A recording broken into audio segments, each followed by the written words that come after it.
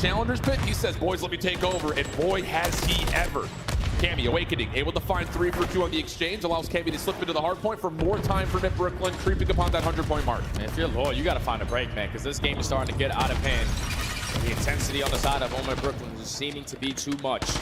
It's now with 30 seconds left. It's time for Prolute to strike. He's able to find a double, make it 3 in the feed. Trying to go back for the 4-piece, but your teammates should be able to take care of Yuli. Final 25 in favor of Omen Brooklyn. Lord, now have to start thinking about that rotation. Yeah, and they need it badly. You've got Paul trying to play kind of a sneaky position. Oh my. Right by Cammy, though. Woo, what a set of shots that is. Prolute also following up their mid-map. Purge does get surprised, so a chance here for Lore Gaming to put a little bit of pressure over towards the early time here at 5, but Lore Gaming just really have to focus from the middle. There's nothing coming around the outside. This is all a bridge side push. Man, this is not going to be easy to just run across bridge and try to find a little bit of success on this early break. Prolute on 5 in a row. He's reading the pressure, trying to play for this cruise missile. He's able to find it. Info gain finds a second kill as well on the Yuli on 7 in a row. Prolute's had a very weird year in terms of the teams he's played on. He's kind of bounced back and forth between a lot of different decent squads, but he hasn't really found the same success that we had seen in years prior. But boys, he's showing up in a major way right now for Nip Brooklyn. Cruise Missile going to get called in as Lore Gaming find themselves on the time for now, but this Cruise is going to find some value. Yeah, the Cruise is at least going to take that player off of the hard point. He also find the second one through top mid. So if you are Omen Brooklyn, let's work over towards bridge side, soak up this final 20, and then with the numbers, we can trade it out. We can rotate as well over towards B1. Prolute falls, Paul X finds a double all into the hands of Awakening. And he's just making it happen. Almost gets the 3-piece. That would have been insane, but not going to happen. Lore Gaming at least able to cauterize the bleeding, at least for now. A chance to also rotate over to top P1, but Turia loses his life through bridge side. 1v1 for Paul does come through to keep at least the pinch safe, but this is all on Yuli. What he can find by himself will be time for Lore Gaming, but he needs a little bit of help, and Turia is finding the pressure over towards the backside at bridge. Yeah, the second half of the game, Lore Gaming got to put a lot of focus on their rotations. Omen Brooklyn won a majority of them in the first half. So far, they are looking great in towards the P1. Trades are abound. RCD is able to find a double. Last player spotted over towards bridge. You're going to send it for the final. Everyone accounted for. Just continuously soaking up this time now. Here's the spark that Lore Gaming need. First 30 seconds are decent. Last 30, very well, may find themselves extra time to get close to about a tie game here. This happens to what happens on rotation. Paul, good damage, turns it into 2. Pistol out, can't quite find the shots to Cammy. Arseny's now last on that 1v2 situation, able to find the first, but it's enough time for Yuli to come in and get his trade. So great hard point for Lore, and they at least hold early spawns for New. Yeah, this is perfect. So far from Lore to have an answer back into this game. Great route out of 2 rails, able to slip behind Prolute for that first kill, and now Lore going to be fully set up now at this P2 HP. You got Omen Brooklyn, 2 players attacking through the mid, able to effectively find that trade, but Lore Gaming have brought themselves all the way back into this one. Absolutely the case, and maybe a chance to actually swing this back into their favor. Prolute dancing with Paul X. It's a nasty little tango. That Paul with the pistol almost turns that into a double. Turia following up, though, cleans out everything front side ramp, and Lore Gaming likely to take the lead if they can get the read that Omen Brooklyn are in the back. Yeah, as soon as Paul X spawns, he gives the comms. All right, they're in the back, Everyone turn around, but the trades are more effective in favor of Omen Brooklyn. Too aggressive in that moment was Lore, but we'll sort of take that because it's final 20 seconds here at P2. We know how effective P3 can be if you can hold it down. And Turia causing some problems over towards the rotation to New. He's in a dance with Prolute right now, which eventually goes the way of Omen Brooklyn. RCD's trying to make a mess of the old time, but as he's shut down, now Lore Gaming just have to just return over towards P3, get themselves a setup that they want. Now 30-point difference. You have Lore dominating over towards that bridge side, watching the overextension if you are Turia, but you're going to get bombarded by players. Can you catch the timing onto Purge? You're able to spot him, but he's going to put himself in the right angle to find the kill. You get some assistance from RCs. You eventually decide to strike. Lore Gaming hold on to the first push. You can definitely tell the Lore Gaming vibe is starting to really come to life all of a sudden. Good duality plays happening between a couple of different members as they need to really focus on these rotations. And the 1v1 for Yuli also keeps the spawn safe. Now from the front, Omen Brooklyn in pieces, and they're all getting tagged up. One by one, they try to drop in, and one by one, they will fall. Lore Gaming will see their first lead. Yeah, Lore Gaming are warmed up now. Flawless 60 hold so far at this P3, and you already have a couple players contesting off the rotation. That's 3 in the feed for Lore. But with Paul X dropping, now it's going to turn into a one-on-one gunfight. Arcedy's on 4 in a row. Couple of toe tags from Arcedy's. Pushes Awakening off, which Yuli's right there to pick up on. This is what I'm talking about. Hey, I get the comps, a little bit of damage. Another teammate says, I got your trade out. Easy kills coming through. Lord Gaming gonna have the early time over the backside of boxes as Real clean sticks up from the side. Arcitys, good help from Yuli as well. A double comes through, and now all of a sudden you've got Yuli on 5. Yeah, but Real gave up boxes, so Awakening potentially has the opening, but you're gonna go back to pick it up. So this has been beautiful hard point from Lord Gaming on the second half. Flawless 60 at the P3. So far, 20 uncontested seconds here at P4, but all the kills in favor of Omid Brooklyn. They bombard their way through the backside. Cammy finds 3. That leads to the break. This is a critical 30 seconds that Lord Gaming are not just going to want to give away freely. So they're structuring up for their next attempt to try to break this through. Prolute on a little bit of an off angle, front side ramp. Boxes also being watched by Purge. So this hit, trying to be a split focus for Lord Gaming, and it's not really working out. 3 for 1 the exchange, and that's enough for Yuli to say, I'm out of here, gotta play the rotation. Yep, rotate early, play a corner, guarantee a first kill. That's exactly what he's able to do onto Awakening, but Omid Brooklyn able to take the lead right on back. Paulex with the perfect read onto Prolute. Now Lord Gaming fully set up this time around off this rotation anew.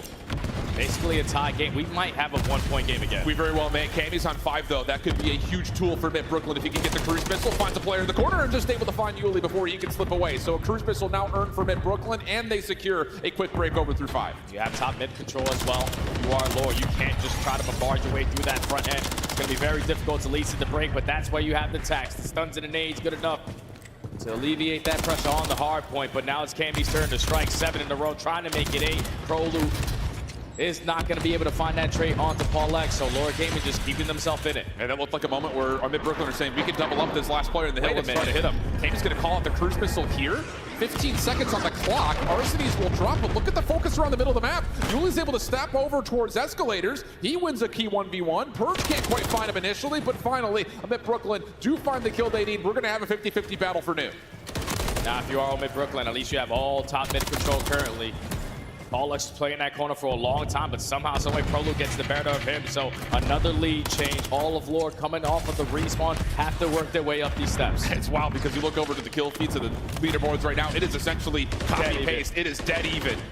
So this is just about who wants it more, maybe. Lore, first 2 kills decent. Trying to chase down Purge, who somehow manifests a double. Extra damage to help Prolute out. Turns this into a 1v1 for the time. Pistol not going to work out. Arcitys gets the win. And now here comes the next wave. Now if you're Arcitys, just try to finesse as long as you can for the reinforcements to come assist you. Paulex flies on in, but he's only able to take down 1. Cammy again with another multi-kill to hold down on the hard point. But Real, he's just making something happen. He found a double, make it a triple, and that's Lord leading to the break. Prolute just got stunned beyond recognition, and now all of a sudden it's not just a break. Lore trying to flood over towards the new side of the map, but Purge and Awakening stopped them in their tracks. A chance to get the lead back for Lore, but Omid Brooklyn have the setup for new. Omid Brooklyn already have players pushed out as well, so Prolute's contesting over towards this garage area, just going to keep Lore at bay, but eventually he is going to fall. Arcitys and now Yuli working their way around the back end. Yuli potentially is going to catch the timing. This is another photo finish of a map 1. Awakening tries to get out of the hard point, not able to successfully keep his life. Yuli dealing with the back door, able to find, like you mentioned, all 3 dead, but the spawns are still in for Omid Brooklyn. And Cammy, again, comes through huge. She takes a double in stride, and with that, Omid Brooklyn find a way to get back into the hard point. They're holding. They only need 20 points. They can still win it here. Use your stuns, use your nades, trying to slow them down, walking up this ramp. You have a pinch being set up out of Prolute. That might be just enough to call game. Able to find the first. He's going to split up this hit from Lore Gaming, and they need to find a break. They need to find it quickly. The kills are though in. Purge from the front takes down 2, and that likely will be the game 1 winning moment. Omid Brooklyn were stunned in a 250-249 game yesterday. Not going to happen again. They strike first. That's just beautifully played right there out of Omid Brooklyn. They came out the gate swinging. You had players like Prolute shutting it down with that SMG.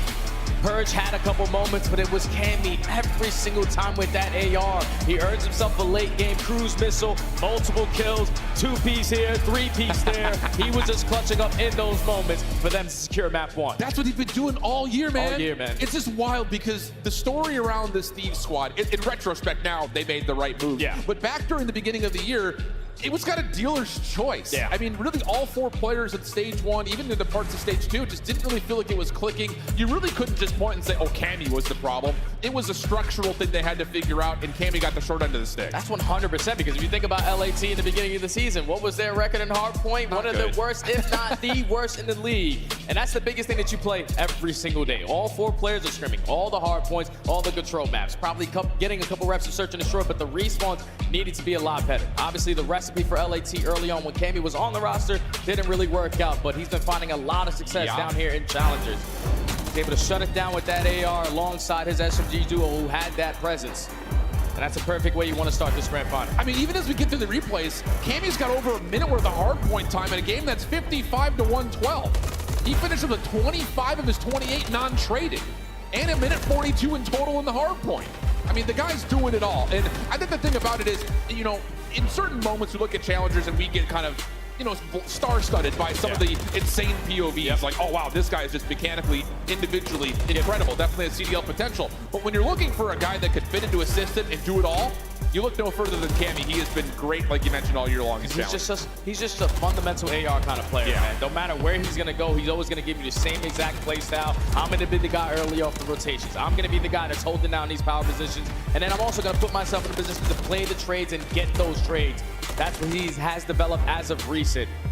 So the perfect start there for Omid Brooklyn to get their revenge off of that Rio map #1. And now they're going into their best game mode on the weekend. And that's a scary sight because this whole series was built for Lore Gaming to win map #1. Moments of brilliance, but like we said, it didn't happen until we got to the second set of hard points where eventually Lore Gaming were able to find their first lead. That's just too much of a gap early. That 110 to 42 is what I'm looking at. Again, that was rotation after rotation after rotation. 2 to 3 to 4, good clinical gameplay, able to allow that extra cushion to come through. Dude, and we go from P3 to P4 to P5 at the second half of the game, and it's basically a tie all the way through. But then when you get back to that rotation at P1 with Omid Brooklyn and more specifically Cammy finding that double through top mid, you have top mid control to start it off. You're able to trade effectively, even with Tura finding that triple. Don't know how he was able to get it. You secured the spawns for the next hill. So Omid Brooklyn was just doing the little things right. And now we get into the high-rise search and destroy. Like you mentioned, for the side of Omid Brooklyn, they have been great at high-rise. They're also coming off a round 11 map 5 winner on this map.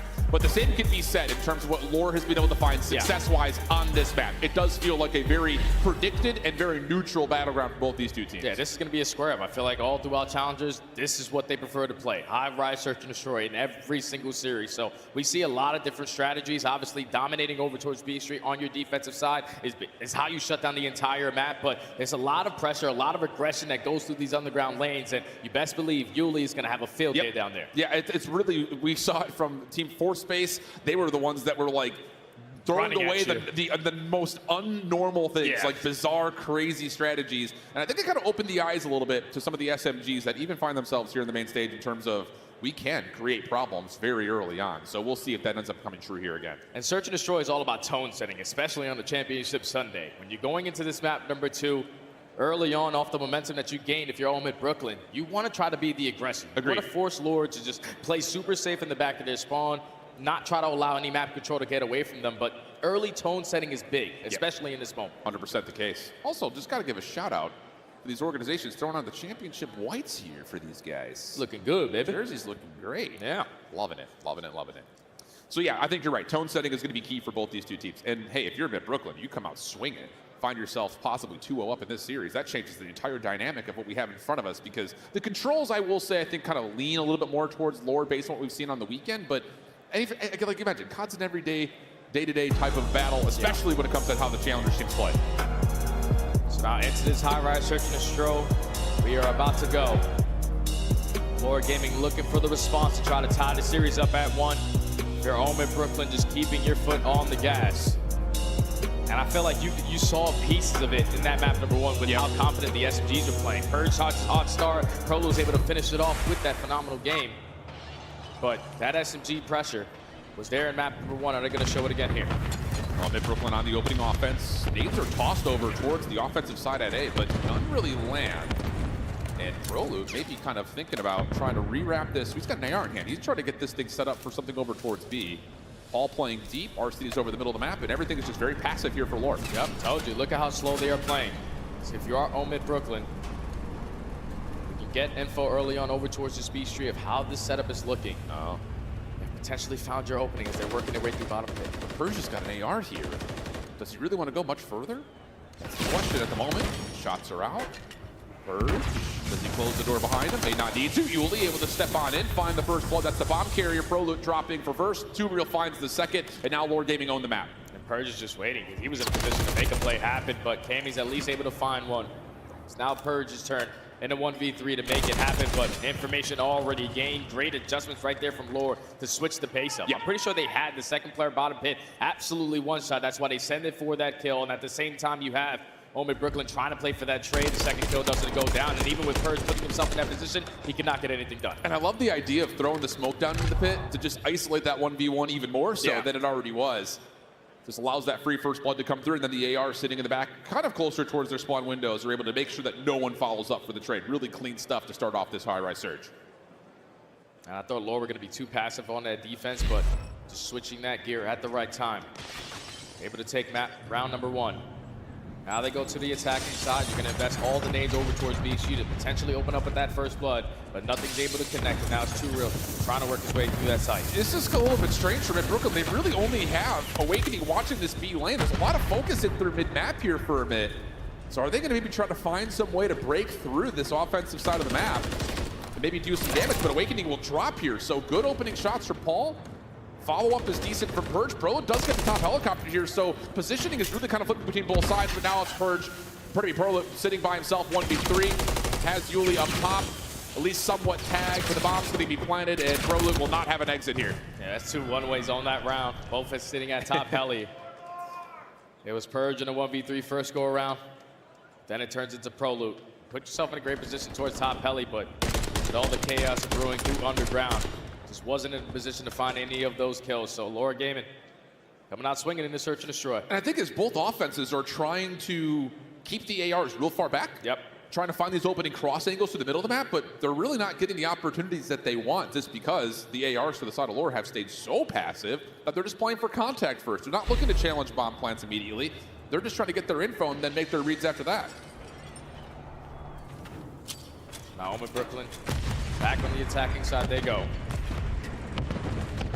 Slowly try to work their way up through B Street. Gonna back down Paulex, who is on 4 in a row, and Too Real on 3.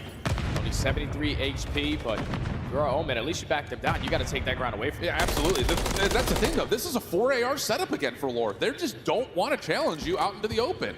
Yuli with an NCW as well. Try to maybe get over towards topside helicopter. He's got Cammy nearby, who jumps the corner. Yuli nearly able to extend his life to allow Arsenal to get in the play, but he gets pushed off, and now we have our first 4v3 for a minute. That's the first blood on the cars there for Omid Brooklyn. At the same time, Awakening finds the second. So Arcitys and Paulex trying to clutch on up. And Arcitys trying to find any success in the kill department. No, he is going to fall. Paulex positioning known. He's on 5 in a row, and he finds that double. Cruise missile earned, 1v2. And he's got a chance at this. The bomb hasn't been planted. He's going to get an extra 30 seconds, but the high-low setup, just a little bit too difficult to deal with. Off angles all over. Paul's like, you gave me a look, and nearly took advantage of it. Hey, man, but you would take that cruise missile on a 1v4 to find a double the way that you did. Paulex trying to let him know you got real lucky there in that situation. Almost pulls out the 1v4, but at least to Omid Brooklyn securing their first round on the board. Great snap onto Cammy there. Now going forward, if you're Omid, got to be thinking about that cruise missile in the back of your mind. You're going to play super fast or super slow. Yep. But you know when Paul's starting to feel good like that, watch out. A little bit of a double stack here through mid, looking for some crossing angles, but here we go. This is different. I bet Brooklyn looking to get aggressive with Prolud and Purge playing aggressively through bottom blue, but Cruise Missile's gonna get called. They're gonna get the information on this.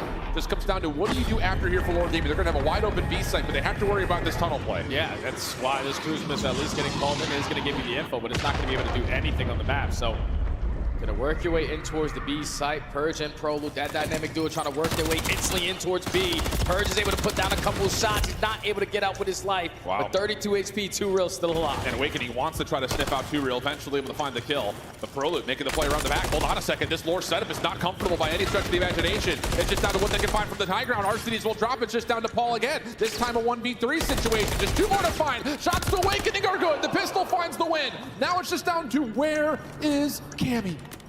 15 seconds, Paul off the regen and the reload. Checks it, no one on the site. He gets the reset, slips away, 9 seconds. Cammy has to make a call, and he doesn't make the right one. The shots are good for the kill, but it's a 1v3 clutch for Paul. That just can't happen right there if you are Awakening. I know you gained the info to 2v1, and if you're Cammy, you got to get a lot quicker in that scenario. Try to assist your teammate in those gunfights. But it's just once Paul Lex finds those early couple of shots, he knows that Awakening is weak. He commits with the Renetti for that 1v1. And then just finesses, pulls out a page from Shotzi's book and just is able to stay alive, clutch up in the 1v3.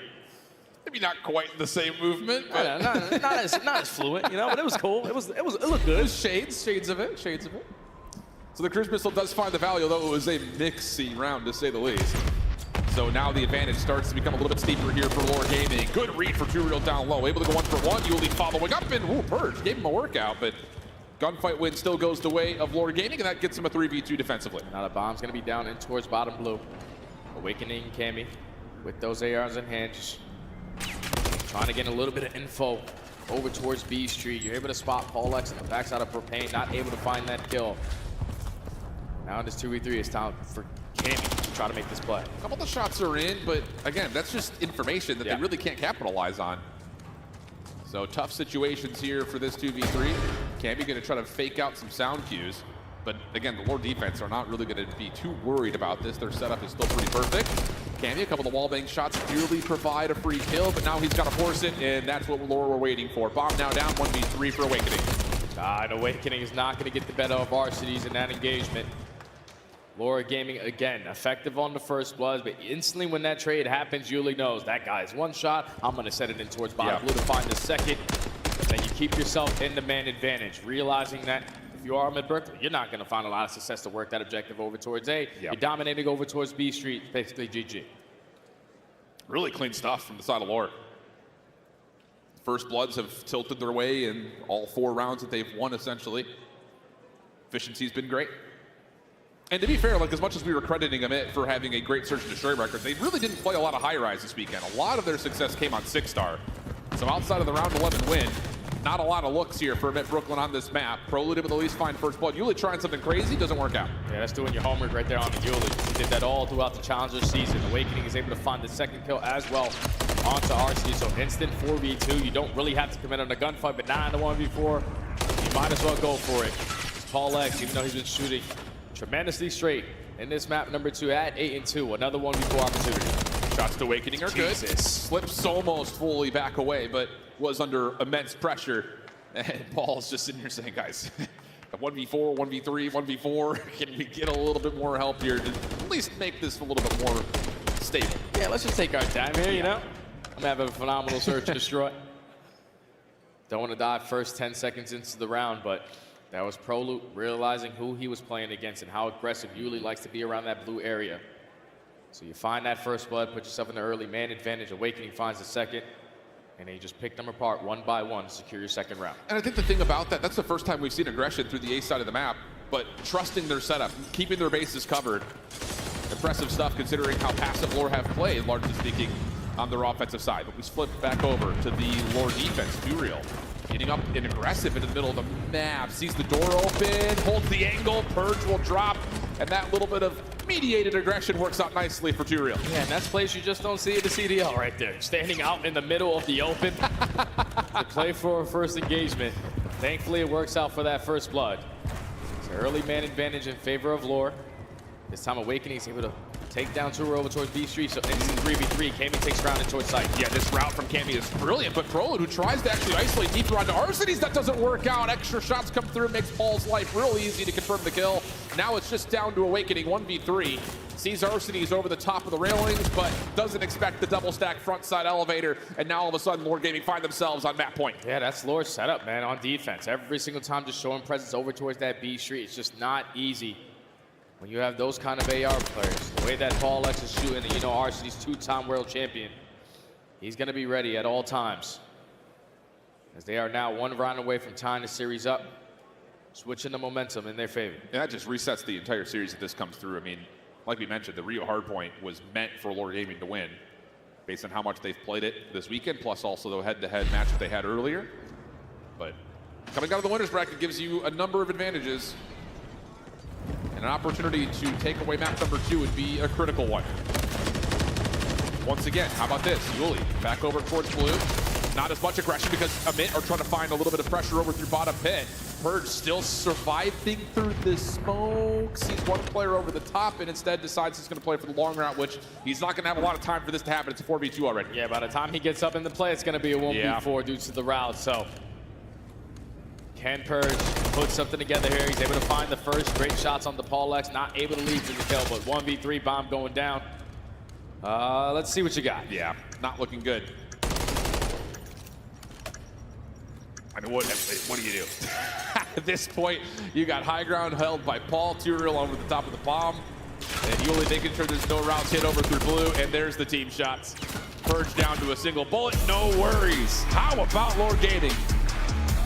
Composure comes out, and honestly, it's just legitimately they play passive off the get-go. They don't let him in Brooklyn get away with anything, and that turns into a massive lead, especially with Paul able to earn the cruise pistol early. Yeah, that was beautifully played right there from Lord. You're slow and steady wins the race. You're dominated every single time on your defensive rounds. What was the ending score? 6-2 overall. It was 6-2 in favor of the first blood for Lord Gaming.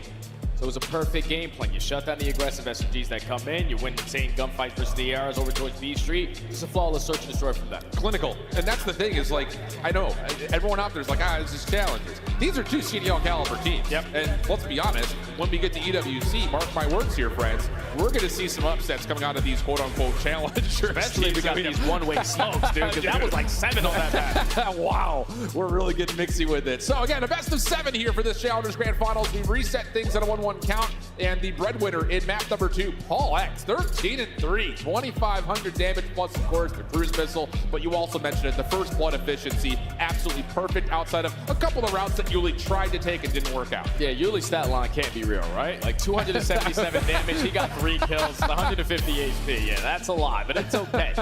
You were able to walk away with the search and destroy off the great performance out of your ARs. SMGs needs to make plays at certain moments, but that was just a textbook search and destroy. Able to tie the series up at 1, and now they get another square up on a high-rise control. Clean stuff out of the search. This is, like you mentioned, a repeat of what we saw in winners round 1 between these two squads with the high-rise control. It was a 3-1 last time in favor of Lore, but it almost feels like here on Championship Sunday, none of those numbers mean a damn thing. We're going to go to a quick break, come back with the control right after this.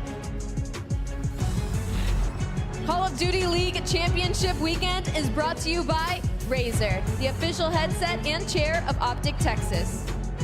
Upgrade your game with a SCUF, the official controller of the Call of Duty League. SCUF and Optic have teamed up once again, this time for a limited edition Prism Mystery Box with an exclusive design in 5 different colors.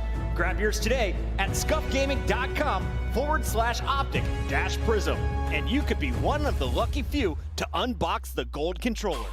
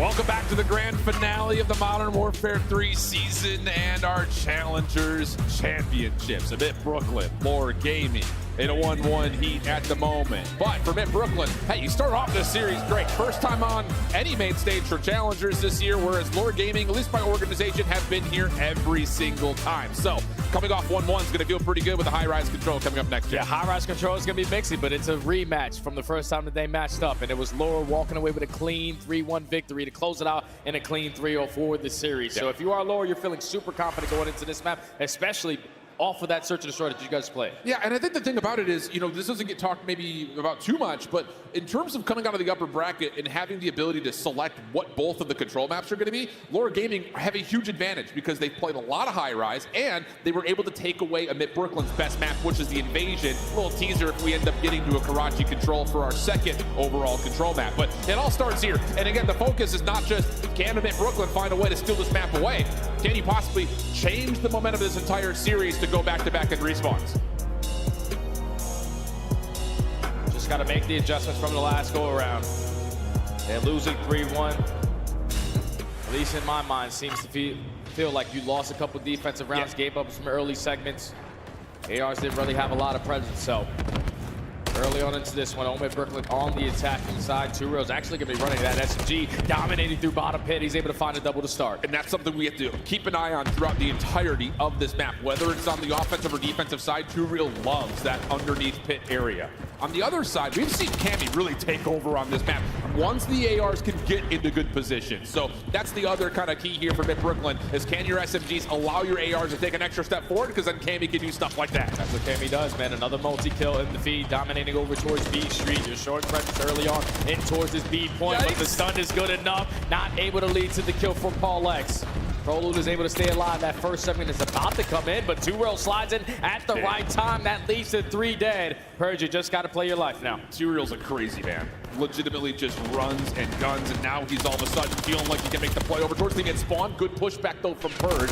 AR is out as Amid Brooklyn need to find a way to at least move this Lore Gaming defense back a little bit further, but Yuli picks up on Purge, making the move over towards Elevator Alley, and now we're down to 30 seconds. And if you are Lore, someone put yourself on that B point so you can decap that first segment coming in. Because if you are Amid Brooklyn, give yourself opportunity still to try to work that objective, but you have routes being hit from Yuli, all the kills in the feed in favor of Lore with only 15 seconds left, not a single segment earned. You got to try to switch it up, but you got to do it quick. Yeah, Lore Gaming know where these forward members are. Pistol out for Paul. Hello. Yeah, able to catch Cammy, just unfortunately falls off a little bit, has the mantle. Back into the point though, and maybe a chance to get this first segment. Does get contested, but Awakening comes back over, and he will at least secure 1 tick, but that's a minor footnote in what was a dominant Lore defense. That was way too easy right there from Lore. You had the ARs holding down their power positions, but 2Real playing with that confidence. Flies early on into the round, catches a double through bottom pit. Second life, works his way into B, finds another double, and then instantly in your spawn. So a good tone-setting round right there out of Lore to go up 1-0. And that's the thing about this Lore team. When we've seen them in the past, especially in Season 3 of Challengers Elite, it was 1 AR on one side, 1 AR on the other, 2Real, go crazy. Yep. And when he finds success like he did there in the opening round, this Lore team gets extra dangerous, especially when it's a high-rise control. And so now in this attacking round, all you have to do is make up for 1 segment. You outslayed him in that first round as well, so 2 segments is gonna at least put you in the advantage spot. Now they have already worked their way out of their spawn, showing presence in towards B. RC strikes first, Purge effectively on the trade, and that's Amid Brooklyn holding down that B Street. Yeah, great follow-up from Awakening, but RC gets into the picture, allows Yuli to just stay a little bit further forward here at the B alley. Amid Brooklyn looking to take some helicopter control here on their defensive setup. 2Real snapping it out, able to find the first, and he seems to be alerted that there could be another one nearby, and as he finds that, Yuli gets another. So now once again, you've got members of Lore starting to push forward with the clock coming to a pause at 52 seconds. Yeah, now clock at a pause. You have the double stack potentially going in towards the key point, but Paul X is trying to play for the kills all spawn. Awakening gets the better of him, so 2Real still the sole man here, trying to make plays happen. Just gonna jump on out, realizing the situation, trying to play for a couple kills, but Cammy catches him slipping. Yeah, can't catch the timing. ARs really weren't in position to help out 2Real much at all from that angle, and Purge will follow up with a double of his own. Yuli able to find the trade. 23 playing 21. 35 seconds though on the clock, and this is kind of the same thing, just opposite teams here for this second offensive round. The B zone is going to be the focus here for Lore, trying to get at least this first tick done. Oh, but they're not finding any of the kills in the feed. That's a clean 4 dead. utter dominance right there at home in Brooklyn over towards that right side of your mini-map. But now with only 20 seconds left, not even a segment earned so far on the side of Lore. You thought your first defense was good, but Omid Brooklyn here coming out with a better response. 10 seconds remaining, you can't leave your base. And I love this idea for Omid Brooklyn. If you know that Too Real and Yuli are going to try to run through you, everyone pull out an MCW and just lock down a lane. Get your information, get good help from across the map. It just never allows Lore Gaming to make a move up the map whatsoever. That 4AR setup, dominant. But they had an opportunity to do so when Too Real and Yuli combined for 3 kills Yeah, in the feed. absolutely. It wasn't a stack on the point. We pushed them to their spawn instead of thinking about that objective. And you now need another shutout round on defense because it's still a 1-segment difference. You see Purge and Prolute talking about something here coming into their next offensive round. And I imagine that's a lot of, can we stop Too Real from getting into our backline immediately, please? We'll see if they decide to run out with double SMGs just to try to counteract what Too Real wants to do on this defensive side. Whatever it was passionate, though, from Purge, trying to communicate what he feels needs to happen here in this round of Prolute. Now we switch it back on up. Prolute does end that round on 5 in a row, so you probably want to play this one a little bit safe. Potentially earn that cruise missile. Hoping that your teammates can find success out of your spawn, but everyone drops. Now Prolute, farthest player pushed on up. Just going to back him and try to assist his teammates on the way out. He's kind of in a weird spot right here, just hoping he can find someone crossing over through this backside blue alley. But for the side of Lore, they're happy with the positions that they have at the moment. Prolute's still hunting, trying to find kill number 6. Does he see Paul underneath? No, but the door, has that maybe given him a bit of a clue? Sure seems to have been the case. Yeah, he'll communicate that. Here comes the response, Awakening able to shut down the play, and now the focus for Mid can start to move over towards the... Oh, no, Too Real tried to get over to the scaffolding, but it was already being mantled. A little bit of an edge grab situation there. And that leads to a clean 4 dead, so Prolute's instantly going to invest that cruise missile to work up these segments over towards the speed point. It's a triple stack. You get the info onto every single player. You should be able to extend this time. Great patience out of Prolute to play that streak the way that he did. It allows that time to get extended. 1:35 to work with. Yeah, but the follow-up here from Lore Gaming, honestly, is picture perfect. Prolute's been seen over towards your spawn. Yuli trying to hold his ground as long as humanly possible. And the help is on the way from Too Real. This is a lot of pressure from Lore. I mean, Too Real's able to get into the picture, allow Yuli to reset. He's now on 3 in a row. Awakening next one up and almost finishes it off himself. But still, the forward progress here for Lore's defense is considerable. Yeah, because you would take that if you are Lore, because Omid Brooklyn had to invest a lot of time to take down Yuli in the back of their spawn. So it was 1:40 to work with, now only a minute left. A lot of map control to go with that, though. Yep. And all of Lore coming off of the respawn, dominating over towards B Street. This is a crucial moment in this game. Arcitys just staying patient, looking for his perfect time to pop over, able to take down Cammy. Alerted that there's a player nearby. The beat down is good. Now all of a sudden a 4-man feed. 18 plays 13. Lore off to the races, trying to get up and close personal with this event squad. And Arcitys is on 5 in a row. It's your turn now. Potentially find a cruise missile of your own. As with 38 seconds, all of Omid Brooklyn just trapped into their base. Paul X shooting great, just like map number 2. And time is again getting away from them. It's just down to can Arcitys find kill number 6 here, because the round seems done and dusted. It's timing. Yeah, Arcitys just tries to play a different corner, gets caught on the rotation, so no cruise missile here. Paul still a menace over through the Emit front side at green. Pistol out, looking to try to see if he can recover on where Emit Brooklyn are really getting out of spawn with, and there is a chance here.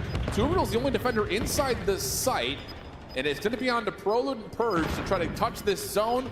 They have to cross right by Too Real, who's in the perfect spot for it, but the clock stops at 1.4. 2 members on, and trophy systems are here. Yeah, it's a double stack, and you have Cammy watching that mid cross, but he gives it up at the wrong time. And that leads to his teammates dropping. So even though Lore secured a defensive round, that is now 4 segments in favor of Omid Brooklyn. You just need another shutout. You can even give up that B point, but you are guaranteeing yourself defense as long as you hold here. Absolutely the case. And maybe a bit of a lifeline there for the side of Lore that they didn't get that first tick at A, because that would have made things a lot more difficult coming into this round. But here's the play from Arcitys. Slips away. Good prediction and pop, pop. No worries. Shuts down Prolute, and then after that, it's just all defense pretty much the rest of the way through. So the question here is, can Lore Gaming meet that 4 ticks of total progress, or maybe best it? Starts with this B zone, though. Have to find some success there. Yeah, and you have to get a stack going. When you get a couple kills around the map, let's use some teamwork instead of playing for your KD. Now you're early on fighting over towards B Street, but Purge is causing mayhem. He's able to at least put Arcitys at 15 HP. going to slow down that play a little bit, and Prolud dominates towards top heli with that double. Just now going to slow down the approach from Lore, working out of their spawn. This is the same thing for Brooklyn. Still that 4 AR setup.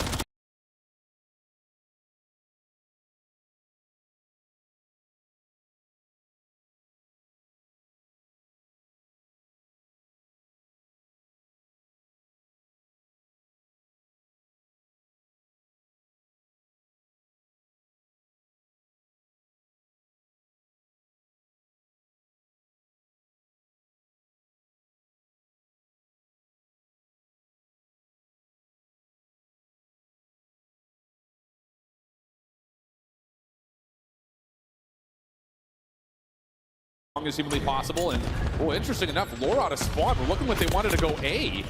You've got Turiel freely in the B zone, but this is split focus for Lore. A little bit messy at the moment for the offense. Cammy's been seen on the route and hitting over. Arcitys takes care of it. Another kill tallied, but still, the focus of the offense is split, and we need to see some concentration here. Yeah, but right now, it's at least pulling this, is splitting the defense off from Omid Brooklyn. You have to commit to take down Arcitys off the A, and now the double stack is here at this B point. They do have the numbers advantage. Thankfully, Yuli with the gun. He finds that kill on Prolud on 3 in a row. Second segment is in. The 3 stack is also here, but Omid Brooklyn giving it one more chop. Yeah, and the thing about this is that if Brooklyn could keep flooding over to the middle of the map, no one's watching this. The A side is completely open for the defense, but the shot's inside the point. Good for Paul. Second tick, now the third, locked in. And we're looking for 4 in total, but Cammy, front side green. Impressive movement, able to track things down and get himself a double. Eventually traded out, minute 12 on the clock, and now the focus can start to move over towards A with a couple of kills coming in favor of Lore. And Lore's able to find the double, so Arcitys gains info onto Prolud as well. Can you put someone on the objective to put the game clock at a pause? But Paul X is too busy trying to stay alive in this corner. Everything getting invested. He was not expecting that close pause, but he walks out with the Renetti and finds that kill. Now it's a one-on-one, but he unfortunately is going to get taken down by the players coming off of the respawn. Turiel tries to make a play, he falls, and Omid Brooklyn shut down that first attempt. That was nearly the perfect setup, though, for Lore Gaming. He would have cut off that front windows play, but the wins were just not there. Yuli, a great map from him, 21 and 17. Trying to hold on to the helicopter stairs. Paul from the opposite side of the map, get into work, trying to at least figure out where this defense is. Onto the zone they go. 33 seconds on the clock is what it'll stop. Contest in for Purge, who gets figured out. Turiel just runs through the entire defense, able to find himself a second. Awakening and Cammy hold true, but you got a member on. Paul can stop the clock and get to work on this first tick, and the help is good from Yuli. Now the stack is over. And that's a big double. Both the players now coming off the respawn. First segment in, no more respawns remaining for Omid Brooklyn. Purge and Cammy, though, they combine for 2, make it 3, all 4 down.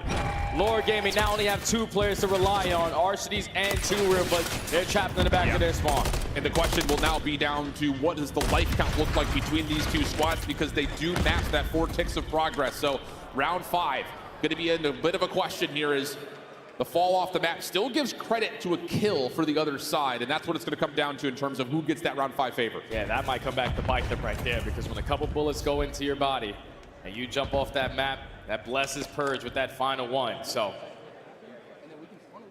such a nail-biter of a game in this control. Could be the turning moment of how this series is going to go. Who is going to be the team on defense to start off this round number 5? Both teams have had good looks offensively for almost winning rounds, though, especially lately. So as much as we often give a lot of advantage over to the defending side, we've seen a lot of round 5 defenses crumble. And it will be Lore Gaming on for a back-to-back offensive approach. Yuli and Arcitys working over towards the A side of the map. Everyone else is looking for contact through B, and it's Awakening who kicks us off with first blood. Turiel's route completely held. No worries for this a bit defense to start. And I think if you're Lore, you cannot afford that split sort of push on your attacking round in this round. You want to try to extend this time early on. Give yourself a little bit more to work with. You can close out this B point, but currently have bottom pit control. All of Omid Brooklyn showing presence over towards A. Thankfully, Prolud is at least able to take down one before falling. The trades are bound. Still haven't worked that objective here. Oh, Yuli just needs to hold on to this B alley. Good win from Arcitys over towards top heli. Does he get a second? Almost. Cammy with the shutdown, though, so just down to Yuli. Help is on the way. Just at least watch over his B alley. 1 trophy system in the zone for now. Paul, big win on the Purge. He tried to get a little bit elevated.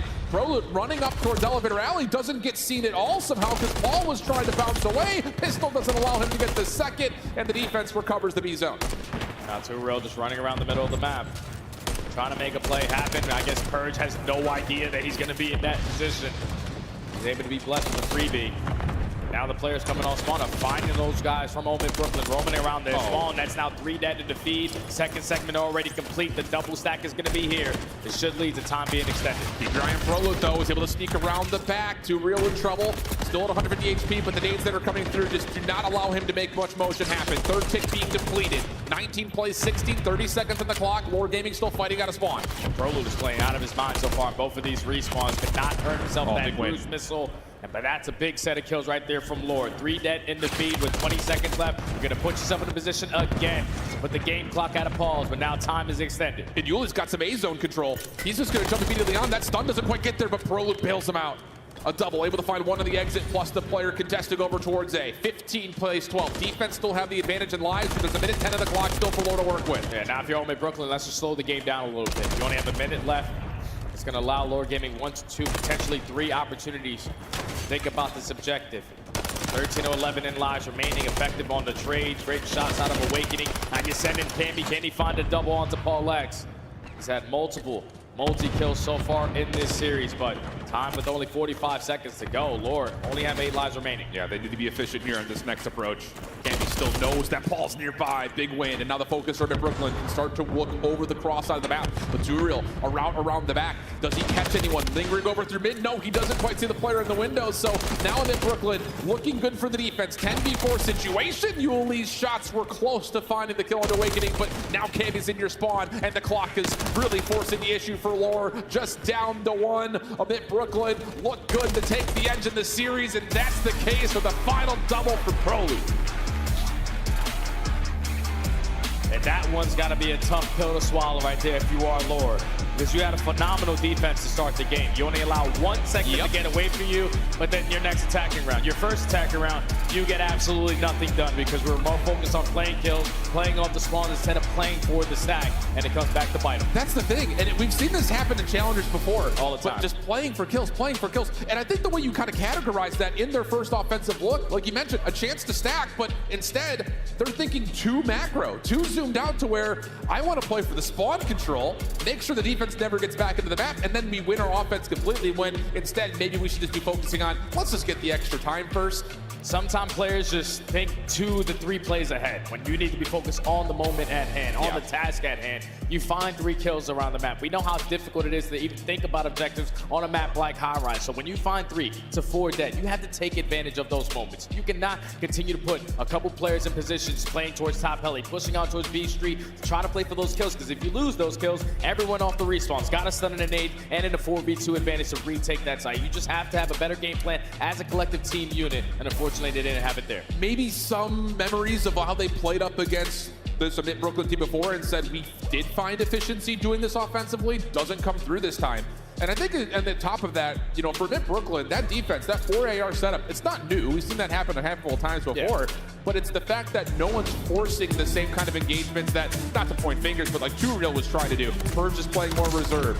You're getting a little bit more kind of help from Prolute rather than initiating energy, and that just kind of kept this Lore team a little bit off balance. And it was the adjustments coming in from Prolute, because he started off the game with the SMG. He was contesting 2Real around that bottom blue, bottom pit area, but then he realizes on defense, what the hell am I using that for? I'm going to put myself towards top heli. I'm going to dominate with the AR in hand. And every single time Cammy was holding down a lane, it was Prolute on the opposing side. Finding success. So perfect game plan right there from Prolute to make those adjustments with the gun. Yeah, and I think the thing too is, you know, as much as 2Real has at times been kind of a catalyst in terms of his ability to take over, you put him in the blender a little bit, he becomes a non-factor. So really good game plan, like we just kind of are reiterating here from Amit Brooklyn in terms of shutting down one player in particular and just making life extra difficult for Lore. So yeah, great call outs from you, Jay, and a big map in the macro sense of what this best of 7 will look like now, with Amit Brooklyn able to stretch this a little bit further, especially considering, like we talked about on the weekend, Invasion was their playground. Plenty of reps on the High Rise, but then they were 3-2 overall on it. So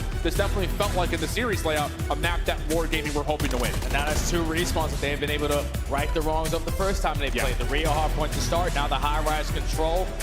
You're up 2-1 in the series, and you have all the momentum on your side. You're going into a Karachi hardpoint now, which to be a very, very good map for them. You saw the way that they played. You have players like Merge, who is going to be running around setting the tone early on. But Cammy is always thinking about that rotation, the way that Prolud has been playing so far today. He's having a fantastic time. And if you are Turo on the opposing side, you saw how aggressive he can be, how much fun he is to watch when he is playing on point. But when he gets into that mix, like you said, my friend, it's just really, really hard to get out of. You got to take a deep breath, realize the moment, and then just slow down your game at certain times. And that's, you know, I think just to kind of categorize challengers, especially with players that have fallen off the CDL now back in, trying to reprove themselves, is there's often that moment of, I have to make a play. We're at the final moments here, and there is no more I or me. It has to be a we, an us type effort, and that can sometimes be elusive for some of the SMG players because they're used to just chasing down an extra kill and finding it. That's the thing that can be really, really scary or really, really good. Because if it goes in your favor, obviously you're going to have a field day. You're going to be talking about it for the next couple of weeks. So I dominated, especially on the grand finals, on the main stage. I was playing phenomenal with my SMG. But then when it doesn't go your way, now you're sitting there like, what am I doing? Am I costing my team? What can I do to be better? And sometimes in the moment, it's very difficult to find that answer. Yeah, and I think just kind of talking about the scene and the community as a larger sum, we've seen players fall out of the CDL, come into challengers, and they're just individually gifted enough to keep doing their own thing, and wow, this guy is still impressive, but it doesn't work out in the league. On the other side, we see some players drop down to challengers and kind of have a moment of reflection of, I need to be more of a system-style player. Maybe you look at kind of the opposites of Too Real versus like a Purge, who really has come back into the challenger space, found himself a good role, and he's been efficient for this Amit Brooklyn team. Yeah, Purge has been fantastic ever since he goes from the CDL to here. Because in the CDL, what was it, like a 0.7, 0.8? Wasn't good. Wasn't really the best, but they were still finding W's. I still don't understand that roster change if I got to think about it again. But you can think about another couple of players, like a player like Joe Deceives, who was on that LAT to start. He drops down to challengers, and then he just gained so momentum, and then he understood what he needed to bring to the table when he got the big call back on up. And you see what it has done for that young man. A phenomenal weekend of gameplay from him. You finished top 4, but back into this series we go. Omid Brooklyn currently up 2-1 into the Karachi hardpoint. You're not starting on the preferred side. Yeah, just inject the energy right into my veins, what we're about to see here in this Karachi hardpoint. It is going to be mixy, a bloodbath. At least that would be the expectation. Awakening pistol out, able to find the first, has Too Real at least targeted down low.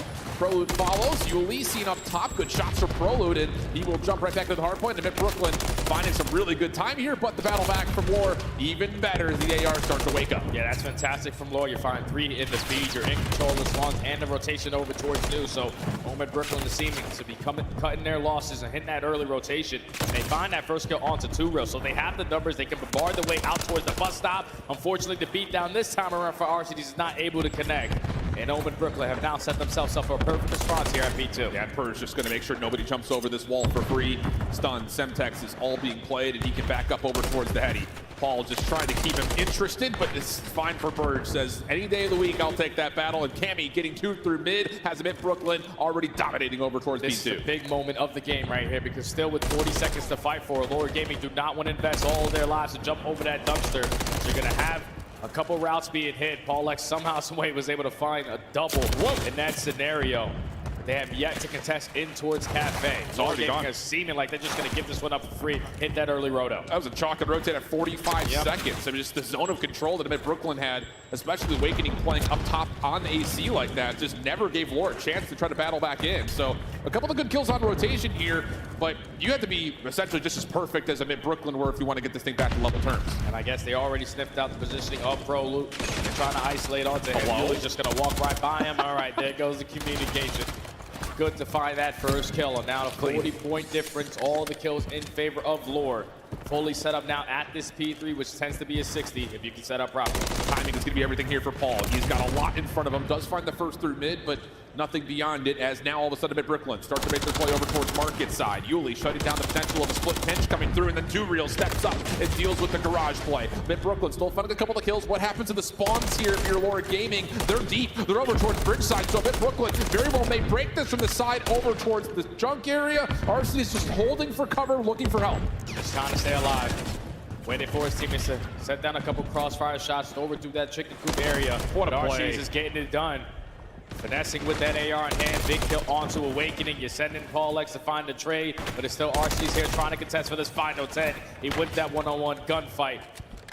Remaining time in favor of Lore, right back into this game. That's making lemonade out of lemons right there if you're Lore Gaming. That was the worst possible situation, spawning over towards Bridge, but a very huge heads-up play from Arcitys to get this thing back to neutral. Over towards the new hard point we go. Early time for Paul as he tries to stay on the hard point. The rest of the battle happening over the middle of the map, and Yuli able to track down Prolute, gives Lore Gaming a more comfortable setup. They're able to take the lead, and even with Omen Brooklyn putting himself in great power position to contest this, they're just soaking up all this hill time. Wow. A lot of presence around the middle of the map. Finally, Awakening is able to find a kill. But this has been a perfect P4 to start. 30 uncontested seconds. You cannot give up the sound of your Omen. We do not often see that happen. This kind of reminds me of like the Invasion Courtyard hardpoint where teams are playing for map control, not hardpoint control. Not the case here as Lore Gaming continued to soak up more time. The lead grows to 20 plus.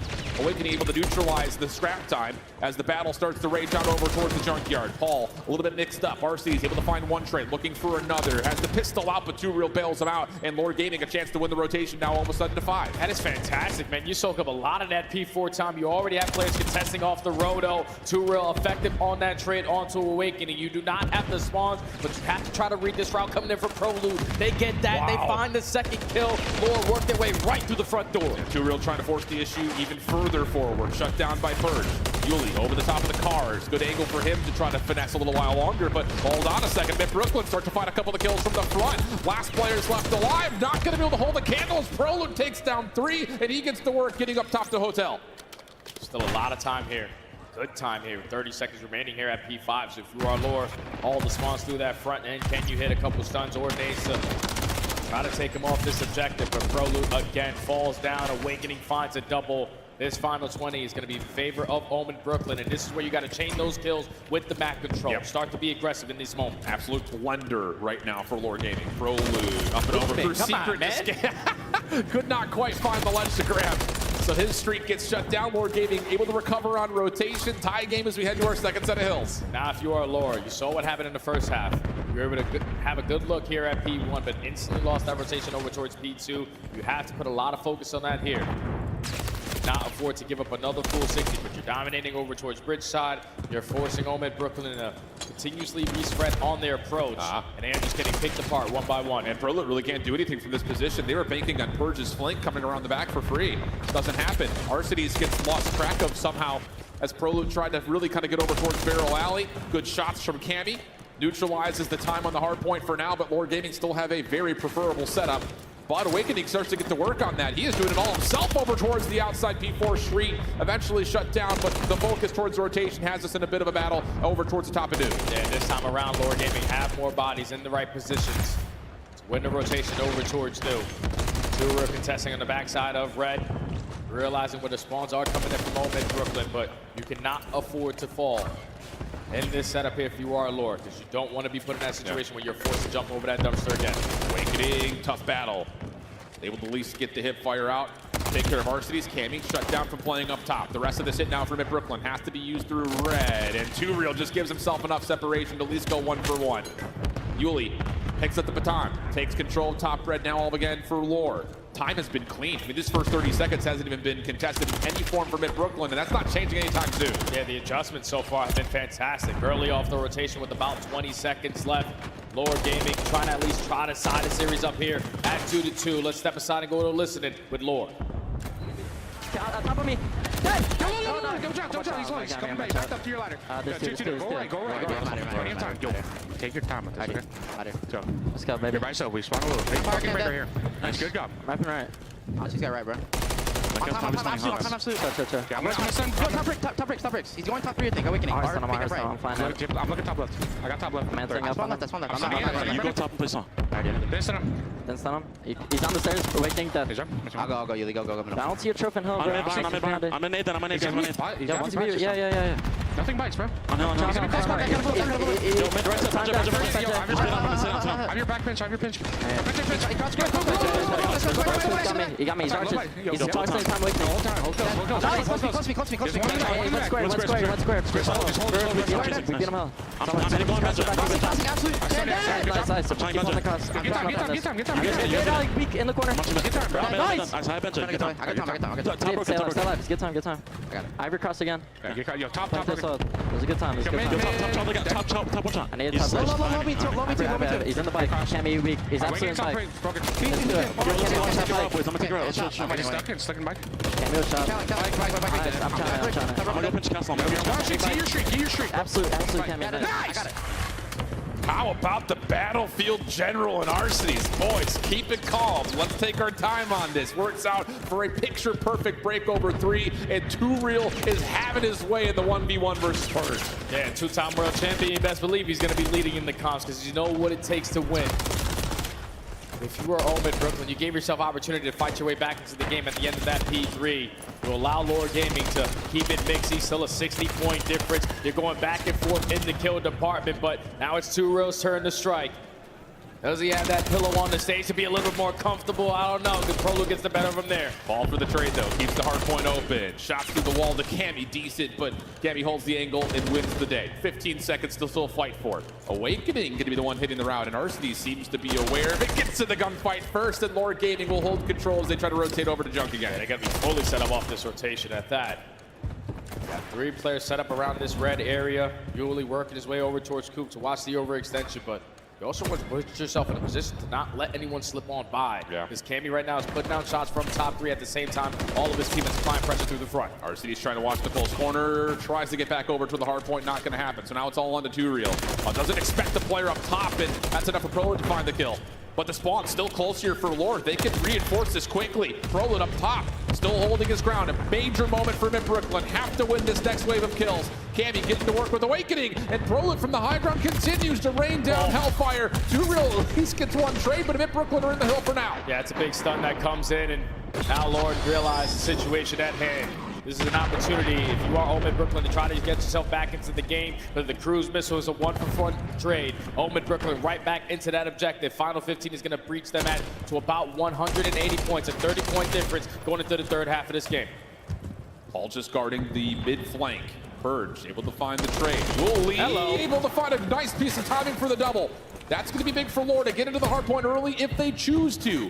Do they know that Cammy's playing around the back? Yuli's on the hunt for him. Hasn't been able to find him as of yet. What does the timing look like here? Should be able to kill him cleanly, and that's indeed the case. Lord Gaming finding every single elimination and a chance to win the game here.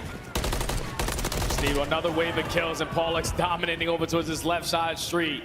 On 4 in a row, only needing 20 seconds. If you are Lord to tie the series up again, and Omid Brooklyn just going one by one, you cannot afford this in this moment. 10 seconds to the game. Got to find this hit through hotel side. Yuli watching Purge over the middle of the map. Shut down. Clean shots from Paul, who gives him a bailout tool if they need it, but they will not need it in any form.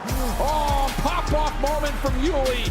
Paul able to get to, I think, 7 in a row, and Lord Gaming keep us going map for map. And that was the adjustments that came in on the second half of that game, man. They realized the P2, we couldn't even find a single second the first go around. But you're winning the rotations this time. You dominate early on for the first 25 to 30 seconds at P1. You dominate over towards red with 2 early rotations. And then that's when you have the cruise missile to keep the game in your favor. But I thought Omid Brooklyn, they gave themselves a shot at that P3. The fact that you are able to find a break in towards Coop. Yes. You have the numbers advantage. You spawn them all the way at red. You're both committing on gunfights over towards Junk when that's simply unnecessary. Just sit down on the hill and soak up time. It's that little bit of calm composure right in the middle of the map for Lord Gaming. Tight one. Arcitys the one says, yo, take our time here. Yep. Let's just do this right. And I think a lot of that also at the same rate is that Purge was trying to just kind of black out and run around the map. He had 1 second of hardpoint time, I think, and he still went like triple negative. Man. Yeah, I mean, that's just ridiculous. Yeah, that's not good if you're Purge, because obviously you were filling yourself off of the previous respawn that you just played decent, but then in that map right there where your SMG needs to be felt, just running around the map, timing's not going your way, 50-50 chances. Just wasn't a good performance there on that Karachi hardpoint. So the series all tied up at 2. Prolud had multiple opportunities. I feel like all throughout challenges, when players find themselves on 5 streaks, they are always dropping. They don't really play their life. Prolud at least had an opportunity in the last map to do it, but if he would have picked it up in that final moment, when that stun comes in and TwoReal finds that kill, probably a different outcome. I agree. Absolutely agree.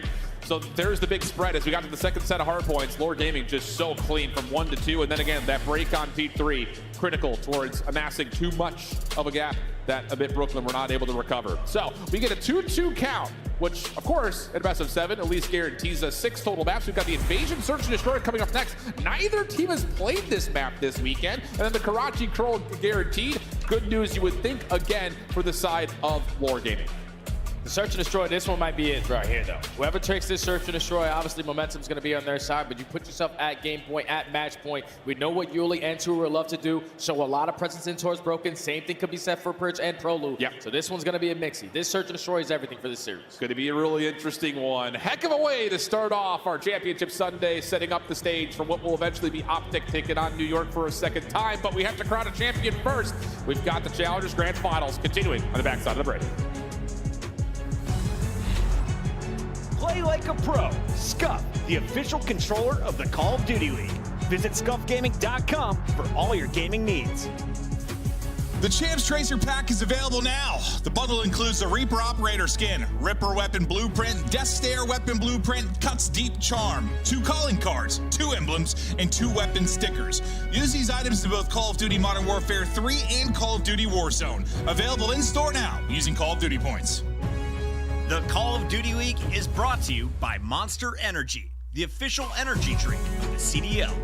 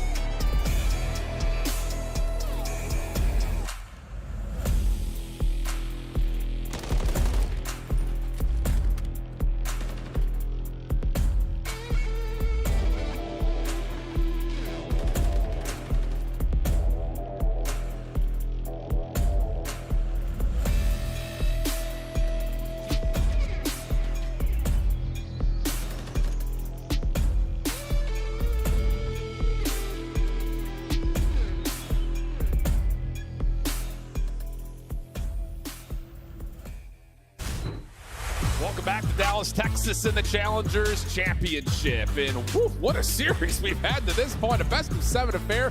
It feels weird to say this. I was just kind of thinking about this in my head.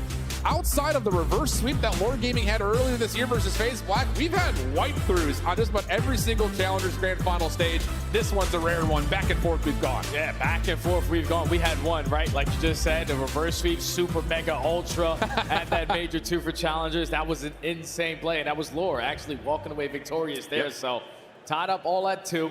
An invasion, search, and destroy here in this map number 5, man. This is such a grueling map because, at least based off that map number 2, Lore, they dominated in that first blood column. On a map like Invasion, you cannot afford to fall short, especially on the defensive side, because all those setups instantly get broken. Indeed the case. First time that either of these two teams have played this map, though, on the weekend. So what does the prep look like? You know, we gave a big shout out over to Coach Mystic on one side. How about Ricky Atura for the Lord Gaming squad? That's a name you probably haven't heard for a while, since when he was a pro back in the day in the BO4 days, but he has been coaching his buns off with this Lord Gaming squad. How prepared are they going to be, though, on this invasion search? Should be a fun one. Man, shout out to Ricky Atura, because he was also a coach for Miami. Good job. In the CDL, too, man. So he knows what he's talking about.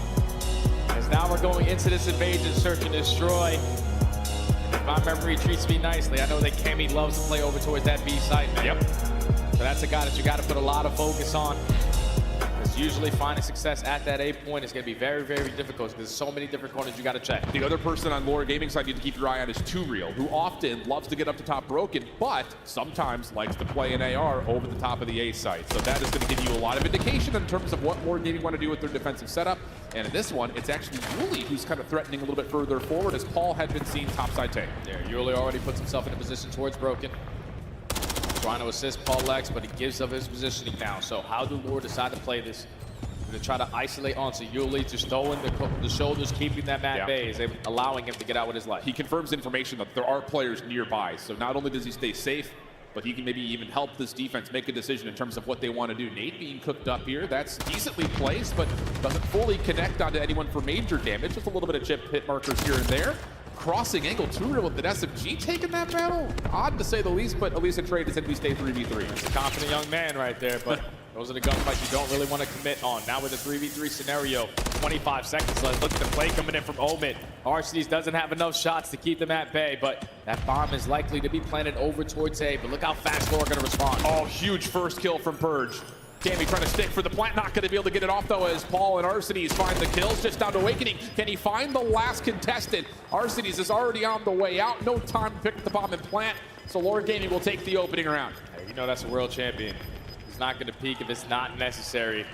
So Arcades, all it took was to take down that player off site. Awakening was thinking that Arcades was still going to be aggressive in that moment, but with only 10 seconds left, you literally have to do nothing. Just put down your controller, round victory in favor of Lore. And I will say, in terms of, again, Yuli seeing the information early, and then Arcades confirming the rotation, even though the smoke was played towards B, massive in terms of them knowing they had to double chow out Purge at tank, and then from there, of course, win out that Water Street side. So really good stuff using information if you're Lore Gaming, as now we get into their first offensive look, which, to be fair, often has kind of defaulted over towards this B site, but a lot of focus for these guys is double SMGs in towards tanks at mid. Right now, they were watching that crossover towards B, realizing that no one pushes it towards broken, but his early presence for a moment in towards the mid cafe. Is Purge going to die to a car bomb? No, he's able to stay alive, but look at the positioning Yuli was able to take away. Yeah, this is what I'm talking about. These Lore SMGs love to try to get into the mix up and early, close towards mid-map. Trades are decent, though, able to kind of stabilize their defense a touch. And in the same breath, look at the route that Prolud's been able to find. He's already scouted out that there could be a transition back over towards his B side. And this is what Prolud is able to do, but his positioning is now going to be known. So if you are 2Real, got to play it slow off this wrap on the backside of bottom blue. 35 seconds to go. Eventually, we got to work either one of these sides. They saw Prolud for a moment, so this is all about, do they actually try to isolate and find this kill? Prolud's just playing a 1-for-1 spot. A couple of shots come through. That's enough to get Prolud activated to play topside blue. Timing, everything here. Paul X caught. Shots returned, though. Prolud has to back off, and in the same breath, 2Real's going to get the plant off. How has Paul finessed that? Just down to Cammy, 1v2. He has the info onto Paul X, but now you just want to continue to run around this blue area. Keep Cammy away from that site, because 2Real is going to be the safety net. He's just going to give up on this gunfight versus Paul. He realizes he's going to waste a lot of time trying to find that kill. Gonna work over towards B, but repositioning from Lore gonna be too strong. Yeah, and Laura just checking corners, looking for info. Too Real will now see the cross. That's enough for Paul to start to make his move. Cammy trying to make something happen out of nothing, essentially, and it's just shoulders from Too Real that shrug him off from sticking through the defuse. Kill also not going to come through. A really solid start for Lore. And that all comes down to Paul X dancing with death and going away with his life, man. The fact that Prolute gets the jump on him from top blue, doesn't commit on the gunfight. The way that Paul X was able to finesse around that pillar, the fact that he's able to find that kill eventually, basically locks up the round. So Lore now up 2-0. All tied up in the first blood column. But they're just making these mid-game adjustments look really easy for them. Yeah, absolutely the case. And I think the thing about it is map control has largely, to this point, gone the way of what Lore want to be able to create. So we'll see if that continues to be the way that it goes, as Yuli, once again, trying to play over through Darkside. That's a smoke out, but he does get naded, still commits to trying to make the transition over towards Broken. Paul still playing topside tank. Too Real watching the crossover through mid. That smoke grenade getting invested. How much time this time around does Omid Brooklyn commit? Slowly working their way up through B. So we have a couple players now rotating over towards Water Street. RCD's going to gain all that info alongside Too Real, who are setting up a crossfire, but it just looks like Too Real's trying to get aggressive up on that right side. He's been seen, though. This should be information for Mid Brooklyn that they can play through tank. That's exactly what Purge is trying to do. Maybe a little bit laborious trying to get over towards it. Too Real able to get back to take some shots, but it's a tough battle. And how about Yuli? Just enough time killed off the clock for Yuli to come back to the play. Too much distraction, and now all of a sudden it's a 2v4, just 35 seconds on the clock. Smoke grenade gonna go down. You know how the one-ways get down, and that's Prolute finding Too Real for that kill. Now with 25 seconds to go, still man advantage in favor of Lore. You gain the info that the play is going to be over towards A. Prolute with only 28 HP. Awakening wants that one back. Yeah. 1v3, you stand no chance. Lore Gaming, flawless, 3-0. That was the window, though. I mean, a lot of focus pulled back towards the bomb. Awakening has his moment. It's just the pistol shots don't quite land. He also would have had to deal with a second member for what it's worth, but still, Prolute did his job by keeping all focus on the bomb site. Just the kills were not there as they were needed. Now a 3-0 advantage quickly for Lore Gaming. Need to see something here for a bit. And that's 2 times now for Lore's defense where they're instantly making that adjustment, realizing when the pressure is coming in and absolutely sending it around that mid-tank. Yeah. When you're playing in Razor Surge and Destroy, specifically on the defensive side, that mid-tank is so, so important. To continuously hold down that position because it cuts up a majority of the map. So Lore back on the attack. Yola with the SMG in hand, trying to show a little presence over towards B, but he's got a guy right next to him. Yeah, and Arcedy's, I don't know if he's seen the cross onto Prolute, but if they can push him off this angle, I wouldn't be surprised to see Yuli try to bait out some sort of a fake smoke through B and then re-wrap this again, right back to Too Real's direction at mid. Looks like that's going to be the idea. Smoke still being held onto, though, so it's going to be a door pop. Purge in position. Awakening also watching the cross. Trophy system keeps it play safe, and Purge will find first blood. Almost gets a second, but it's still a 3v4. Yeah, 33 HP, Purge is able to stay alive, so Omid Brooklyn find the first blow, but Too Real pushes aggressively up the Water Street with the bomb in hand. Usually do not see plays like that, and he's continuing on that route. I mean, he's a maniac play. Arcedy's able to find Cammy trying to play recovery, and now all of a sudden the B site's wide open. Arcedy's watching the cross through DVD. Shots out to Prolute, push him off the angle. Bomb going down for the plant, and now it's a 2v3 retake with the post plant set up for right screen. Yep, get your trophies down. Set up the ideal setup. One playing over towards the construction site, and the other one over towards the tractor. So you're reading where the pressure's coming in, throw your shoulders, set up the team shots, where Prolute slides on in. First blood, 2v2. Double hit was decent, but Arcedy's on the cross, able to tally up onto Awakening. Prolute just down to 14 HP, has to get on the reset, and Arcedy's tracks back over towards Palace Wall.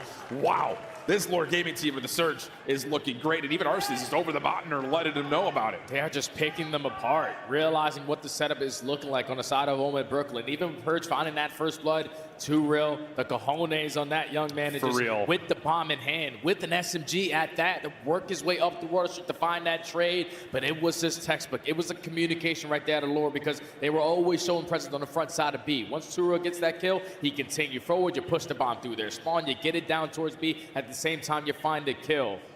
Just an easy mid-round adjustment right there from Lore Gaming. Again, flawless so far. Arcedy's finds himself 6-1 on 5 in a row as well. That may just put this map to rest if he finds himself a cruise missile. Then Brooklyn Wow, they're going to be dealing with some weird pressure here. Yuli with an AR and DVD. Juri with SMG behind him. Yuli timing not great though. Is going to get caught trying to smoke himself for an extra lease on life. The pistol's through, but it's a messy engagement that Amit Brooklyn find first blood with, and they also track out 2Real through Mid Cafe. Now in the 2v4, Omid finally put themselves in a heavy man advantage. Have mid-tank control. Can instantly start to think about that objective over towards A, and your Arcitys are just playing for this one kill to guarantee that cruise. That's what this round is all about right now. Getting kill number 6. Paul still holding the close cross on B. Tries to force something. Whoa, okay. Purge gets dealt with. Prelude has also been seen at mid-map. And all of a sudden, Paul can start to make a move around the back. Arcitys also doing the same thing on the other side. What are we doing? 2v4 situation. Now the bomb is down. It's just up to Awakening for a 1v2. Okay, Awakening. Do you have something in the breadbasket? Because this is a round that you were looking forward to taking. Finds that kill on the Paulex. 1v1 again versus Arcitys. But Arcitys has the benefit of the time. And he's read the rotation perfectly. Able to get mid-control, no chance for the plant. Are you kidding me? I mean, we're just distracted because Paul makes an aggressive play. We're just isolated like that? We gotta be shook. Brother. Like, it's as simple as that. 2v4, we got mid-tank control. That is everything that you need to plant the damn bomb at A, but we don't even work the objective. And by the time you do it, you're allowing Paulex to isolate on 2 different one-on-one engagements. He gets the better of him there, and then Arcitys catches the timing to not allow the bomb to go down. Cruise missile in the back pocket, up 5-0. Looking for a flawless 6-0 here. Ball game. It has to be just ball game right here. 2Real making sure there's no aggressive play through DVD. Yuli setting himself up over towards the backside at Broken. And Amit Brooklyn's defense are all just surrounding this mid-cafe area and trying to stay alive. Cruise missile gonna get called in. And here comes the rotation over towards B immediately. Trying to curve this is Arcitys, but this is just delaying it. This is just delaying. That's all it is trying to create extra time for this bomb to get planted. But 2Real, he's gonna push out KB through Ice Cream, and now a 4v3. Full B side control as well. You had Arcitys over towards this bathroom area, watching the overextension, but man advantage in favor of Lord. The objective is going down. Just need to have a great post plant for a flawless 6-0. Looking good for it. Purge from one side. Awakening through mid-map actually takes down Arcitys through mid, so now all of a sudden the mid actually can try to flood this with some concentration. Paul trying to pick up the mid though. Right on the rewrap, and he knows he's got Awakening dead to rights, or does he? Uh-oh, here we go, 25 seconds. Purge gets over towards Tractor. Pro able to find the trade. It's just down to Yuli. Trying to create separation from the back end side, and no way. Awakening somehow, some ways, able to find a double. Being the only player over towards A. The beat down on Arcitys was good enough, but the snap back onto Paulex now leads to him being on 5 in a row. So Omid Brooklyn were able to secure at least 1 round so far in this search and destroy. It's still a long road away. Yeah, absolutely. But maybe a chance for the Crews to come through for Awakening. I mean, we're selling Hopium right now without, without question. Full sale is what we're selling right now. This is going to be tough. Shout out Bryce. The dream is never dead. See if they can find a way to make it happen, though. Opening shots for Awakening, get a couple of attacks. Semtex to follow. Likely going to come up empty. Doesn't quite find Yuli on that close rotation through Dark. Passive setup here for Lord for the first time. You can take your time here because you don't want to give that kill to Awakening. Giving them an opportunity on the way back into this game. How big Cruise missile can be, but 2Real strikes for that first blood, can be effective on the trade, but Arcitys keeps the man advantage in favor of Lord. Problem is bomb does get dropped over towards A, and Arcitys follows up on Awakening, so now it's just down to Purge. 1v3, a very difficult spot here at DVD, and he's been seen. A couple of shoulders from Paul just to try to keep him locked into place. Rotations underway for the rest of Lore, and Purge, good first one, able to slip away from the second, and he's got an MCW. Does he maybe find timing here to get an isolation? 35 seconds to work with. That sounds is going to be invested. That bomb's still going to be down over towards that A site. You put down shots. You were thinking that you had the proper angle to commit on that gunfight, but Lore Gaming double stacking in towards B. I don't know if he was able to spot him on the cross. Now he gets both info. He has the info on everyone. Mutual information, though, feels like, yeah, Arcitys right back over to the tank. Purge, time is becoming an issue. Decent shots, but not going to happen. Too big of a lead. And, yeah, the crowd giving some respect over to Arcitys.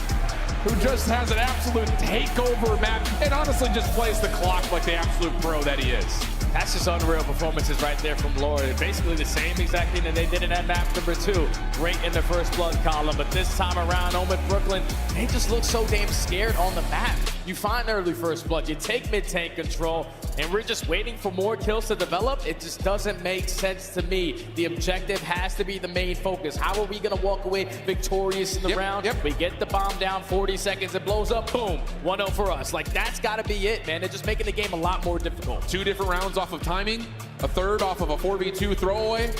The whole map could look different if you just play the objective a little bit differently, and of course, just try to play your numbers a little bit better. Tough situations overall here for the side of Omid Brooklyn. And when you're watching Omid Brooklyn, that's not 2 search and destroy we've been able to see. And it's a lot of individual players trying to make individual plays. Not really team pushes, no crossfires being set up. Like, Prolo, you can go out here and go try to get something done because he plays S&D basically every single night. And the same thing could be said for Purge. It's just they're not finding success. And then when they're dropping, you're losing all the map control. Lore are taking full advantage of it. Really good stuff, really clean stuff, especially considering, like we talked about at the top of the broadcast here, Omid Brooklyn were flawless essentially on Search and Destroy, save just 1 map throughout groups and the playoff bracket. Not the case here though. And that's also off 3 first bloods that Omid Brooklyn were able to find with really no trades coming immediately afterwards. So again, just that macro focus, it can sometimes be a little bit lost on the challengers. Yeah, I guess they haven't figured out Search and Destroy on the day, man. Sometimes, you know, you're on or you're off. So far throughout the weekend, they've been phenomenal in Search and Destroy. But like we say all the time, COD is so day to day. Might not be your day today in Search and Destroy, but now you find yourself down 3-2 in the series. Backs against the wall. You do not want to lose to the same squad twice at 1 tournament. Yeah, absolutely the case. But still, feels like there's a lot left in this series, especially with the Karachi control coming up next. That is literally feels like a roll of the dice at times. Not to put it so plainly, but let's be candid. 1 good push is all it takes to break open the map. And it feels like with the electricity that both of these 2 front lines can pull, it really could be anyone's game. And we said before the break, because remember we were discussing on like how the Search and Destroy would play out ideal for both squads. If it's a blowout, it's demoralizing for the opposing team. If it's a really close game and you feel like you should have won, even worse. But the fact that they lose that 1 in the 6th one, you got Arseny standing out the chair. He knows what the hell is going on, especially in these kind of moments. All the momentum on the side of Lore Gaming.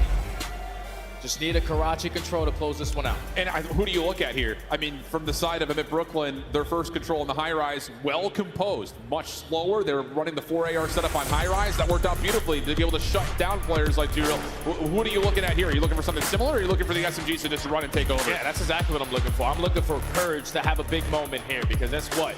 2 back-to-back maps where he really didn't find a lot of success. The previous respawn wasn't the best performance at all. And on a map like Karachi, the SMGs need to be felt, because we know people either prefer attacking side or defensive side, more specifically on the attack, because how aggressive you can be when you get those close red spawns. Well, the other storyline here is if this does go the way of Omid Brooklyn enforcing a Game 7, these 2 teams had played the Rio Search and Destroy. It went 6-4 last time around in favor of Lore Gaming. So that could lead to a barn burner, full best of 7. And I did say it at the beginning of this broadcast, this entire series may not just get there. The one after this also may go all 9. So we could see a lot of COD here today, which I'm here for. I'm down for it. What, a total of 16 maps potentially on the cards here? Good so map. far we're going into map number 6, so it's going to be a good day of Call of Duty. We said it before the series even started. You guys got to lock into your chest, get your popcorn, be ready, because the action is nonstop. Might need to get a full buffet line worth of meals here today, whether that be breakfast, lunch, dinner. I'm down. I'm down. I'm hungry now. Yeah. Looks like our players are about ready to go here. Fist bumps are out. Monster being sipped on, because of course it is. And that means that Karachi control is about ready to go here for us. Can this be where it all comes to an end? We've talked about the side of Lore Gaming. Their control holds a major advantage on this overall series because they took away Omid Brooklyn's best control map. But that didn't make a difference on the high rise. Can they find a way to close it out here with Karachi control? We're loaded in. We're locked in. Let's get it on. Omid Brooklyn backs against the wall. You won the previous control in this series, but none more important than this. Keep your dreams alive to try to force this game number 7. It's going to be Lore on the defensive side early on. If you're Omid Brooklyn, just try to have early success, at least around that mid-map. Oh, Duriel just completely paused on this route, double stunned over towards this backside B alley. but maybe able to get through. Barrels in. Wow, okay. It's only Prolud that finds the kill, so the defense already off to the races. Clean shots from TwoReal, but Cammy at range to the MCW a touch better. And with that now, Brooklyn has to try to restructure from the market side. Okay, so you see the positioning out of Yuli. He's just blocking those close red spawns, forcing the overextension to come in from Omid. They find that initial kill onto Paulex, so they're already working this overextension. You have players putting the game clock at a pause, and that first segment is going to come in. And Graves are bound around that middle of the map, but the power position is still in favor of Lure. Here to contest. Yeah, great timing on the route from Yuli, making the move through Junk. TwoReal will fill the gap, make his presence now known over towards Junkyard side. As Brooklyn are having a real tough time finding any real zone of control around this A point. They get Purge on for now. Second tick of progress being worked on. TwoReal trying to find timing, but do I say find or force? He's almost trying to force timing, and it works out for the initial. Go fight with Awakening doesn't make a difference, and RCD clears the point. 2 ticks slow locked in. And now you got them trapped again over towards the Coop side, but TwoReal, he's not going to stop going forward. It's going to be aggression. Even with the AR in hand, he's able to find another double. 5, trying to make it 6. The snap is good enough from TwoReal. Cruise missile earned. A little bit of a spawn farm going on here over towards Coop side. SMG now in hand. He could use either weapon, it feels like, to great avail. Cammy stuck. The entire Brooklyn team completely stuck. It's a blender, and Lord Gaming are teeing off here in the opening round. It's only 17 seconds left. Someone is able to put themselves on that A objective, but you still have TwoReal. They're contesting behind enemy lines. Finally, Purge is able to get the better of him, and that should allow Omid Brooklyn to extend this time. But a minute and 20 seconds to work with. Already a lot of presence here at Red. And they've neutralized the life lead quite considerably. Route from Prolud around the back. He may have a chance to actually sneak through. He's going to force the spawns deep, so every kill a critical one right now if you're Lore's defense, and they do deal with a lot of the pressure. Prolud, can he come around the backside though? He will not do so in concealment, as the cruise missile makes at least the last player in RCD's aware of this. But look at the spawns. Lore are way out of this. RCD's does win the first though, and well, now it's just down to how this hit starts to develop for a bit from the front. Yeah, TwoReal did invest that cruise missile there. With only 45 seconds left, it wasn't able to connect onto anyone, but you give the info to your team. But it might not play a big part here because Omid Brooklyn are just swarming their way in towards Cafe. That's 3 dead. TwoReal trying to make it happen. He unfortunately is only able to take down 1. Now the stack is going to be here. First segment done. 2 players on. Could be 3, but Awakening wants to make sure he stops this jump wall play. Paul up top. Good shots towards Cammy. He can't quite finish the kill. You got Yuli on the other side trying to make a little bit of a pinch happen, but this is taking a lot of time. 2 ticks are in. 3rd is on the way. Prolud still holding his life. He's got help nearby in the form of Awakening. Paul trying to contest. Shut down. How about this from Brooklyn? They can still lock this in. 2 players on. RCD gets one from the front, but Purge shuts them down on the cross rotation. 5v4 situation. Cammy gets the final shot, and even though TwoReal tees off early, it's Brooklyn to take the round. Yeah, and Omid Brooklyn just came out swinging, man. The fact that TwoReal went on that hot streak behind enemy lines with 17 seconds left, they were able to extend the game clock. And as they were doing that, they already had a lot of presence around that red area. So TwoReal was forced to invest that cruise missile. It gets absolutely nothing done. And Lore just way too tight on that retake. Doesn't allow them to work their way back. Try to secure that first defensive round. So even with Omid Brooklyn not looking the best, they still walk away victorious. Unbelievable composure. I mean, you were getting spawn trapped by TwoReal at Coop. Somehow you work your way out, and all of a sudden, as Karachi Control often provides, it's fireworks on the B point. And it's just sometimes when you having those kind of moments, you're putting the fundamentals in the back of your mind now. You got to make sure you are controlling the game all the way down to the T. You are Lore, you got to block those close respawns next go around, but now it's time for them on the attack. First segment done here at A. A lot of presence around that mid-map area, and you're also reading the pitches coming in from Omid, but you're not expecting to. Big kill from Prolud. Yeah, but at least the pinch has to come all the way back to the point, so you're not really in that much of a spawn trap. TwoReal. That silence play allows him to get back in towards Dread, seen by Cammy, and TwoReal doesn't know where he's getting shot at from, at least not initially. Jumps back into the point. Yuli follows up. This may lead to a quick transition to B, especially with TwoReal still shooting straight as he is. 1 player still alive behind the play. That's Purge, who's coming to make sure this B zone gets cleared. Yuli's going to have his hands full because every single player from Omid Brooklyn have decided to chalk up that A point and trying to shut down the pressure at B. You locate onto Yuli, RCD's 4 HP, and a dream. He is also going to fall. Now, Paulex, can you find a couple more kills? Because that time has been extended. And this is all about just trying to hold this bottom side red right now. If you're Lore Gaming, keep these close spawns and keep the pressure up to force a bit Brooklyn to have to be very strong-handed on this defensive setup. Pressured out is Prelude. Next one up would be Candy. Purge trying to jump the ball to get here. Whoa, Yuli running some ammunition or swaps the pistol too soon. Either way, it doesn't work out. And with that, a bit Brooklyn holds strong and now can make their move up defensively. Yeah, that's 3 dead, but you have to put yourself in position to block these close red spawns because Lure are more than happy to be trading in this scenario.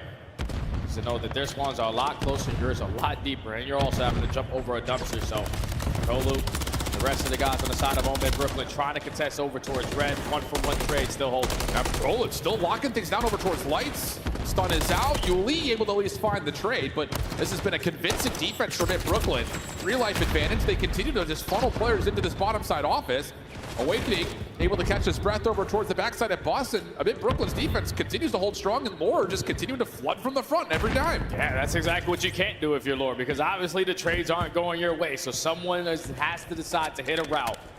And it turns out it's going to be their main AR on the roster in Arsity. He's already putting himself in a position for the backside of Yellow Alley. He's just hoping that his teammates from the front end can get a couple kills, but everybody falls, and now Arsity's stuck between a rock and a hard place. Lure just cannot clean out this front red position. And maybe it's just too much of this bullheaded, we're just going to keep hitting it, keep hitting it, keep hitting it. We know we're spawning close, but they're not winning the gunfights at all. Now all of a sudden, Mid Brooklyn set themselves up for just another 30-second defense.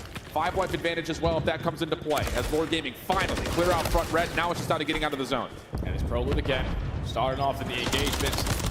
Can he find a double? No, he's only able to take down 1, but that's where you have Cammy and Purge set up properly on those crossfires to keep them at bay. With only 10 seconds left, Lure's last push. Yeah, and whoa, good save there from Turiel. Paul was dead to rights, but time is becoming an issue. You have to force the point now, and Prelude from in the interior, able to find a couple. Arsity's double at least allows the point to be contested a little while longer, but that is as good as it gets in terms of an Omid Brooklyn defense. Yeah, this is full advantage now in favor of Omid Brooklyn. See Purge letting the boys know, right here is when we close it out. They are currently up by 3 seconds, but on a map like Karachi, those tend to be thrown out the window. Yeah. So now we are 1 round away for Omid Brooklyn to force it all the way to a Game 7.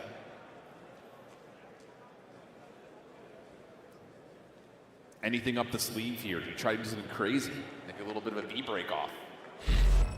Put the pressure on early? No? Nah, I think you just got to do the fundamental part correctly if you are Omid. Try to extend that time early on, have more opportunities to think about B. Well, opening nades over towards that outside street, work out. Allows Prelude on for now. Cammy's gonna get the top third for free.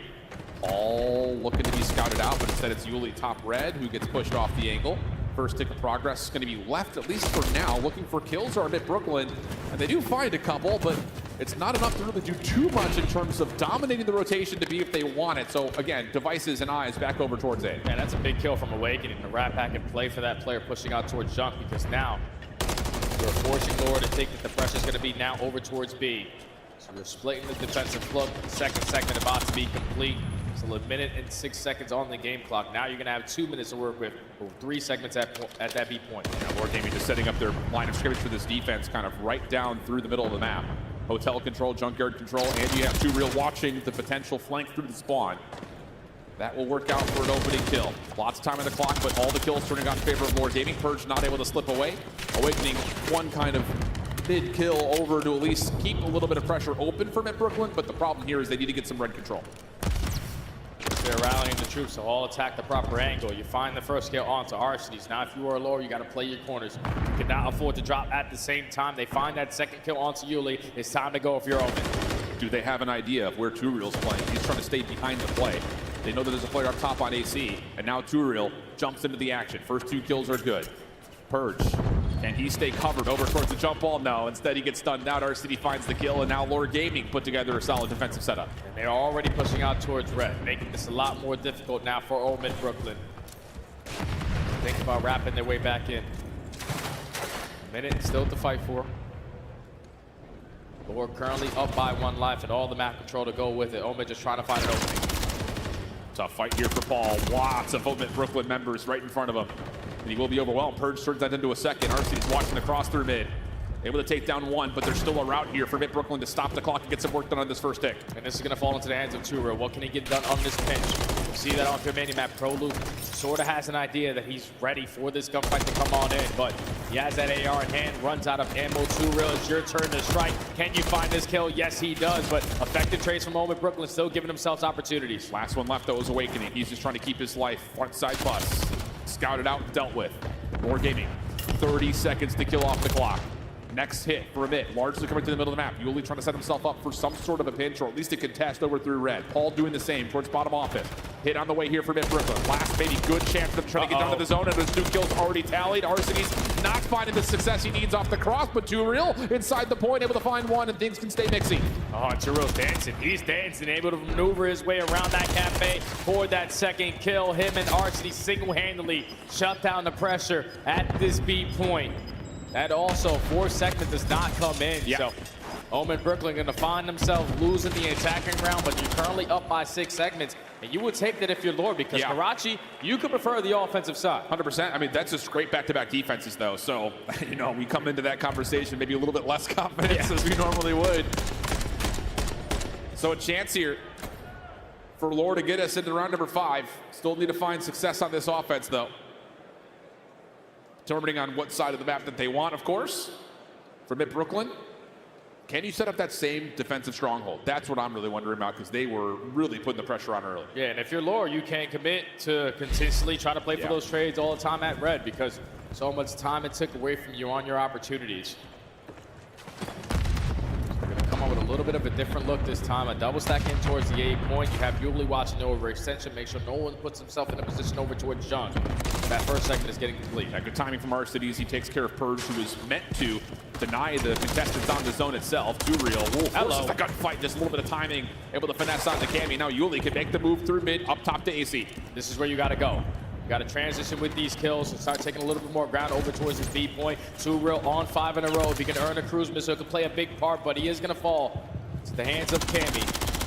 Now Yuli from the top side of AC is able to find that kill, but I'm thinking you got to take more space at B. These mid-map kills are fine and all, but you were able to extend the time. You just need to put yourself in a better position to think about that objective. Purge is in position again defensively. He's over towards the top side at red, finds the first. Has an idea that Too Real's nearby and deals with him as well with the pistol. Clean shots from Purge. And here we go again. Mid Brooklyn dominating front side red. You can already see the difference in the game plan from Lore. You're swanning over towards Coop. You're forcing yourself to work this overextension. But Purge is continuously hitting that go button. Almost a snap good enough to take down Paul, but eventually he is going to drop. And all of Omid Brooklyn dominating the kill department around that mid-map area. I mean, here comes the rewrap back from Arcitys. Cammy slipping in the bottom red. Too Real finds the kill, and now it's just down to clearing out ProLuke. Here we go. Now we have an opportunity for Lord Gaming to get on the racehorse and make their way over towards B. The only one really watching the cross for now is Purge, but with a little bit of extra help, making their way over the jump ball, he can get to work again, being a nuisance in the back. Yeah, this is what Purge is ready to do. Pops that dead silence, should be able to come up behind a couple players, but thankfully his teammates have already taken care of business. It's almost a minute wiped off the game clock. Lore currently down by 2 lives, still trying to work this overextension. It's all the SMGs just dominating around this red area, being so damn annoying to play against. The only thing really benefiting Lore is that they do get one player to spawn close, but Purge is actually right behind the spawner. Trade is decent, but again, extra time now off the clock. A bit Brooklyn locking things down through mid. Lore Gaming trying to get a setup, and now Awakening's in your back line. Only gets one. Just down to, can you find anything else if you're Lore from the front? No, ProLuke able to get his fourth. And now you get these close red spawns, so you don't really have enough time now to work this overextension. Unfortunately, Paulex gets that team kill onto Luli, but you find that kill onto ProLuke. Can you find a couple more? Potentially open up this play, because with only 30 seconds left, 1 or 2 more good pushes at this. Purge blocking again. Hit over towards the backside, desperate in nature. Doesn't work out in Purge. Little turnover towards Arcitys with the pistol. And again, Lore Gaming just spawning so far away. A bit Brooklyn can feel a game 7, which is one more good stop.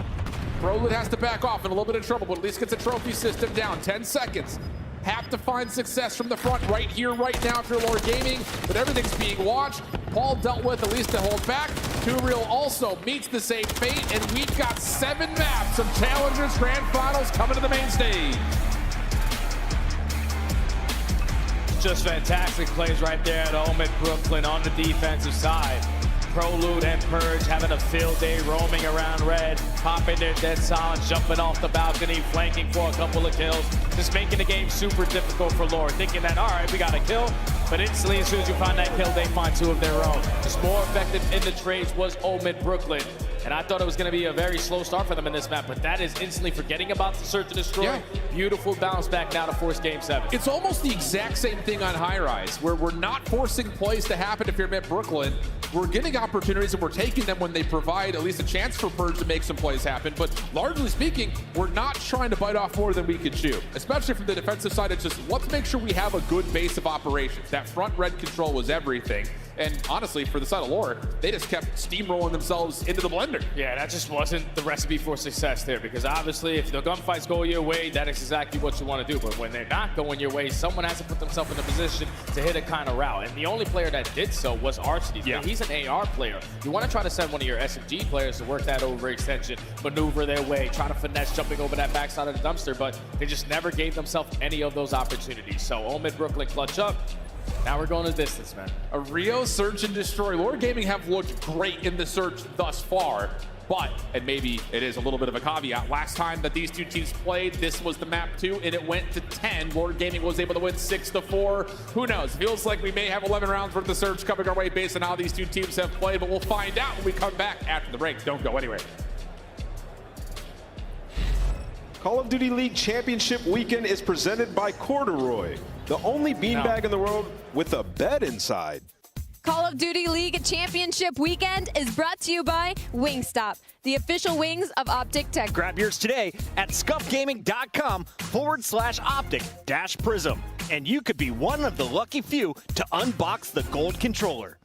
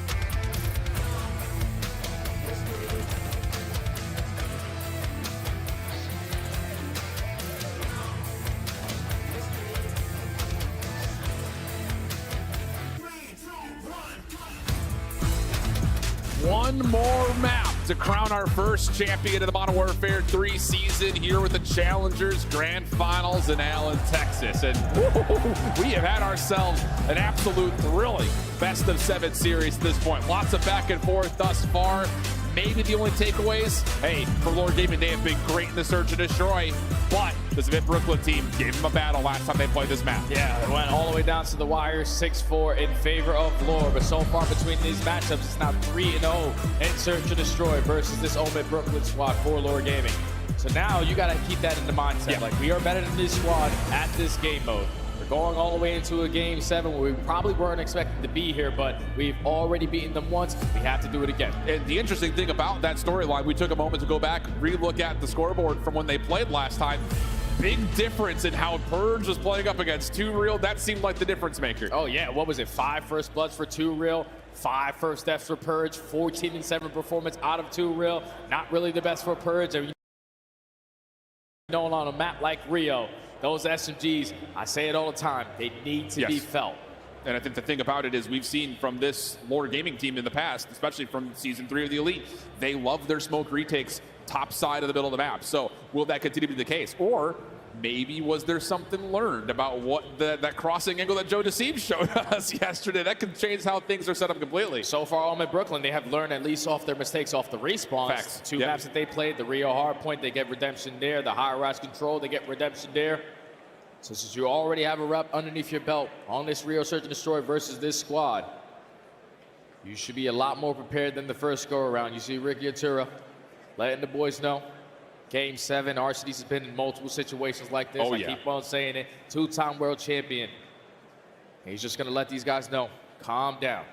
I think on the other side, though, you know, just to take some value away from what we're seeing in these player camps, Purge is really leading a lot of these conversations in terms of, hey, this is what maybe I want to do for these opening engagements. Can you follow up in this way or that way? Maybe just reaffirming the things they talked about overnight as the fist bumps are out, which means we are loading on in to a map 7, best of 7, Challengers Grand Finals. And this feels again like a CDL matchup between these 2 squads. Just comes down to whose prep is better and maybe who wants it more. A repeat map. But this one is to decide who gets the crown of being your Challengers champions in the Modern Warfare 3 season. If you're Omid Brooklyn, you could not allow Lore Gaming to set the tone early on like they've been able to do previously in the last 2 Search and Destroys throughout this series. It's playing a little bit too slave. You gotta be loose. They're gonna be a team early on the attacking side. No trophy systems to work with. They're gonna be doing a 2-2 split setup. Oh, this is wild, and that's why. I mean, that's day 1. RCD's just locks down the lane, has a freebie, not in a position to find any sort of shots on the flip was Awakening, and now you're in an early 3v4. You don't really have an opportunity to even get this bomb even close to planting, you think? Yeah, that's just a risk that's not worth taking, but thankfully 2 Real blesses you with one of your own. Makes it a 3v3. Bomb carrier and Prolute just going back and forth. The Call of Duty time are going to come back to bite them, but no, all of Lore is rallying the troops. They're going to attack. Oh, but look at this. There's a lot of slide noise being heard by Mid Brooklyn. They're trying to isolate to see if Yuli's still outside by the bridges. He's not. So now 40 seconds on the clock. Mid Brooklyn may have to commit to the full wrap here. Cammy in trouble through U-Haul, and good shots, but not enough. Awakening off the pinch, pistol out for the first, looking for a second. RC is safe in the corner, and the follow-up is enough as the double hit comes through and Lord Gaming take the opening round. Just the mid-round adjustments too fast from Lore Gaming, just like that Invasion Search and Destroy. They read where the pressure's coming in. They said, screw all the one-on-one gunfights. We're all going together. And they found the initial 2 kills, put it into a 2v1, and even with a team kill coming in, Awakening not able to secure that gunfight versus RCDs. Lore Gaming take the first. That was just a weird opening breakoff. Like, it didn't look like there were nades thrown over to RCD's directions. It was just, I'm going to run up and see if I can just beat timing. Yeah, because sometimes you want to not allow the team to know where you're attacking. So if you invest those stuns in the nades, they're going to realize that the pressure's going to go over towards that bridge area. Oh. And it doesn't work. Yeah, stun locks one in place. 2 Real nearly able to get the first blood. Follow-up nades also finding damage, but no commitment off of those connections, at least as of yet. Purge finds the first. Yuli looking for the trade, but it eludes him. Now he's in a little bit of trouble, just trying to keep his life over towards bridge. The reset's in. Paul trying to watch the cross, and uh-oh. Alrighty.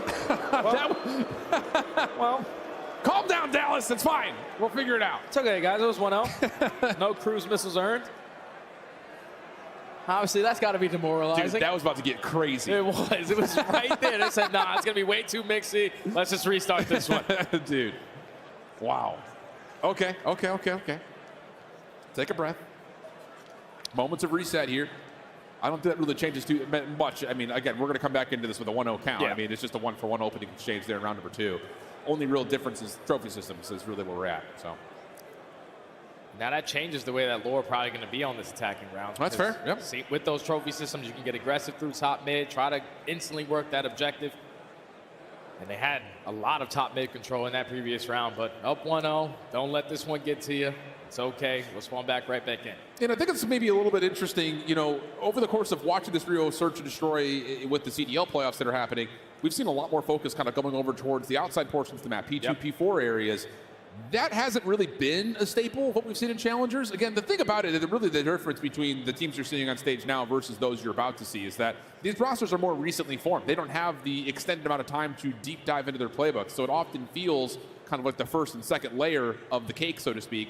Do we see someone try to pull something crazy, learning something from what the CDL have done in the last 48 hours? Well, I would hope that we get to see that because all this non-stop pressure through top mid, retaking through smoke grenades is not really a consistent way of finding success. So just slowing down the game, spreading map a little bit. Players like Arcees realizes those kind of opportunities where he can be the island player, shuts down the lane. He finds that first blood, watching over on the left side by himself. Yeah. So he understands, like, what the openings are. It's just you got to figure it out because it's still early into this map. Yeah, and just again, what we've seen to this point for the side of Lore Gaming is the mid-round adaptations have been perfect essentially through the first 2 Search and Destroys. Yeah. We're talking about blowout map 2, blowout map 5. That's the other part about it. So that Battlefield general role has really looked pretty solid. And it's not even just the one person calling. I mean, we've gotten good information seeking out of Lore in both the first 2 maps. This one just feels different because you don't often get that information until it's in your face on Rio. Yeah, because that's a map like Rio. That information instantly comes on in, so you got to use that to the best of your ability. So just waiting for the reset to come in. I know the crowd, the Greenwall fans starting to rally on in. They cannot wait for this series to be done so they can watch their boys potentially hold the trophy at the very end. Oh, they're getting turned up. We're getting hydrated. Wow. We're getting hydrated. Feeling fantastic. Yes, sir. Oh, the crowd's asking for it. You got to give it to them. A second one. Pull the second one. Come on, that's a brand new one. Come on. That a boy. Stay hydrated, friends. That's good apple juice right there. That's great. Great apple juice. Unreal stuff. We love it here in Texas. Everything's bigger, including the stakes right now, apparently. And you see the faces of both Paul X and Awakening. They are just waiting for this game to start. And we are getting word now that the game is getting ready to load on back in. Yep. Lore Gaming are going to be up 1-0. So here we go. Yep. Back into the game 7. Fly-throughs on the way on our side, so here we go. Jumping right back in like you mentioned. 1-0 count for Lore Gaming. Is there anything different here off of this opening setup just based on the fact that some things had been seen? Again, no trophy systems as well, so expect to see some of that main utility being used for information gathering early here. Yeah, and I think if you're Purge, like he was able to find that first blood on that round before it disconnected due to the fact that he was super aggressive through top mid. Yeah, the trophy system to keep you alive. But now that you don't have that, they decided to just retake with their stuns and grenades, potentially a smoke grenade. Could be the call. Let's find out.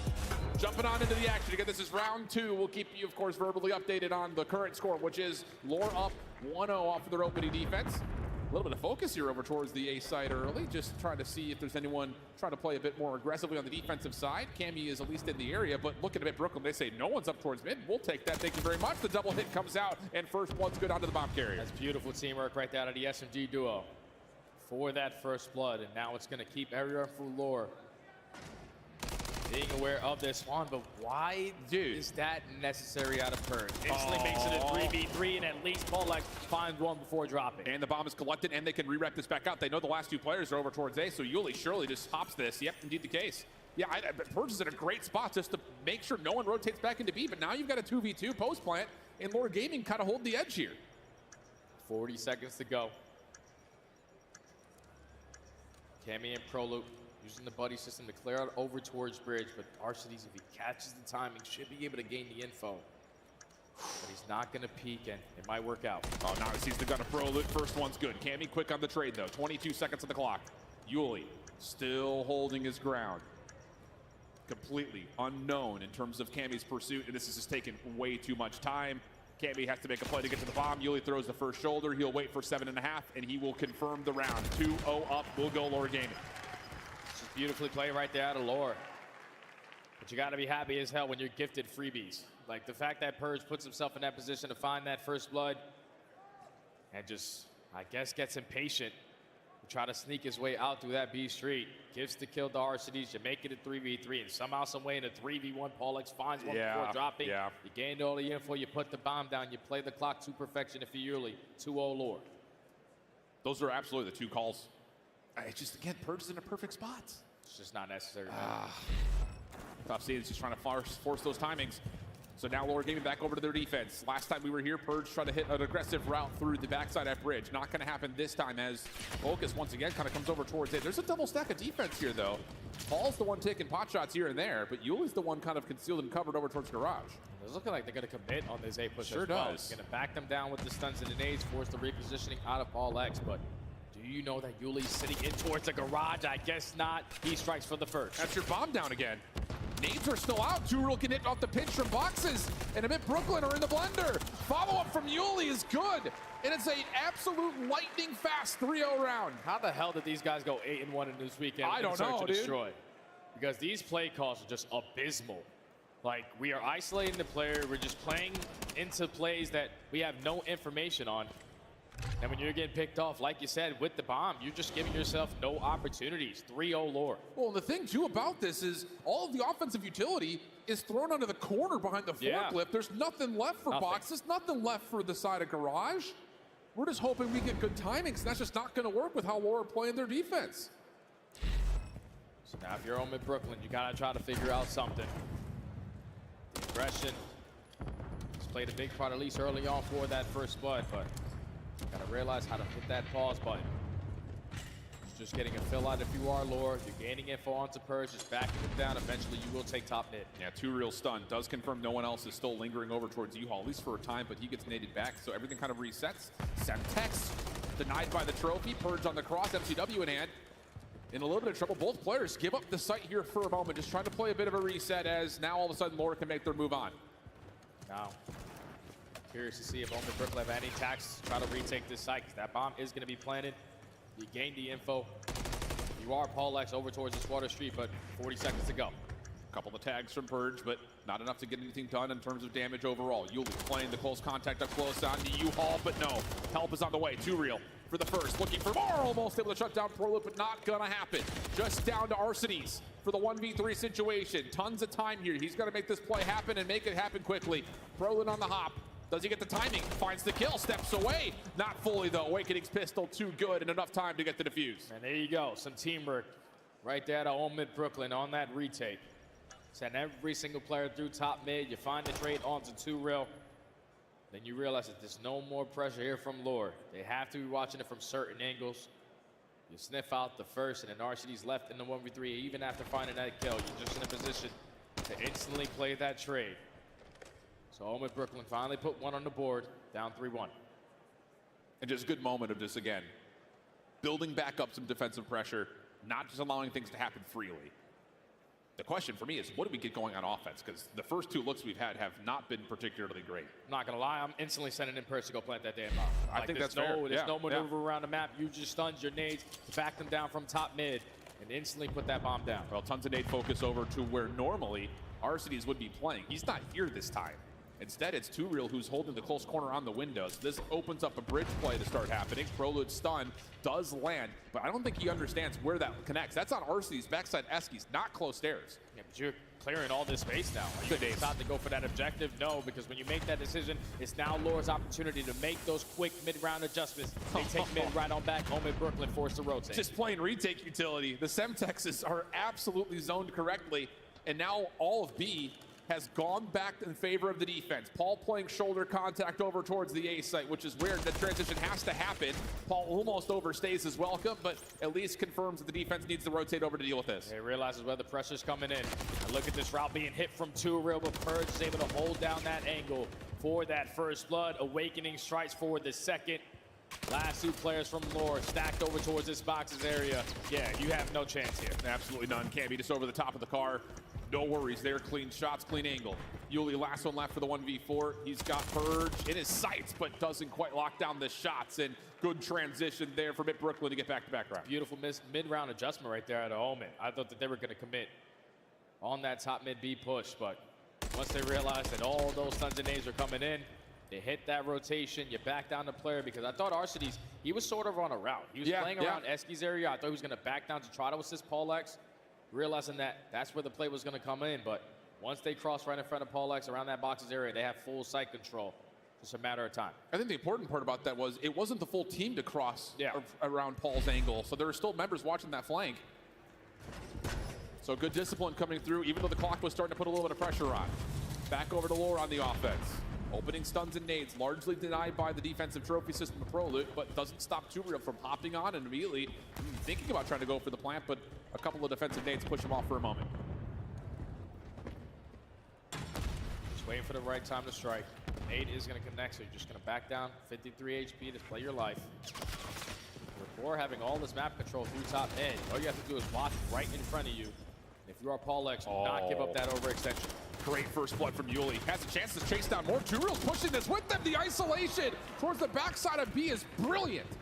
So now it's on to Cammy. Maybe has a chance to watch over B, but it's going to be a full wrap back over, and there's just not going to be a lot of space for him to work with here. Yeah, 1v4. This is not going to be easy. He doesn't even get a chance to make that round happen. Lore Gaming just take top mid away, but just great plays to get aggressive to their side of the map. Yuli and Too Real finding 3 in the feed.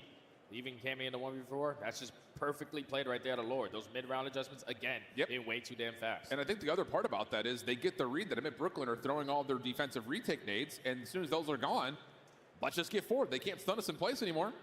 It's a bold call, but it works out nicely. So 4-2 now the count for Lore Gaming, getting closer and closer to securing what would be their second Open Championship, and of course, the big kahuna being the Challengers Champion at the end of the year. Mid Brooklyn looking to maybe do something a little bit more standard here. A little 4-man push over towards the top side at B. ProLoot thinking about the early plan. Yeah, bomb instantly going down. You're not going to give Lore Gaming the opportunity to even think about this retake quickly. First blood goes in favor of Purge. We started to turn around off the replay. Sitting at 5-3 overall, you just got to be ready for this push. First connection, good for Too Real, popping up those ProLoot. Finds one trade. Arcitys dealt with over towards Eskies, and no chance for the last member to make any move happen. So round for round, we start to go, keeping it tight. You just don't allow Lore Gaming to make that mid-round adjustment that they have been able to do every single time. It usually comes in quick, but when you plant that bomb, that's a lot faster than they were expecting. So you find the first blood, you dominate it over towards the bridge area, and then you trade effectively through top mid. Home at Brooklyn, staying alive. Yeah, 4-3 now. And the thing about it is defensively, they're starting to work on some stuff too. So it's not just the offense making adjustments. Can they keep following up with these defensive adaptations that they would need? Let's find out. Lore Gaming spreading the map, looking for contact first. Also waiting to see where Amit Brooklyn throw the majority of their utility. Nades are thrown deep though by the defense. They're looking to contest this B site, and they will get control top mid. And I love how aggressive Amit Brooklyn are being to take away top mid from Lore. So get a couple hit markers with those stuns and nades, and I don't know if RC's timing was world's worst there. He's not going to be able to spot him, and unfortunately Purge stops shooting. First blood, favor of Arcitys. And the hit's still on. Awakening has to commit to staying on top of this vending area.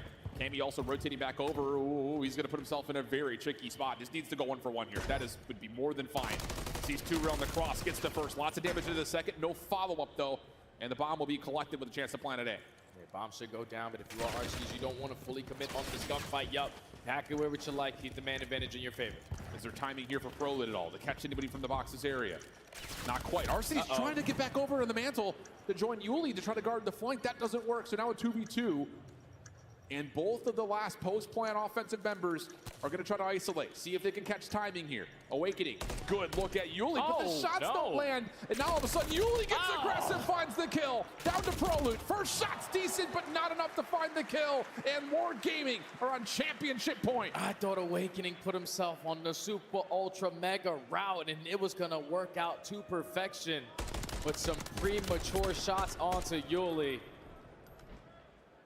Fortunately leads to him dropping. And that is now gonna put Lore at game point for the chip.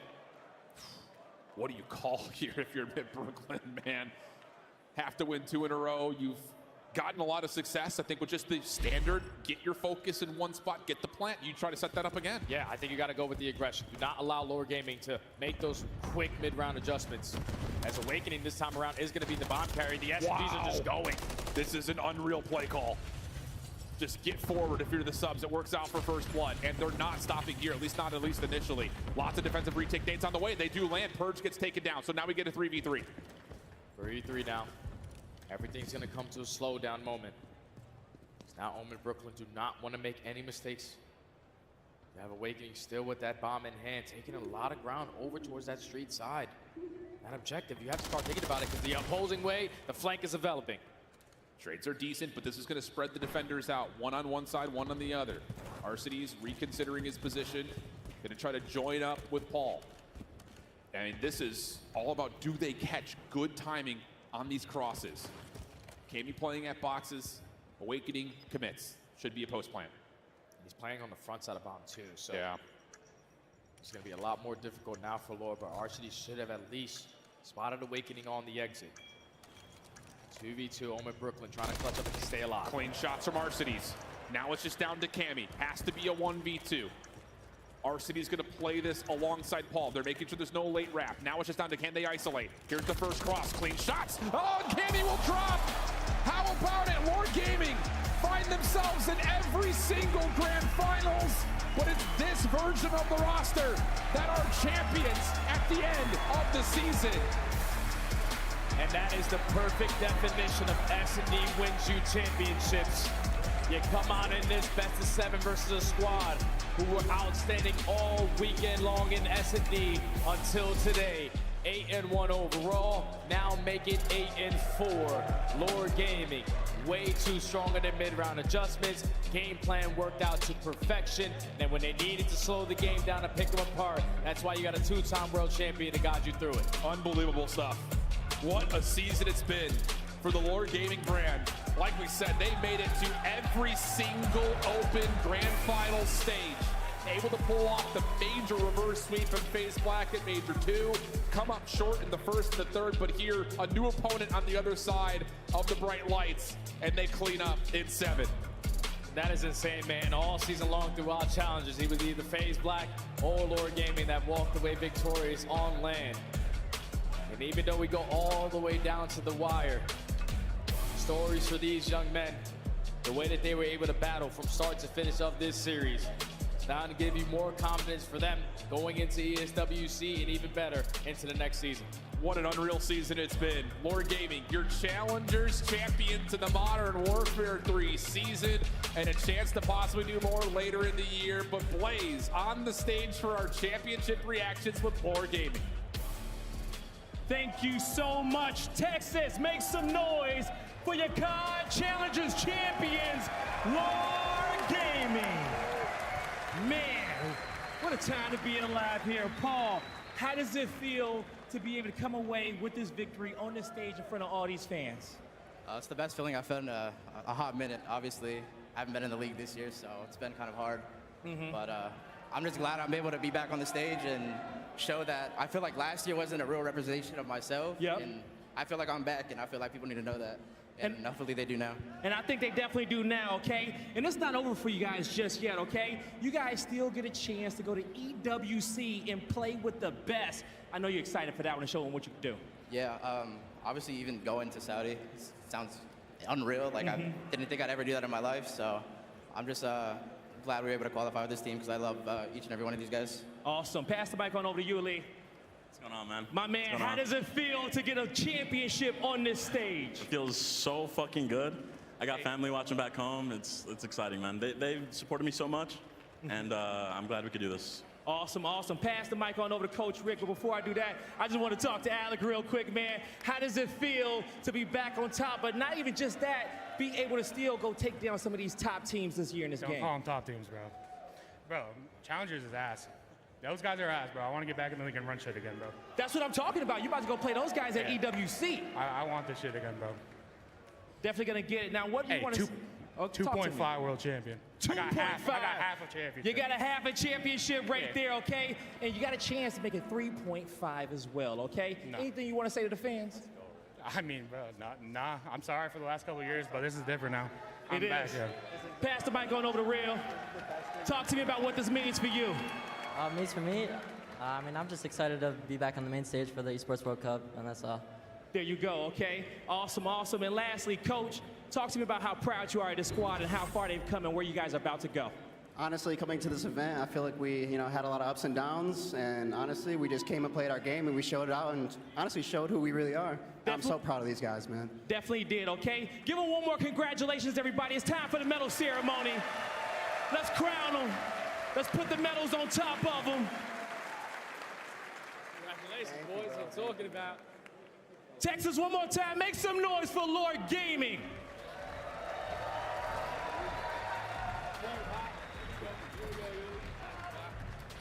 Ricky, Thank you so much, bro. I appreciate it. brother.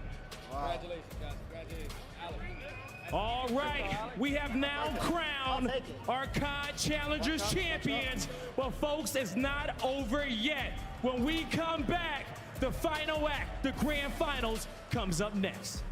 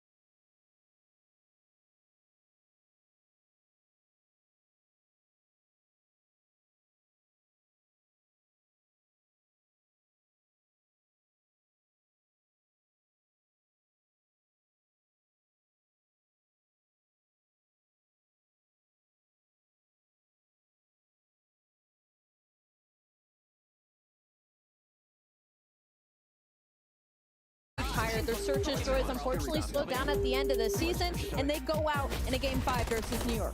If you're looking at Toronto's strength on the year, it's got to be their hardpoint play. We started every series with a Game 1 hardpoint, and Toronto seemed to take that about 85% of the time. And how do they do it? With numbers like this. Glacier, walk me through some of the stats we see from Scrap at the #1 spot on the leaderboard. When Scrap is playing like the way he played all year long, hardpoint becomes so easy for the Toronto Ultra team. He just posts up, drops 40 kills almost every single hardpoint. His total on the year for hardpoint of 1.16 eclipsed the 2,000 kill mark. He was a man on a mission this year. As good as Toronto was, they end this tournament in third, and you can see Celium and Simp right behind Scrap and Hydra on the leaderboard FaZe with 2 members in the top 10 for hardpoint. But let's talk about Atlanta FaZe, because this was the squad. You make it to the championship at Major 1, you fall short. Yeah. Major 2, they reclaimed the throne, but weren't able to hold on to it the rest of the year. Yeah, you know, for this Atlanta FaZe team, there's rumblings that this might be the last tournament we see the trio at, and that is just ridiculous. Could be a historic tournament. They go up against Ultra, they get 3-0'd, and you know, for Atlanta FaZe, versus the top teams this year, at times they just folded. We've seen it in the grand finals. They wash everybody in the tournament, they get to finals, and they crumble. It felt like we saw that on this stage just a bit earlier this time around. Atlanta FaZe, who knows what will happen in this offseason. That is multiple players with 2 world championships now out of the tournament. So Glacier, as we take a look at the big picture, I feel like the record that you and Karma and crew at the top are feeling safe with 3 rings. Karma, Crim6, and Clay all with 3. Eggs, JCap, Apathy, and Arcades, as well as Symphony Peasy with 2. And that list should stay the same. We're safe for now. Nobody's catching us this champ, so I'm happy about that. We do have quite a few world champions up on that stage. We got 4 of them up there. I had to bust the rings out. I had to bring them out back to their natural habitat. They were forged in arenas like this at Call of Duty Champs. I'm so excited to get this started. Speaking about future champions, I think we need to turn our eyes and attention to LA Thieves. What they showed us this weekend, the growth at the second half of the season was incredible. And Dan Ghosty putting up some MVP-like numbers throughout the weekend. But Ali, talk me through the run from a team that was in 12th place at the end of Major 1. What's unreal about LA Thieves is like when we talk about them and the bubble and who was going to make it in the top 8 for champs, LA Thieves wasn't really in the conversation as an upset team. And sometimes you just come to an event, man, and you hit your stride, and that's what we saw from the LA Thieves. They came into championship weekend and shocked everybody day #1 and continued to shock them moving forward. It was not only Dan Ghosty with his consistency the entirety of the season and the entirety of championship weekend, but his teammates as well. We saw what Jodas Siege is capable of when he is consistent in front of a crowd. We saw Nasty continuing to be the very consistent AR that he is. I'm very excited to see this team moving forward and these players. What's so impressive is they finished 4th here, and none of the same members that won the 2022 World Championship were a part of this roster. This was completely retooled, way lower salaries, and they still got the job done this year. Yeah, think about the cards that, you know, JCap and Shane were dealt, right? It's a rebuild year. You got a bunch of young guys, and you build around Dan Ghosty, who's coming off of his rookie year last year, and they had to go through it. They sent Jodas Siege back down to Challengers to find that confidence. They get him back in the roster so much better. Just great decisions all around, focusing on your search and destroy and then letting the respawn flourish here. They made some good decisions, and it paid off for the top 4. Great work from LA Thieves all weekend, but their season is over. The action, though, continues with some of the best fans in all of esports. Give yourselves some love as we take a look at some of the awesome folks that made it down here to Allen, Texas. It has been electrifying in this arena, man. We got the best fans in the world, and I mean that. Stand up for yourselves. You guys are the best fans in the business, and you're going to get hyped today for this grand finals. It's been special. Chris, I couldn't ask for anything more. Lit. We have a hometown crowd going wild here in the championships for their hometown team. We saw engagements. Now will we see Optic fans celebrating at the end of the night, Clay? I mean, some of the Optic Gaming players might have rings on their own fingers by the end of tonight. You know, there might be a couple rings going around in this building. Love that call, Ali. So much awesomeness. What are you taking away from the weekend so far? I'm taking away that this was the loudest event I have ever been to in my 3 seasons. I never got to a London event, but if I had to assume, it was somewhere close to the loudness in this venue. It has been unreal. I've been at a lot of Call of Duty championships, going all the way to Black Ops 2. This is without a doubt the greatest champs we have seen, the closest tournament How many Game 5s did we see across our 13 matches? 7 of 13, over 50% of the matches have went to a Game 5. I mean, me and Clay were talking about it after the show yesterday.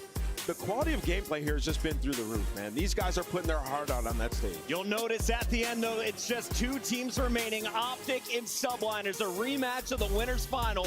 But this time, they're playing for this, a $1.2 million prize pool, and of course, the CDL trophy. That trophy's looking nice up on that stage, and you want the trophy, you want the rings, and of course you have the $800,000 that you earn on top of it. This is for the entire season. This is everything. It's ready to go. As we reflect on the entire year, a big shout out to all of our champions. We had the Power 4 from start to finish.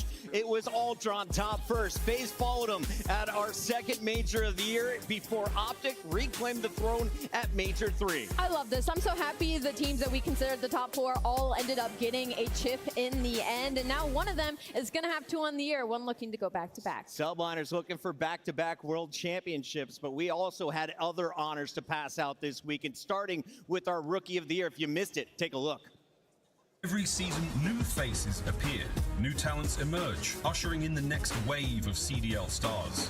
And this season, we were witness to the rise of a new star, your 2024 Call of Duty League Rookie of the Year, Gwyn. Fresh off his Call of Duty 2023 Challengers Finals victory, Gwyn was promoted to the Carolina Royal Ravens 2024 CDL roster. Joining a roster of veterans is never an easy task, especially for a rookie. But Gwyn never looked out of place, often leading his veteran teammates. In fact, this rookie phenom even set a CDL record with the most kills in a 5-map series with an unfathomable 115. Gwyn seals the deal! And that strong play proved consistent, whether online or on LAN. In the 2024 season, Gwyn led all rookies in every major category. Gwyn is different. In 2024, Gwyn separated himself from other rookies, proving he is a future star and truly earning the title of Rookie of the Year. Congratulations to our Call of Duty 2024 Rookie of the Year, Gwyn.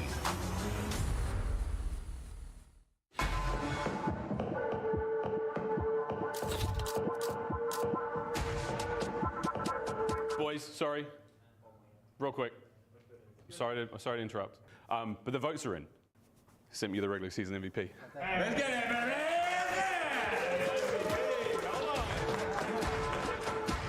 He won't slow down! That's right, Simp is your 2024 Call of Duty League MVP. The best player currently in the game. And this SMG King is no stranger to the award, having won it previously in 2021. Thing's bigger than me. To kick off the 2024 season, FaZe was unstoppable, not dropping a single match all the way to Major 1. It was there that they met heavy resistance, losing to the Toronto Ultra in the Grand Finals. Looking for that sweet, sweet revenge in Major 2, Simp continued his dominance, this time leading the team to victory with a record-setting 13 kill streak in the Grand Finals against Optic Texas. Simp erupting on the main stage. Also claiming the Major 2 MVP crown. You are the MVP. Major 3 qualifiers gave us a serious case of deja vu, as FaZe went undefeated all the way up to the Major. But once again, old foes had something to say. Optic Texas dethroned the Major 2 champs in an epic battle.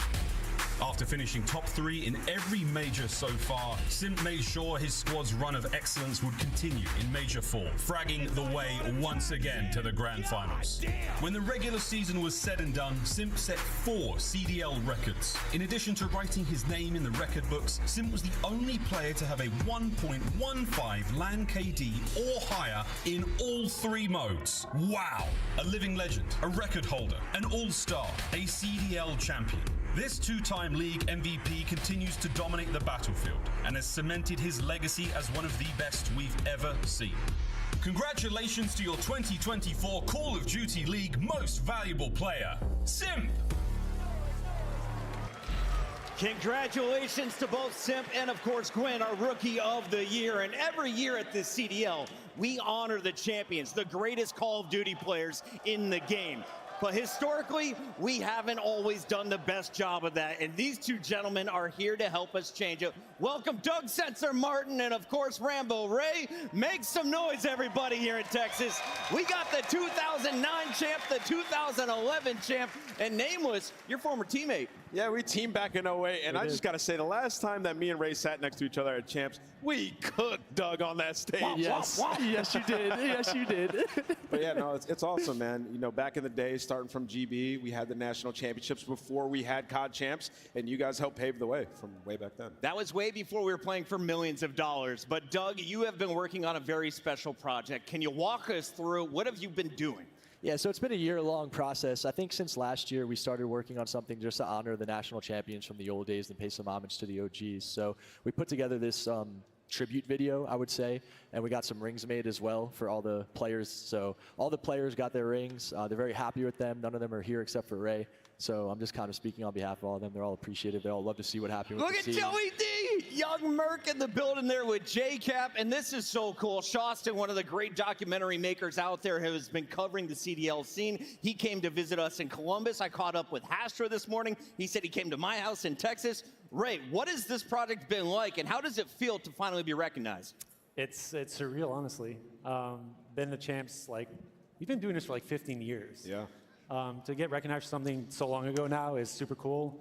The competition was crazy back then as well. Obviously, the passion pit, we like to call it, because the money obviously wasn't as there as it is now. But it's super exciting stuff, and to see the logo of things we helped build and the background of everything we've done in the past come to fruition and get some rings from it. Yeah, honestly, everyone here appreciates what everything has been done in the past, and honestly, we wouldn't be here without the fans and everyone here involved. So honestly, big thanks, and we got our ring, boys. This is it's a cool one, a little camera shot. Shout out IXI. Shout out IXI. Shout out to everyone involved, man. Seriously, like it's super cool to be here and see what things have gone to. Playing from a small MLG main stage back in the day to what the stage is now and the crowd and the excitement. It's just, I'm not even competing in it. It's just as awesome. So big thanks to everyone involved and Doug for making this happen and everyone who's been involved through the ways. I mean, we wouldn't be here today doing what we do now, what we love, if it wasn't for everyone that's been involved. So big thanks to everyone who's been doing that. Big shout out to the community. Without you, we would not be here and have this career. For now, though, let's take a little sneak peek at an epic documentary coming your way, catching all of the champs. How did Call of Duty really become a thing? So COD 4 drops, and I was watching all the Halo guys straight off USA Network. And final boss takes the game. MLG Pro Circuit champions, $100,000 richer. Esports had gotten like bigger and bigger. Halo was like kind of paving the way, and then MLG was like, yeah, sure, we're gonna give you guys an online PCL ladder. And that was like the biggest moment ever because you could actually be an MLG pro player. We're back, 2008 National Championships. The National Championships were the World Championships. It was basically like the tournament that you wanted to win. Everyone's going all out for it, like so many teams. I mean, it was ridiculous. It was huge. Extravagant icons here, Call of Duty 4 National Champions. We're constantly trying to find the best players and the best team. $2,000 back then was a lot for a 15-year-old. Just the feeling you get from just being the best in the game you play every day, nothing can really top that.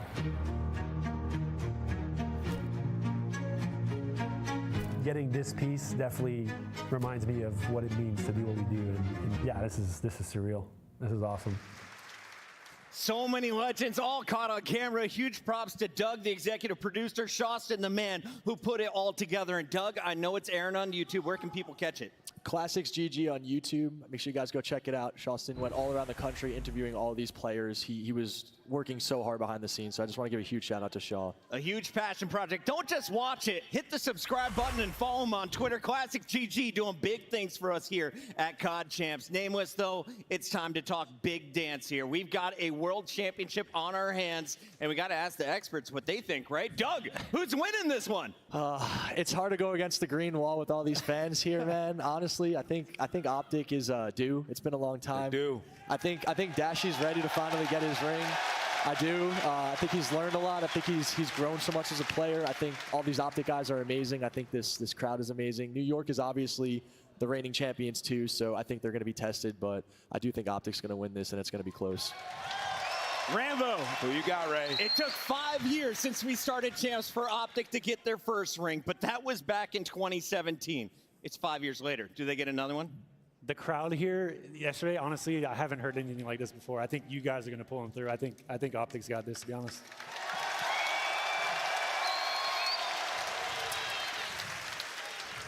They're calling it. But we have to find out when we come back. It is the grand finals of the 2024 Call of Duty League Championship Weekend. We'll be right back.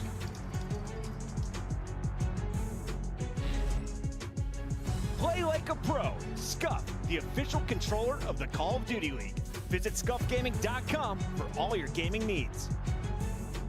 The Call of Duty League is brought to you by Monster Energy, the official energy drink of the CDL.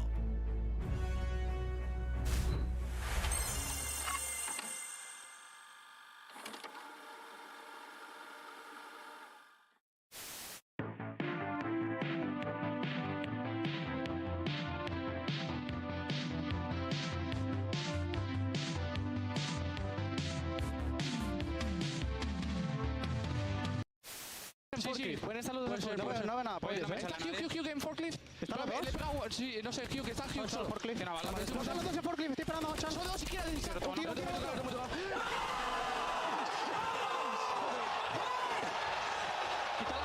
Sí.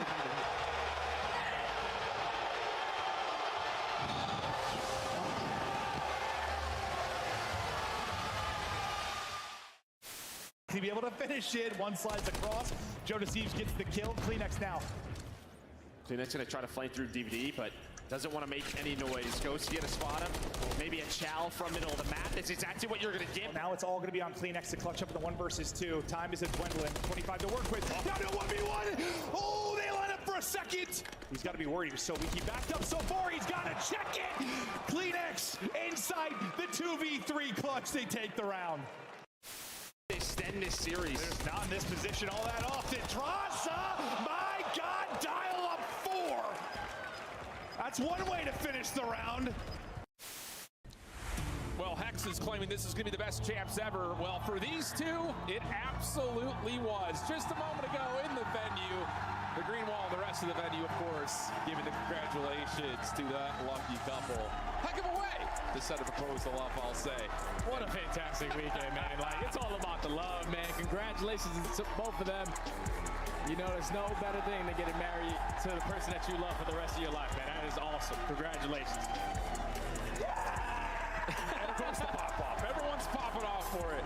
Great stuff. Awesome stuff. Of course, like we said, that's got to be the greatest champs moment ever. Oh, those two.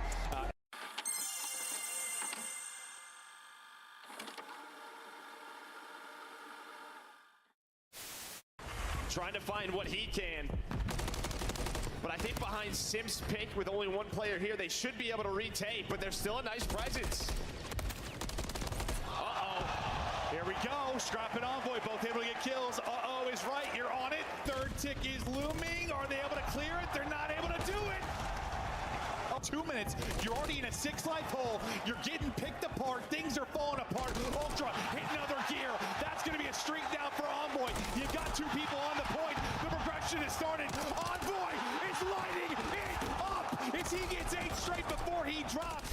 D-Wheel, today is the day. Grand finals of champs, and it's very reminiscent of last year for all you guys, winning the major before, you're coming into champs, you're in that grand final position.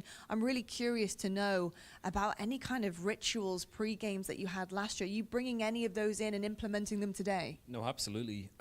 Each player has an individual ritual, and that's something that we start at the pre-season, really. We use the pre-season, start the rituals, good habits, stuff like that. Just because it's champs doesn't really change anything. You know, we still eat together, we still go together, we do everything together, we set the day off right. That's our ritual. You know, we start the day together, create that sense of belonging, and then we start the day major to major. That doesn't change, and then each player has their own individual way to like lock in. We make sure we need to have the energy, the fire. Other than that, they do their own thing. I love to hear that, and I think that is an incredible way to kind of keep together as a unit, but also have that individualness come out from them as well, which you need on stage, of course, Absolutely. As a competitor. Now, I saw a little something on Twitter last night, and I loved it from you. I think the confidence that you ooze as a coach is so important to this roster. You mentioned that no one is a threat. Yep. Fighting words, exactly what they want to hear. You see Hydra's remarks at that. Yep. You know, are you looking at that exact same way right now in this grand final? Are you all going in, taking risks to get those rewards? With that risk, you don't get reward. You know, you need to play to win, not to lose, right? I know a lot of the community got upset about my comment, but I'm going to have full trust, full confidence in my squad. You know, we just won the last major. Of course, you know, I'm going to back the team to high heaven. I'm going to fall on the sword, as they say. Of course, you've got to respect Optic. I'm not delusional. I'm not saying Optic aren't necessarily, you know, a threat or they can't win this, but it's a mental game. You know, we're trying to take everything that we can going into this series against anyone you play. You don't want to be on the sort of the back foot if you don't win that mental battle. I think having a coach back you 110% is more than enough and what you want as a competitor. So, D-Real, I respect it. I respect the comment. Thank you so much and best of luck today. Thank you, guys. And, yeah, see you out there anymore. Much love to the coaching staff there of the New York Subliners, and they are gearing up for the final match of the weekend. One best of 9, over $1.2 million on the line, and it all comes down to this. The coaches making their picks and bans. Clayster, Alley Cat, Nameless here at the desk. We got to make this short and sweet because the players are ready. So, Clay, this is an epic best of 9. If you're playing against Optic as a New Yorker, what do you want to avoid?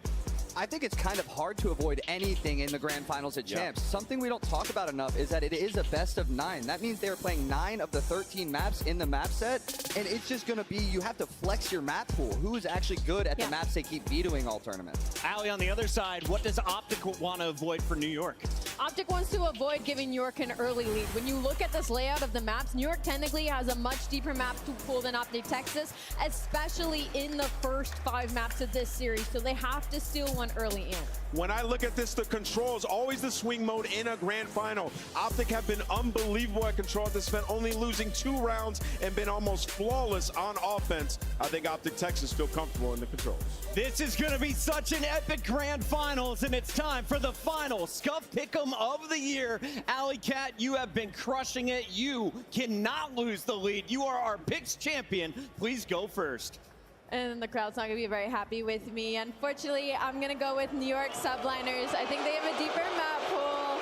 I'm sorry, but I hope Optic proves me wrong. Boo! Nameless, where are we going for the best of 9? I just said it. The control's been unbelievable, and Big Bruce loves this matchup. I got Optic Texas. They're taking it. 7 champs for Bruce. He's never won a title. Will it be different today, Clayster?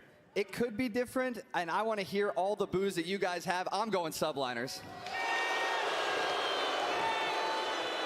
I don't know if the fans are going to love it, because I can't choose which one of these to use. You know what? Screw it. I don't need either. I'm going New York Subliners. Ladies and gentlemen, the picks are in. The grand final starts right now.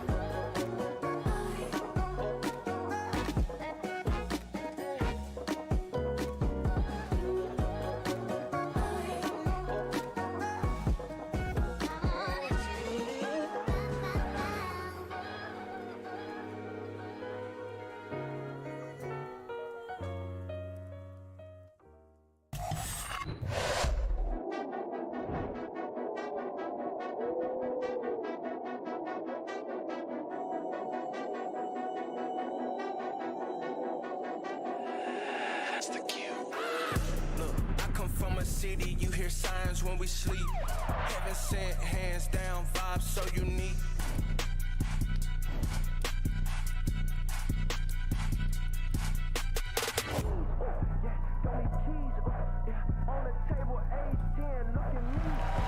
Ladies and gentlemen, this weekend has been pure cinema. But now it's time for our final act, and only one team can get this trophy dripped in black. But I gotta ask you, Texas, are you ready to get this grand final started? It's time to dive in. The championship final starts now.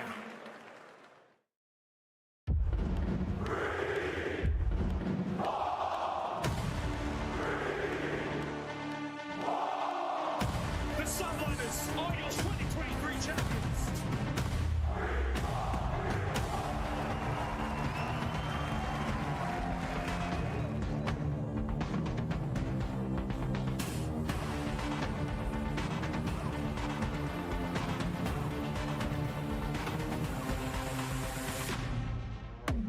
Steps, no worries to find the kill. Nothing found for New York. He's going to get a second.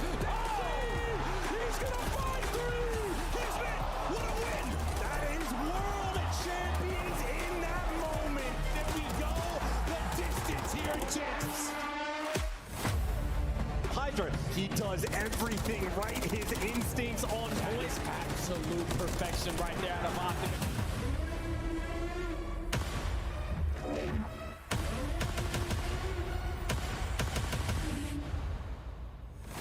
Ladies and gentlemen, the home team, Optic Texas, is going to the grand finals. Sid left in the 1v2 on this side of the map. He finds the first 1v3. Off the rebound. That is unbelievable. These guys are going to war.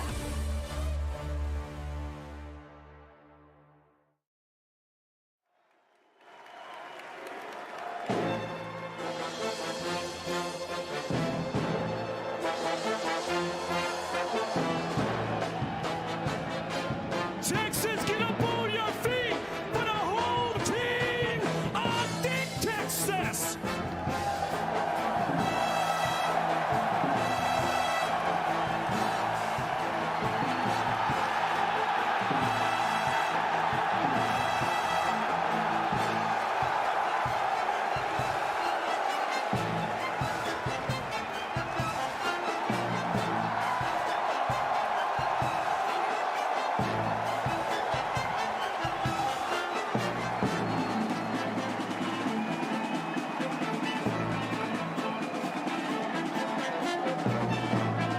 Now it's time for their opponent, the defending world champions, the New York Subliners.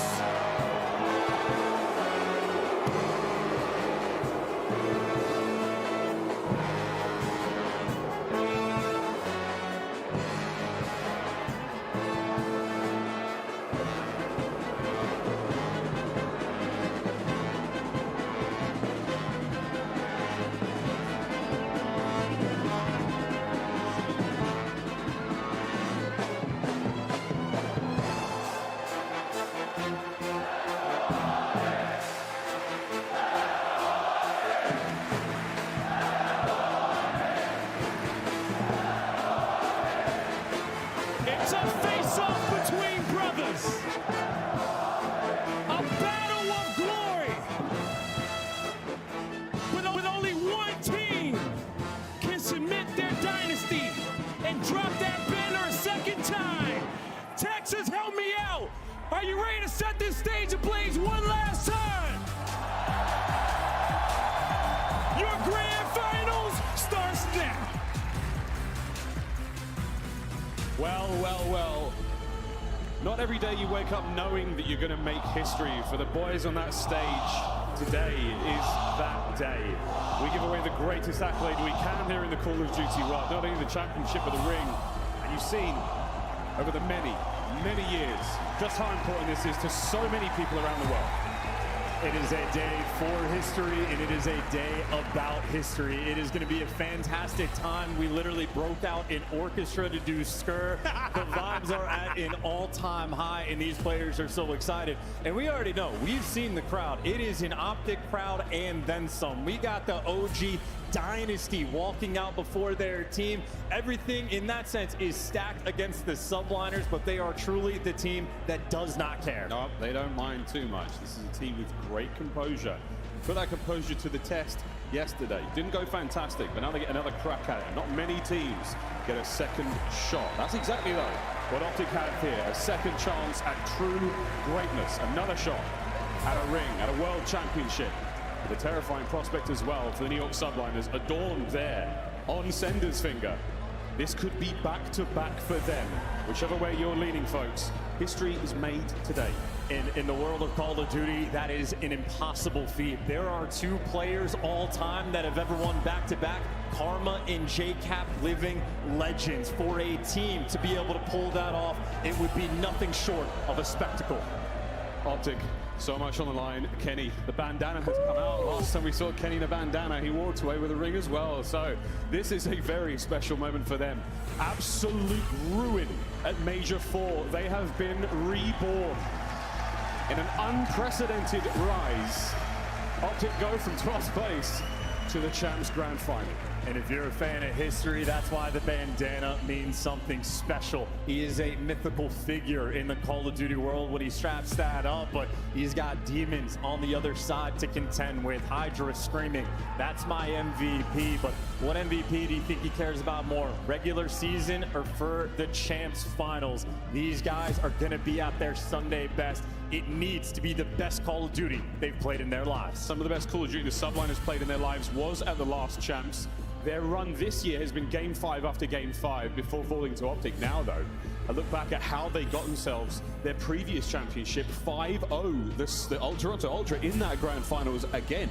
History made then, there themselves. Can they do it again? Back to back would be something special. And if you're a fan of history, if you've got the strong memories, Subliners are on the exact same run they were on last year as well.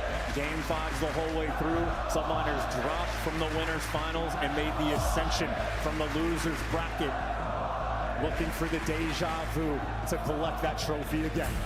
There's not much bad blood on the stage. It is truly brother on brother action, but all will be left here. You're walking away with a world championship, you're walking away with a ring, it's history. And it's gonna be one hell of a match. I'm ready to go. And obviously it feels like the task is against the Subliners with the crowd being on Optic's side, but you know that Subliners is the perfect team to contend with it. But the last time Optic, and this is fans that have spent their lives, they have grown up with this team, grown up with this organization since 2017, the last time they made it to a Champs Grand Finals. This squad, fresh on their first year together, has made it to this stage again. They've accomplished their best finish in CDL history. They just want it to be a little bit sweeter. They're looking for the top. We're seeing the passing of the torch here, this new generation of Optic player, so hungry. But that hunger is only matched by the pressure and the expectation upon them. Those shoulders heavy with what will be an insurmountable amount of pressure. We'll find out though today if they can overcome all, not only the haters, but their own self-doubt. That voice in the back of their head that thinks that they might not be able to do it. Today is that day. And it looks like Dashy has eternalized focus built in. The vibes on the side of the Subliners. Fist bumps out, getting ready to go. And we know that New York squad are saying heinous things as we load up into Karachi. Yeah. Here we go, folks. For the thousands of you in this arena, thank you for coming. It really has been an unforgettable week of COD. And for all of you watching at home, get ready. This is going to be something. And Hydra is hunting, not just for his second ring, but to be maybe the best Call of Duty player of all time. He has made moves since his appearance in the CDL. He has been godlike, but now the toughest task set before him. But on the break, one player to watch, one player to pay attention to. Shotzzy, we'll see what moves he has. It's a best of 9, it is first to 5. And so far, it's a lovely start from Optic Texas.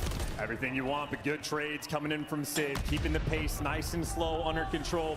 You never know how these teams are going to react in the big moment, but from Optic thus far, it has been perfection. Strong start, a lot of kills and high ground coverage essential here in Karachi when it comes to this P1 hard point. In 20 seconds, we're going to go to a brand new location, top left-hand side of the minimap. We fight to 250 seconds here in the CDL.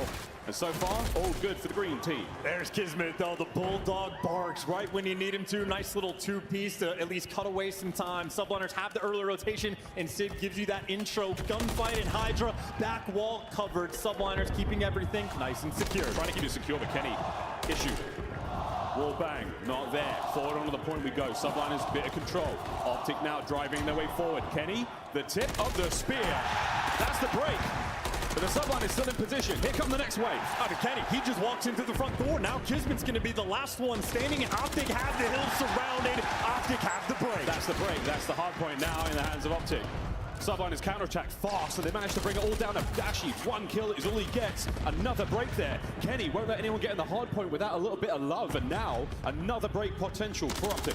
And you have Subliners, they're going to win the rotation, so Optic right now need to fight for this time. Not winning the first few gunfights. Sib's giving you a little bit extra from long range. He's able to pick up 2 and inside time. There's Hydra. The 3-spree for this scrap in the rotation. 2 clean. Subliners have the lead. That's a lead change, the first of the game. That's the Phenom. A 5-spree now at 6. He gets a cruise missile. Those spawn outs are going to feel extra brutal as well. Sib adding another to the pile in a spot where he is impossible to weed out, if not for the shots of Dashy there to drop him as the approach to P3 commences. Optic, all 4 players grouped up together. A very small hard point though. Optic, they're close. Can they find the fight forward? Hydra, desperate for that 6th kill. He won't get it. And you see how the pace is being slowed as well. Shotzzy's not making the typical moves. They're waiting for everybody to snap. You go too slow and Caesar Skies picks you apart. A 3-spree as P3 has been perfect for New York. 3-spree for Skies and less than 30 seconds to go here on the hard point. Shotzzy, he and Dashy now fight forward through the archway. Kismet from upstairs, keeping the hard point safe for New York. Another big one for Dashy now on the approach. Hydra, though, once again, makes this hard point so good for New York. They retain control and the lead. Shotzzy, though, he'll at least give you a little bit of scrap time. Picks up the big 2 to get that final 10. But right now, the pace of the game is being slowed down compared to what we're used to seeing. And I know Optic is a squad that wants to push the pace. New York Subliners, you give them time to think. They will pick you apart. Yeah, time. Waits for no one. Quick replay there. So Shotzzy 2 pieces of the break towards the hard point. That's how it started off, but the rest of it, all New York. Approach now towards New, the street hard point, wide open, a lot of angles. This is a street hard point that's been incredibly difficult to collect time. What we've seen from New York this weekend, they've handled it better than anyone else in the game. And they're doing it now. Skies and Sib find their respective.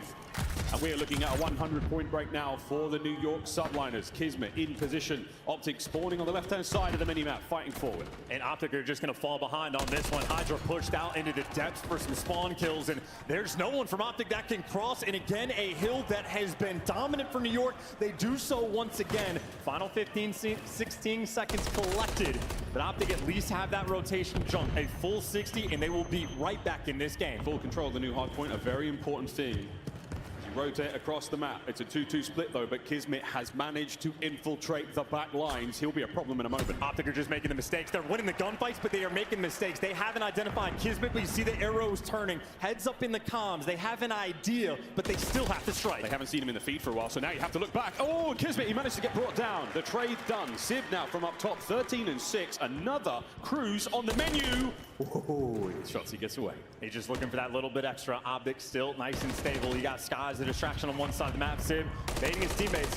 Hydra out in front. The wall beams not connecting. Oh, they are taking too much time. Oh, one more bullet will get the job done, but this is all great hard point time. Pred, don't die. You're going to give him a cruise. He just needs it. One gunfight to win, and his teammates keep taking it from him. We're setting this up for such a long time, but now you just have Subliners. The pace has been slowed down so much. Optic, they are, in fact, right back in the game. There it is. It manages to secure the cruise. My goodness, it felt like a lifetime. We'll check back in on that and see how it goes. But Pred, in that meantime, on a 5 of his own. Yeah, that's going to be an interesting player. Pred's collecting the scrap as well, so he's going to be playing off of old. And we know this is a man willing to be on the hunt. He's had so much time in that hard point. New York Subliners, they were indeed stunned there on Junk Hill. Optic right back in it. A battle of patience as well. Hydra in the corner, bites, but Hydra, he's got the quick moves. He's moving over Pred. He's chasing. Everybody's falling. Pred, the final nail. Everybody else delivers a perfect P1 break. Brotherly love there as the crew's secured. The first to shoot, though, it's going to be Sib. Here we go. Bye-bye, Kenny. While the smoke clears, let's go for a quick listen in with Optic Texas. What can I do? Stay down. I have a streak, by the way. I have your short. Mid-cut's done, Briss. Mid-cut, I can't see. Mid-cut's done, 100%. Give me some Top fire as well. Stay there for top fire. If I go to voice C. Top fire as well, top fire. Watch your top fire. Do you know your top fire? I pitch down, bro. I pitch down. Take it down. I'll get it. I took it down in this. Low, don't take it. You guys want to shoot? No. Take it down. Let me foul him. I'm low short. I'll take a top fire. Top fire. Where do you go? He's laying down in the. He's top fire. What's up? In ticket, Bongo right now. In ticket? Yeah, in ticket. In 2L, 2L, 2L, 2L. I'm playing this guy. Okay, yeah, Top fire went to low fire stairs. Low ticket, Bongo. Low fire stairs. I'll see low fire. Low fire down there. One shot down. He's trying to low fire down. Show him Tom. He's doing one. Low fire down. Nice. Bongo still ticket. Yeah, one ticket. I'm looking for the ticket. Sure, yeah, we're going. Come right. On top of the bus. It's going to be ticket. Shoot him. He's front bus, guys, front bus. He's somewhere 100%. Maybe curve. He's curve. He's at the side door. Lay it up. Two back out. One back out. Nice hand, set up. I'm going you. I push. How you doing? They're flying through. I'm not telling me, bro. Hear that? Right door. I see no one on the left. Let's go. I go on left. Nice. Let's go, Dante. Let's go. After right. You should get time. I have it on left, okay? I'm on right. I'll hold this. I'll get time. I'm holding on the left. Just get my mid, someone. I'll get mid in 2 seconds. I'm holding Ready, on right, sub left. I'm in right. I'm They right. can go mid, yeah. I'm in. We're gonna try to me. We're gonna go right to Brandon. I'm team left. I'm in oven. One's mid. P1, 2. They went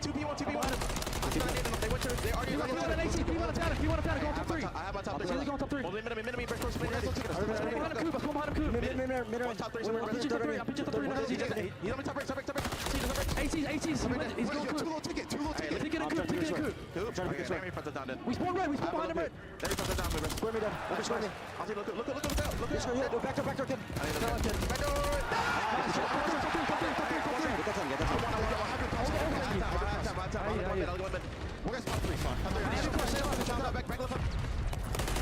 And Optic Texas, what an unbelievable listen in.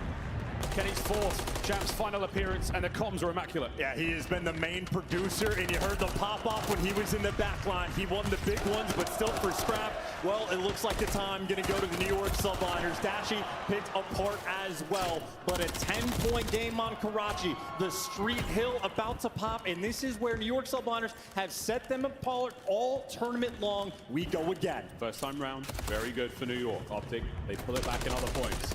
Can New York force the lead forward? A bad nade just forces Kenny out for the meantime, but you're going to think about the streets potentially wide open. Shotzzy lying in wait. Bounces for the first. And he's got everybody looking for him now. A couple of those arrows have to turn. You have 3 arrows looking for Shotzzy. He's out of dodge while his teammates are collecting the time, and they stun him on the flank, so they know he's here, but that doesn't make him easy to deal with. But while Shotzzy's been behind him, Subliners have at least bullied the rest of Optic out of time. We got about 10-15 seconds out of this hard point. Not bad. It's very difficult to get a lock. Red though, nice 2. Over the top, that's a big set. Civ though from top third. Beautiful shots onto Shotzzy. Kenny forces him back, and it's an open field. And in the meantime, Kismet won a massive gunfight against Dashie over towards the junkyard. So Optic might have had the edge on that Street Hill, but they don't get a ton of time off of it. Still about a 10-point game, but here's Pred. The earlier cruise he earned to break down the junkyard. What can Optic accomplish? It's a hot streak. Connects on Hydra. Shotzzy and Dashie now flood forward. What coverage from Cell, a 2-piece. And Kenny finally picks up the pinch. It's an open hard point. Optic are in. They're taking care of Kenny though. Now all guns forward. No flanks coming through. Pred trying to hold this team back. Hydra trying to keep it forward. Brand wins a big one. Over to Kenny. And Civ again is shooting hot. Skies now on the approach to the hard point. Sends in Kismet. The Bulldog finds 1. 30 seconds to go. That's the value of the spawns. For the final 25, it was a 10-point lead for the Subliners going into that hill, and they're going to walk away with the junkyard with a little bit extra.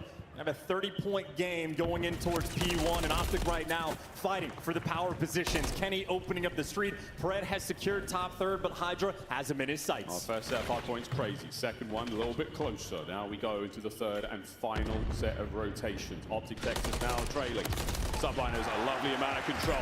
You got that top power position, you have P1, now you're soaked. Keeping everything secure, no ways to get past, and Sky Shotzzy able to get the trade. Subliners are pinned back in their spawn for the moment. Optic, this is a perfect P1 hold. Trophy systems will keep you safe from everything thrown except for bullets. Kenny on a spree. Number 5. Kenny on a spree. Nearly. Nades up. Great awareness of the spawns though, this just helps the squad. The man most used to the grand finals in this moment is Optic have taken the lead. Cruz secured lead in their hands as well. It's first to 250. You will not win it here, but my God, you'll get close. I mean, you might as well go ahead and start using everything you have in the back pocket. The coverage is on point. Ripping, roaring, tearing them through. And now you see spawns. Now you try to get towards Snoop. P2 locked and loaded. Pred, middle of the map. You have a lot of work to do. You need one more break for the subliners. This game is going to come down to P2. Optic here first. Kenny, easy reads for him. Can he bring down Hydra? There it is. Into the point. Final few. Dashy on the back. Last hit now for the subliners. And no one close. The contest.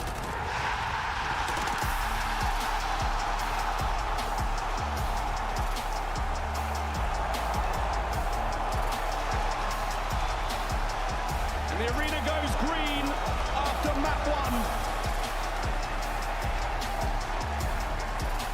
An absolute masterclass from Kenny to start the map off. 29 and 19, the bandana out in full force.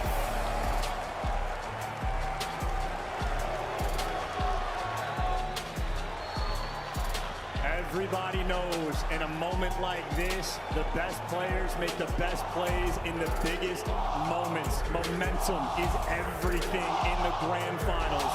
Optic, strike first in that man on your screen, Kenny. Absolute tear. An electric opener as we look at the stats. And this is what to pay attention to. Kenny, 29 and 19, 5,100 damage. How often is he the main slayer, the damage dealer for this squad? You look to him for a little bit extra. You pick up the veteran for this exact moment. His comms, the best production, keeping everybody calm, and that was crisp and clear, rolling through for Optic Texas.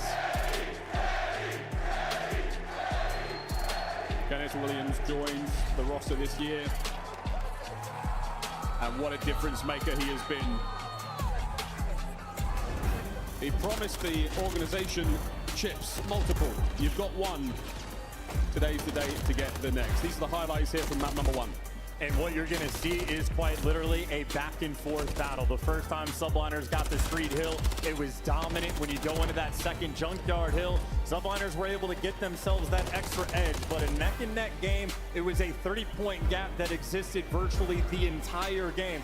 It is quite literally the Kenny pop-off moment where he goes on the 6-spree that gives Optic the correct spawns, but that is staying heads up. The pace of the game has been slowed down, but everybody from Optic just playing the containment. So on the rotation, no open avenues for Subliners to attack. They simply got suffocated in their spawn. You get forced into a sort of a choke point here in Karachi. It's very, very difficult to break out of it. Streaks certainly help, and we saw 2 accrued there from the Optic Texas boys. We only got to see the 1 land, but the New York Subliners, again, same thing.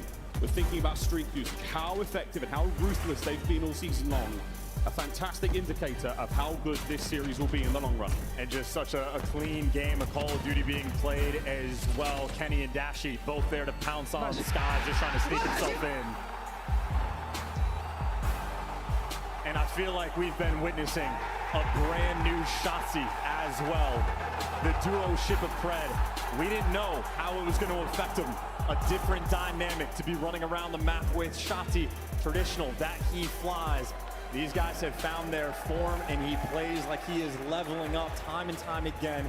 Electric energy on the main stage. Kenny, that's his map 1 performance, 29 and 19. And whoa! Hey, Kenny feeling great after that one with good reason. Fantastic damage in 53 seconds in the hill as well. Absolutely what you want. Your in-game leader, Kenny has been an absolute mastermind for many. Going back to the TK days, World War II, first time we saw him find big wins for that LA Thieves roster, or he managed to win back-to-back events, MVP, screaming, I'm him, absolutely well deserved. That's the game flow, folks, how the hard point went. A lovely start there for the Subliners. Started to fall to pieces, but nice back and forth hard point to get going. And again, completely flatlined on a P1, a very open hill. That is the takeover moment where Optic were able to gain that lead. Bandana Kenny, there are players that have nightmares about him. But there we go, folks. Map number 1 down, but our Karachi trio for the final time here in the CDL season. We go to Search and Destroy next, and that is going to be a major change of pace. A welcome one for those folks who are worried about their heart rates. But with that on the line, you have to work your way through every mode we have, nearly every map we have. to truly prove that you are the best. And think about how thematic Karachi Search and Destroy is going to be for these two squads. We know Subliners love to get creative. They had the car bomb explosions with the ordnance nades. They quite literally have changed the way the game got played. The rest of the league doesn't want to deal with the Subliners on a map like this. But Optic have been making the adjustments. Fred, the man that was identified, he struggled throughout stage 4 in Search and Destroy. And on this map where Optic have had success, he began to falter. At Champs, he's leveled up his game. You're going to see Pred with the MCW in hand much more often than in the past. So when we talk about adjustments, we know that the Subliners, they're breaking out a little bit extra. They're setting up for some wall bangs. You have to be cautious and careful. The B hit commences, middle of the map control. Subliners have already taken it. Hydra leading that charge. We'll try to keep an eye on it alongside our wonderful observing team to catch all these secrets as they unfold in real time. Kismet managing to catch a Pred. That's a massive first blood as well. You're in absolutely no rush. That is the smoke grenade down. The stun's going to connect on Kismet, but there is not going to be any follow-up from the nades. Sib wins the next gunfight as well, and Sib might just be calling the round.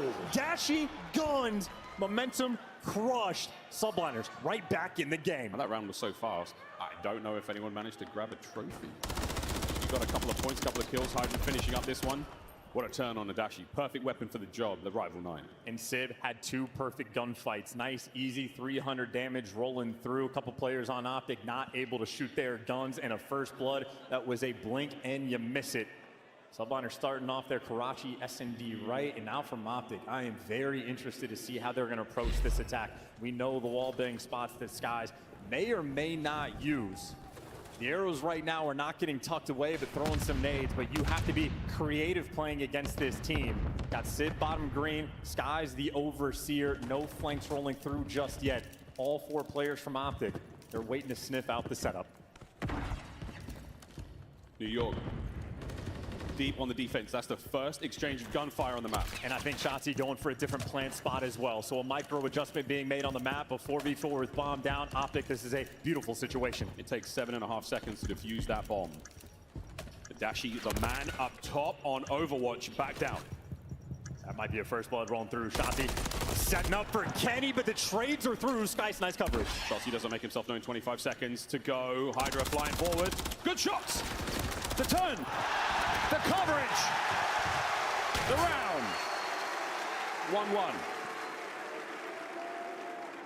And how many rounds have we seen like that of the bomb being planted uncontested and then doubling up over towards the bridge? Not just Shotzi in that environment, but Kenny as well. You love the trigger discipline coming out from Shotzi. Letting Kenny pick it up, and even though he gets traded, Subliners unaware a second player would be waiting in the wings. Retake not on point. 2 offensive rounds, all tied up. First to 6 in Search and Destroy for the folks who are new at home. I'm going to take turns attacking and defending these sites. This time round, New York on offense. Trophies out, middle of the map dominated. Hydra switching up the spots, but he is already the thorn in your side. He's going straight for it. It's going to be Dashi just above him. Another gunfight win. First blood Hydra. Unbelievably sneaky Hydra. How does he do it? Well, that's the middle of the map, full of Subliners players for now. Shotzi, wrong part of town, my friend. Pred can't get away with his life. And there's another one from the Subliners. That is absolute domination. That's aggression as well. Hydra, 0 time wasted, soaring up the middle of the map. And you had Dash, he was jumping over top satellite to go for the checks, but a little bit too late, and you lose the information game. You lose the round. Information wins major moments here in Search and Destroy throughout Call of Duty. Hydra there, just passing some quick words. What's the game plan for this round now? That was such a good attack. You're going to see many, many big changes. Both bomb sites here on Karachi get a decent amount of love. And look at this stack from Subliners on defense. 3 players over towards B. Bomb's not there. Shotzi roaming towards this A site. Kismet for the moment, the lone defender. Creak of the door, nobody home. Kismet on the close corner though, Optic shoulder to shoulder. Here comes Kiz, 1.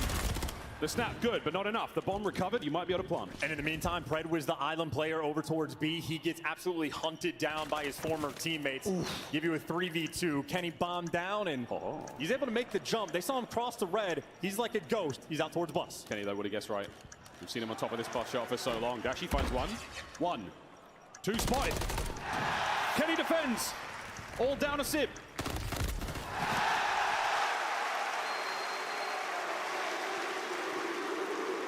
It's shenanigans from Kenny. The sneaky move to cross the bomb site. Leaves New York guessing and finds that kill. And a mishap with the smoke as well, not actually covering the bomb. Small mistakes will be costly in a big 2v3. It is the ARs from Optic that clutch up.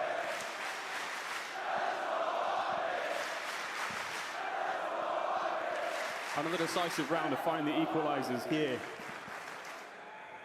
Both teams. New York do have the edge over Optic Texas in search and destroy throughout the season, but right now, all square. Lucid gameplay for the moment, and Subliners a full stack over towards this B site. We're going all in. Starting to run out of nades. The lethals, the tacticals are being expended. No trophy to be found. Oh, and that smoke makes running out that archway a death trap. And look what they do. Pred's actually using that smoke so he can cross out shots. He's able to get up top, and he gets the first blood. And now Pred lying in wait. It's Ray G with the follow-up. Wait for it. Sip finds one. Trying to pull it back. 3v2. Optic with the manpower. Former teammates right here. This is the battle. Doesn't even have time to get involved. The SMGs are calling this round. Kiss!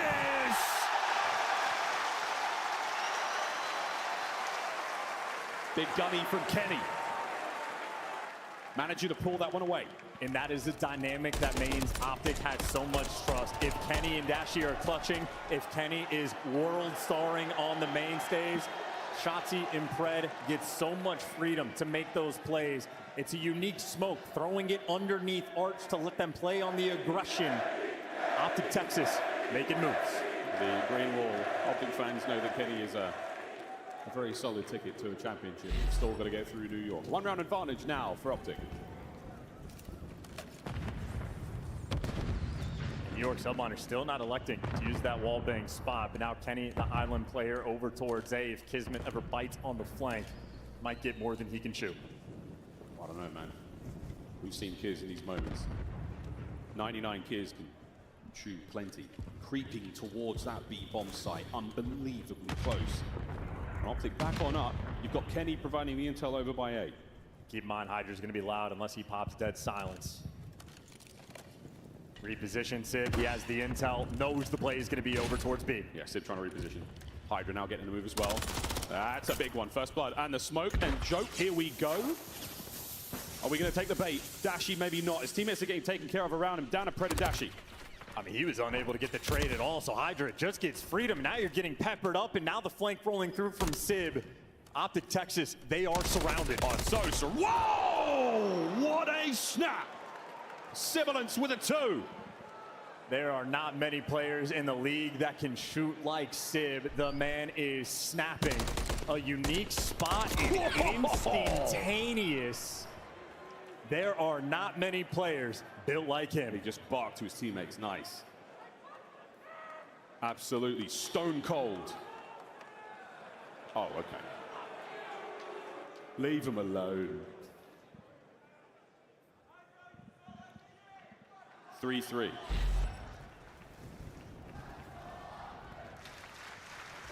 I mean, they've dominated the middle of the map on a couple different attacking rounds. Now for Subliners, they're just soaring around. Now it's Kismet going to be in the mix. And so many players crawling around top red. Kenny and Shotzi not going to be prepared for any of these moments, let alone Dashy. They're getting shot out of the sky. The map has almost been flipped on its head. Everyone from New York behind enemy lines. Kismet, you got no idea, man. They're in the room with you. They're right next door. Will you check it? Will you check it in the right time, or are you going to be checked? Everyone is just so close. They can smell it. There's the red dot starting to work out. A lot of noise. Shotzi from down low. Red backs him up. Man advantage Optic. And that's bomb down as well. We had a clutch earlier from the ARs of Optic. Now Skies and Hydra need to provide. The rage and fire there, just going to be deafening Pred for a moment. We'll see if he can hear anything right now. Looking for footsteps, looking for creaky doors. And if you kill Kismet, you expect to have the bomb down, but you expect the routes like this. Bomb collected. Skies can't escape, but it's Hydra with the team kill. 1v2 and barely any time left on the clock. He's thumping around real loud, managing to secure himself the bomb, and now the dead silence. Okay, he can get towards that B-bomb and he can plant it in 5 seconds. And if you let him plant, you got to make sure you at least get the intel on where he goes after. You got Shotzzy running him down, and Shotzzy should be able to catch him the second he gets away. Got him.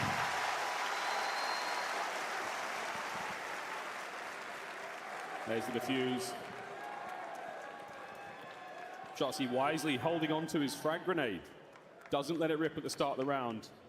A crucial component there in the win. That is Optic with the lead, 4-3. And that's the 3v2 clutch as well. In a game is neck and neck in this. So far, the only clutch coming from the Optic boys thus far.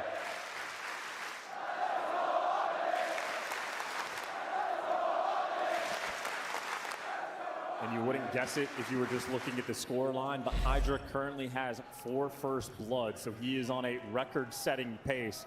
Does not matter if you don't get the dub. No, not at all. Kenny with the bomb this time for Optic Texas 2-2 split. Subline is a little more evenly spread across the map, and that is a big one for Hydra. That is 5 first bloods now from Hydra. He woke up and chose violence. Kenny.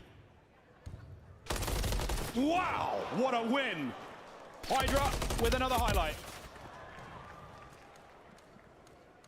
Dashy last man. Swinging. But it is no good. The Subliners, another equalizer found. The record for first bloods on a single map this year is 6. Hydra's 1 away, and he's got a couple rounds to make it happen. Superstars make the big moments, or the big plays in the big moments, and right now, Hydra delivering for his team. The New York Hype Squad, the friends and family in attendance, trying to will their players to a second back-to-back World Championship. I mean, this search. 6 minutes and 46 seconds of game time so far, but it feels like an eternity to these players. And it's Hydra leading the charge again. In the middle of the map he goes. He's played in green. He's climbed up the ladder. He's gone down Barrel Alley. Now he's going up top ladder. Constant moves he is making. And a first blood about to fall on his lap. He has tied the record on the main stage. Hydra, a godlike player. Brett, give it to him. He needs one more for the ace. And it may fall into his lap as every other kill has. Nobody does it better. Another highlight from the Phenom. One of the best plays of the year on the main stage in this moment. He literally does it himself. 13-4 overall. He's doing tricks on it, that guy. I love it. Here we go. This is what the ace looked like. There's the second. Pred. He heard the door, turned, destroyed. And the last man in, Dashy, did not think about snacks. And Optic are just suffering, completely unable to contain the middle of the map. You are opening so many different routes for Hydra to be taking. 6 first bloods in the game, and yeah, if I'm on Optic, I'd pick the side of the map Hydra is not on. However, getting past Sib, maybe a tougher task. Shotzzy spotted the exact route that Hydra takes. Well, you got New York Subliners. They shut it down. We'll see if the crews come into play in a moment. This is map point for the New York Subliners to tie it all up. A lot of damage. No down players yet. And until anyone creeps out towards that bomb, Hydra doesn't have to make that move. So much information still being gained. And now it's Shotzzy attempting to make the play. He's pierced the middle of the map. He's made his way up top. And now he's got the flank rolling through. There's Shotzzy for the first blood. Trying to fight his way forward. Wall Pred down to 4 HP. There's the coverage. Hydra picks up what he couldn't. I think Kenny may have spotted that player out. He definitely knows Sib is there now. And here we go.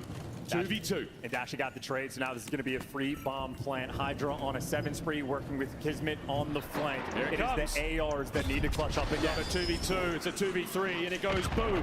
It does not connect. It gives the Subliners a chance to get Kiz in a position. You have the intel. Who is Kismet going to try to isolate? It's Kenny on the bridge. Another late frag. Up top, no connect.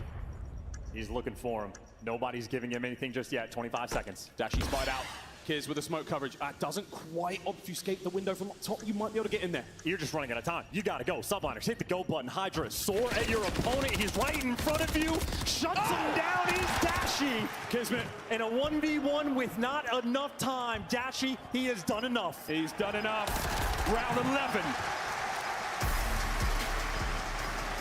One last chance here in the search and destroy. As Kismet close to it, but not enough. Here we go. One more round. And the cruise missile burned as well. Shotzzy finding that route to go and get the first blood.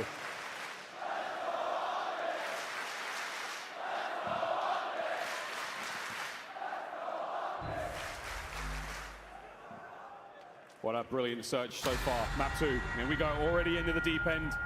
Round 11. This is overtime. Optic on attack. In the middle of the map, play in. Hydra breaks the record in map 2 in the Champs Grand Finals. He does it again. Another fantastic nade. Another hit from the subliners. Kenny down. There is simply no one like him. Optic have to dig deep now. Game plan has all changed. You don't have to worry about the cruise missile anymore, but the subliner's advantage. And it's the wall bang spot too. They're just worried about everything. Shotzzy forced to be the playmaker again. Oh, his prone block. He was struggling there to find the angle he wanted. Kismet has got himself an incredible position. Hydra as well. A side of the map, not a safe place right now, but Skies, you know the play's on. They're just waiting for him to crawl out though. Kismet's got the door covered. If he goes for the smoke, it's just gonna be a bait. Shotzzy and Pred, these guys are desperate to find a kill. Here we go, 30 seconds. Optic have got to get the bomb down. Subliners, what a win! Shotzzy gets away. Looking for the next man in line. Skies on the wallbang spots. Won't be a problem just yet. 20 seconds to go, 3v3. And they're going A. Pred through the middle of the map is able to go to A. You got the man advantage, but you are simply running out of time. Sid gets caught. It is all up to Skies. The first blood does not matter. The bomb is being planted. Skies, his teammates are falling around him. These parlor tricks, they don't work on Optic. It's a 3v1.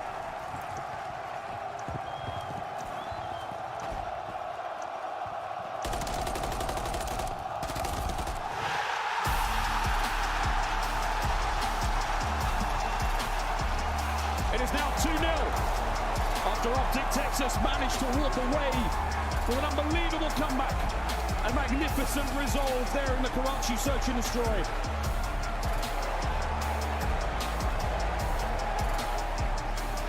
That is unbelievable.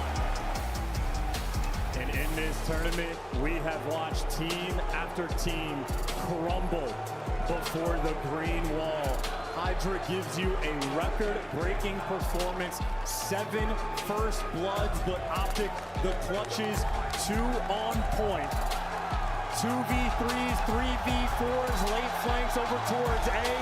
Optic have leveled up their game. It's an electrifying walk back to the dugouts. Optic have got to breathe the fire out of their lungs. It's a long way to go yet here in this best of 9, but they have done an unbelievable job in the first 2 maps. The extra edge is there and momentum-based. We have seen grand finals that have been steamrolled, 2 competitive games, but Subliners, it is difficult to sleep before days like today. I don't know how well rested they are, but if the pressure wasn't on before, it is certainly on now. Down 2-0, and again, a 15-kill, 7 first blood performance from Hydra, wasted by New York. That's unbelievable. Again, we talked about making history today, and not like that. 6-5, the final score on Karachi Map 2. And this is just unbelievable. The comeback in Map 1 on Karachi. We're nearing the end of the trilogy though, folks. Control coming up next. Still on Karachi. The last time you will see it in the CDL season. Rio after that. My goodness, folks.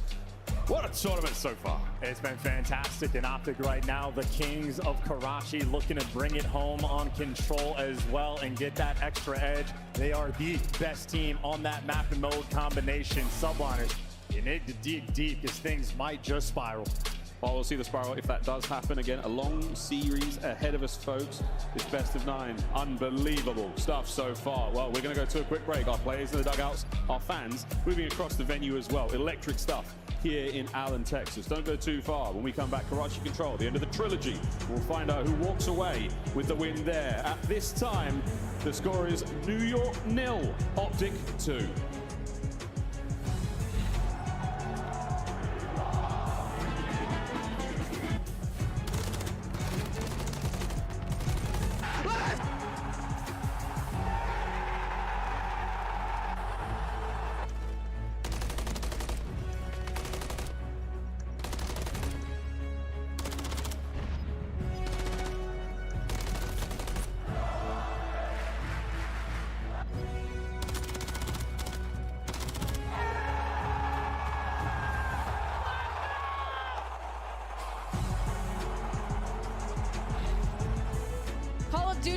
Championship Weekend is brought to you by Razer, the official headset and chair of Optic Texas.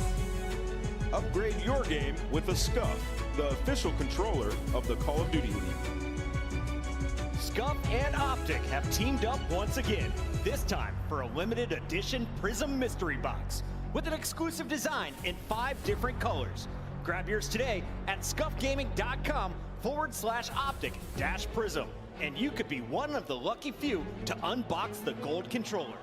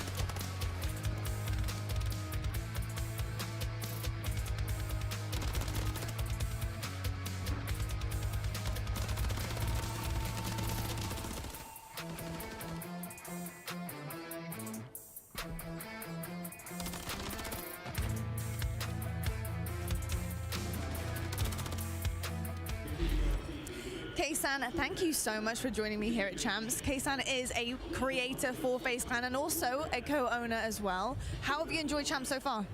Champs has been good. Obviously, yesterday was upsetting, but Champs is an incredible event. Loved it, enjoyed it. And I'm still always super proud of the FaZe boys for what they did all season. And yeah, so I'm happy to be here though. Let's talk about that roster because they are absolutely incredible. I know it wasn't the finish that they wanted or the season end at all, but how did you think that they had performed all season? Because their consistency has been top tier. Yeah. No, they performed great all year. They worked so hard. I always call them the most godlike roster in the whole CDL. Unfortunately, we fell short. We just got to go back to, you know, working harder next season and figuring it out, but we'll be all right. Now, we're in the grand finals. You can probably hear the crowd in the background. Who have you got, Optic Gaming or New York? I gotta go with the boys. I got Optic. All right, Optic. Kaysan, I appreciate it. Thank you so much for joining me, and enjoy the rest of the show. Thank you so much. Thank you. Take care. Everyone in attendance here at CDL Champs, and why wouldn't you be? It's the most electrifying and important day in the Call of Duty League calendar. We're back, folks, here in our grand finals. The players have taken back to the stage, they've left the dugout, and for the subliners, a tough start. They are down 2, as Optic Two absolutely brilliant comebacks. Yeah, these guys are playing scorching hot right now. The clutches in the S&D exactly when you need them. Even the hard point, nice little 30-point comeback as well.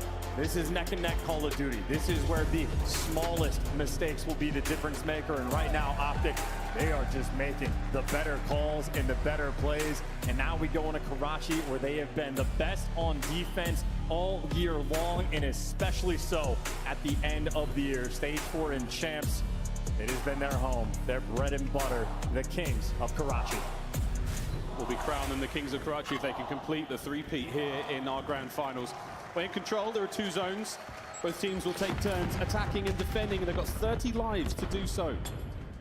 Let's find out who walks away with our first round. Optic on attack with their first blood, and they're already capturing A. Yeah, the Hydra's already behind you, but like it was in the S&D, almost no one is going to win the gunfight, so one flank rolling through. Optic on point everywhere else, and they pick up the flank as well. He said it was the defense that was good. The attack is working out magnificently already. Pred is about to hit B, but so are the subliners. Oh, and it looks like they get their first. Optic! You've wiped the board. It's all down to Sib to do something miraculous. I think they spot him as well, but doesn't matter. You're going to flood over the dumpster into the hands of Pred, prowling, waiting for the kills to roll through, but a nice stun, and Sib makes the impact. Looks like this B zone capture might just get shut down. Dashy, though, there to keep it alive. Wins an extra gunfight, and subliners turning for him. It's from the hip. Whoa! Hell no. That's not a good sign. The A zone continues to be captured. B, one segment gone. If that's not an indication of how this grand finals has gone, I do not know what is. Finally there on the retake, subliner able to stabilize a little bit, get plenty of pressure, and another flank from Hydra is going to be rolling through. Dashy up top, one kill before him, but Hydra on the flank can't get it done. Dashy seemingly unkillable in the one-on-one gunfight. He's activated plot armor, and it is working out. A zone on its way. B zone surely will be in trouble soon. Here comes New York. Counterattack good. Subliners right now. No one is actually here defending it. A couple players watching the cross, but two players from Optic already passed it. Dashy, he's got you covered. Gives you one to set him up. Kenny here for the follow-up. Second segment on the way out. Nice shots. Two mans on it. Last man, Shotzzy. Capturing A. 1 minute added to the game clock. A single zone remains. And you see how difficult Optic are to play against. They've been constantly pawing at the idea of going for the B zone, forcing the subliners to respond constantly. And nice shots rolling through once again. Sib and Dashy, two titans, a battle in the one-on-ones, and Skies. Headset works. By the way, the B street, that's where these parked vehicles are. Pred doing what he can to keep Skies in trouble. New York across the map. And this was the counterattack towards B in the PIP, but that has led to Skies on a 4 spree. Will it be a 5? Staying alive, doing everything he can. Kenny, though, picking up 2, so Skies has to run for the hill on the 4 spree. You want it, you need it. Oh, and he might get it as well, but no, Kenny from out of nowhere there to deliver. And Shotzzy now dancing in between two. The Sib, he's still alive. Sib has not been brought down. He finds another kill there. The 3 spree and the defense at B. Sib and Kismet picking things up. Hydra now the one having a slow game, but Kiz and Sib each for 8. Optic, I think they might be taking their time. Shotzzy, he is going to be taking the route to the absolute depths. The other green arrows are stationary. Optic waiting to pounce. 6 lives, plays 8. Hydra makes it 5. Optic on the attack. Ooh. In and out we go. One player sneaks through. Shotzzy over the wall. Sib defends it. Now Dashy trying to make safe this side of the map. 30 seconds. Subliners with that heads-up gameplay. And no respawns remaining now from Optic Texas. Maybe an only extra tick over towards B was collected. Subliners stabilize. Looking to get it done on the defensive end. Kenny and Pred, last 2 players to fall. Final man, Pred. And this round is over. New York, you have held off one hell of a torrent. Subliners strike first, here in control. And that's fantastic communication coming out from the subliners as well, or just amazing, interference being picked up by Sib. Awareness on point, Shotzzy goes on the flank. Sib turns at the perfect time. The second one of his teammates spawns out, he knows someone's in your base. If Sib loses that gunfight, that round could spiral. The York Subliners with a clean execution. A couple spicy gunfights in the mix, but a round win is a round win. You're trying to let those affect you at the pro level, but if someone hits you like that, you know it's a win you should have had. Sib 4 spree, Kismet 3 spree. New York attack.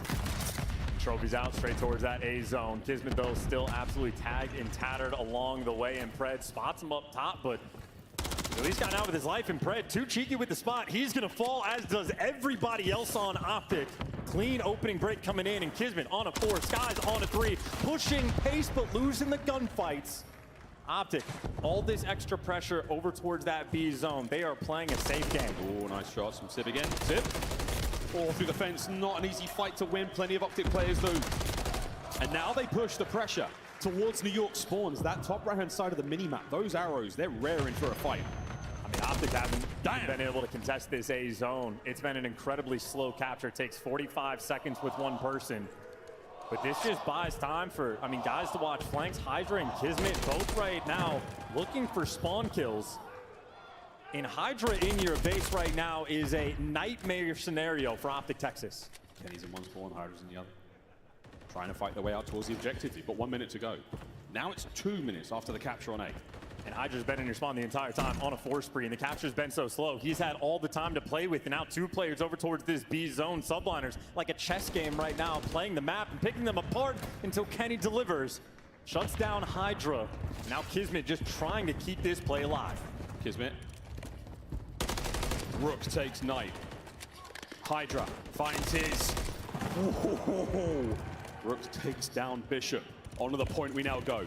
And he's looking to be crowned the king. 2 more players for his Subliners. They're just keeping distance. Optic right now are just being pushed so far away. They're getting the deep spawn, but Kenny with the deep shots, ripping heads in a big 2-piece. His output this series has been absurd. Pred staying alive for now. 3 life difference. Little bit of space now for Optic. Pred has to keep the head down. His teammates, oh dear, pushing forward to help out Junk. And on the defensive end, last time, guys like Sid were making a heads-up plays. Now Optic forced to respond because Hydra, he has found the route through. His team can't get past the front line of Optic, and the heads-up plays are there as well. Kenny and Dashy attempting to lock it down. That's the opening. You've managed to take care of the defenders. Flying forward now, Pred slows them with a concussion. Hydra finds a big one. It is now a 2-man stack on B. Soon to be 3 as well. This point is going to start to fly. Shotzi's got to find his way into the back now. Drake White kills one of them. No, Kiz brings them down. New York. Anyone there? No. Hydra finds 2. Hydra, it's done. And that was 15-6 on the life count as well. These boys cranked up the heat on the attacking end and are picking them apart. I think Shotzi might have just finished these first 2 rounds, 3 and 15. He is struggling. Kismet and Hydra, they have been all over him. Yeah, this is an absolute domination. Our kings of Karachi are about to be dethroned.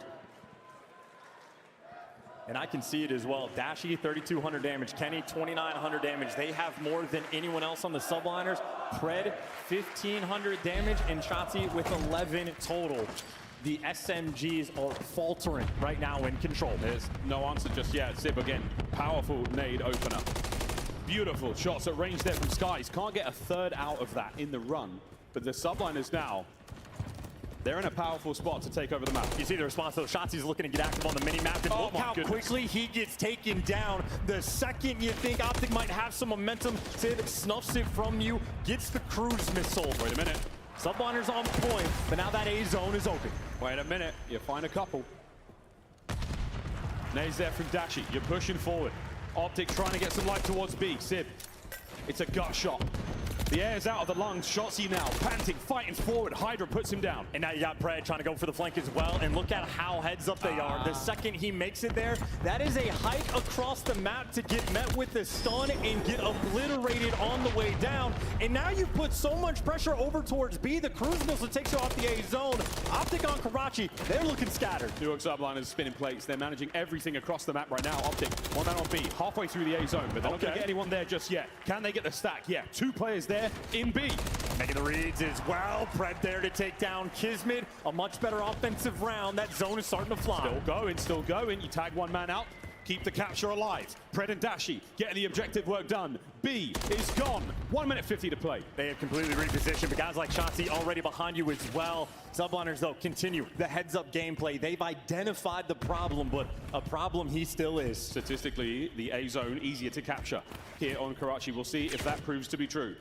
The Shotzzy desperately trying to sow some problem here for this line of the New York. And he's got 2 players dealing with him, so on the flip side, that means Kismet has 2 Optic player of his own, so it is chaos on the map. These situations are incredibly difficult to manage. Shotzzy still just dancing. Sib wins it. Pressure now still on the back line. Oh my goodness, there's a player below him. Shotzzy heard it. Oh my God, that's the last player alive. And go to A. These players are all spawning out. Shotzzy right now is just the containment, but where he falls, that is all 4 players now here to run it down. Dashy hold him back. Holding the line. Optic holding it together. Holding it together. 1 hit now for the Subliners. The round is done. The Texan team buys himself another chance here in control. And these patient plays are brutally difficult to be able to orchestrate. Shotzzy on the heat map just existed in the base of Subliners for a minute plus of time. And this is where your communication has to be at its absolute finest. Yeah, we came into this map knowing that defense was the favored setup for the Optic boys. New York happy to take both now. Climbing out of a deficit in control, not an easy thing to do, but it has happened a couple of times this season. One more Karachi. Here we go. Fred and Shotzzy stepped it up in the round 3. They're going to need to keep that momentum going. Shotzzy, as is tradition, leading the charge. The UH Subliners playing with the idea. They were trying to make moves over towards the B zone. They do get shut down. As Kismet right now, the objective player, kills getting traded out all over the place. The UH Subliners, they want B first. Bruce knew a very important moment. He can't let those players get towards B. Shotzzy picks it up straight away. Next wave of attack from the Subliners. Damaged in, but there are numbers here for the fight. They've been funneling in, though, on defense. Optic have perfected the funnel system. Everybody's here, ready to go. Back line, Sky's down. Kismet, the last man up. Surrounded, surely they deal with it. That's a brutal stun as well. Stops Kenny in his tracks, and Kismet able to give you 2. That 3 in the feed. Pred, last man standing, has to buy his team some space. Pred breaches the wall. Can he find any more kills? No. Here come the rest of the reinforcements. Optic over the sidewall. Nades, trophies, you name it, it's all getting thrown. And that's the B zone gone. Optic might just be chalking it up, or maybe if you only have a single capture, but while Optic are trying to rotate, Hydra attempting to pick you apart. And this is a solo B capture. Subliners want time to slay. And there's the opportunity here for a big bounce back. The battle continuing. A, made safe by the boys of Optic. Hydra still prowling the middle of the map. This is such a unique Karachi control game getting played right now. A slow solo B capture. Subliners get it done, and now Hydra dealt with. Pred at least there for the trade. 20 lives for the attack. New York Subliners. And they're in the zone already. Lined up now. It's a 2-man stack as well. This zone is going to fly if you don't get in there now. Well, Kenny got through. Kenny got through, though. Kenny! Sit there in time. They got him over the top. It's Pred. Traded out immediately. The zone's still being captured. Halfway now. This is going to be it. Subliners are going to get it done. The A zone is flowing. Dashy can't do enough, and Subliners are on the board. No Kings of Karachi. Control is theirs. A wave, a pulse. A sea of yellow lights now across Allen, Texas. As this grand final will not be like the last we had. New York Subliners know all about that one, and that might be the momentum shift they needed. As Karachi control for the last time in the CDL season, we say goodbye. And you talk about a man on the stage right now, Sender, with a massive responsibility. When the pressure's on, when the green wall is against you, you gotta keep the boys calm. And on that control, they played like absolute animals. Shotzzy and Pred in those first 2 rounds get absolutely handled and punished. And the follow-up was so clean. That was a very unique offensive round. A slow solo capture over towards the B zone to buy the boys time to slay. And look who steps up for the team. Sib, 28 kills leading the lobby. Kismet there with the objective in offensive kills that are out of control in 5K damage. They set themselves apart. They bullied them. Maybe good news from Optic. Kenny and Dashy continue to shoot. But a Karachi control that may be a distant memory, but one the Subliners desperately needed. Again, it's homework. You've had so much time to prepare this matchup now. You knew it from yesterday. The Subliners had to battle their way through some absolute titans in the league. But the prep work for Optic now is all you have to worry about. And that showed it. Managing to absolutely isolate and decimate the submachine gun players and winning 2 offensive rounds like that. New York came to play there in Karachi control. And the highlights showing it, Kismet got absolutely turned on immediately. Immediately went on a huge run. I mean, there were so many of those awkward moments of players just running out of bullets, it seemed like, before the fights get finished. But even if those moments were slightly off, the containment was always there. Civ, so many heads-up plays, dealing with the flanks, dealing with the players in his spawn. Quite simply put, Shotzzy was never able to get activated. They shut him down and win the rounds, and I love the dynamic as well between guys like Civ and Dashy. Perma-locked in, a level of focus nearly impossible to attain, but 2 players that even in this moment right now, we know for a guarantee, in the firing range, they do not stop shooting their guns. No, absolutely. Brains and the mouths are still working, but the hands will never stop. There's moments now as our coaches prepare each other to roll into our next hard point here. And Civ, absolutely the man of that map. At 28-17, defensive work out of control, offensive work out of control. We'll see you later, man. See you in the next map. He's walking himself over towards Rio. That is a hell of a distance, but exciting to play. And this is quite literally the team with the resolve, with the dynamic, just a vibey squad that can handle these moments. Surrounded in just a sea of green in the stands, everybody cheering against them. I assure you, these guys do not care. They are ready for business. What other team do we see a guy like Kismet, where he's dropping a donut, finally gets one, and they're just laughing about it? These guys take L's and just move about their business. There's no mentality like it in the Call of Duty League. No, there is a mental game that sort of has to be studied. The New York Subliners. I would love to be a fly on the wall, or at least on the stage, and hear what Kismet is saying right now to those boys. You said something about what posted on Twitter that, you know, Kismet told Skies to like leak his nudes. He's feeling so confident right now. I mean, this is the level of confidence, of care as friends and brothers, and clearly as managers, that they're willing to put out there for each other. The head game from New York is so strong. They're incredibly well composed. And more moments where you get to see it too. When Optic beat New York Subliners just yesterday, the first thing we saw Sky saying is, hey, we'll be back. They didn't look nervous. They just knew. They have a fanatical belief in themselves that they know, and they believe truly that that trophy is theirs.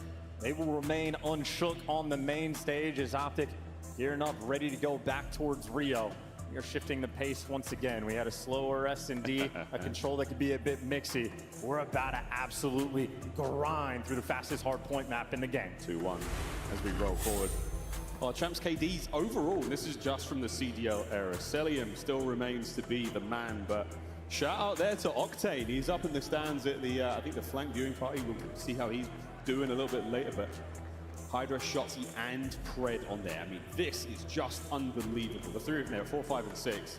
Sensational looks, as we have got ourselves some heavy hitters here in this lobby. And obviously when you bring up players like Pred as well, playing against his former teammate in Civ, and Optic fans have memories of Civ as well. Ended their champs run last year, ending into the grand finals. Devastating to fall second. Victorious to sing sweet. Momentum maybe shifting in favor of the Subliners and their Rio hardpoint. That after EasyMac has been on fire. Woo! Stage 4 in champs, the best team in the game on this map. And it's not just the fact that they have the 7-1 record, a 50-point average win margin is utter dominance.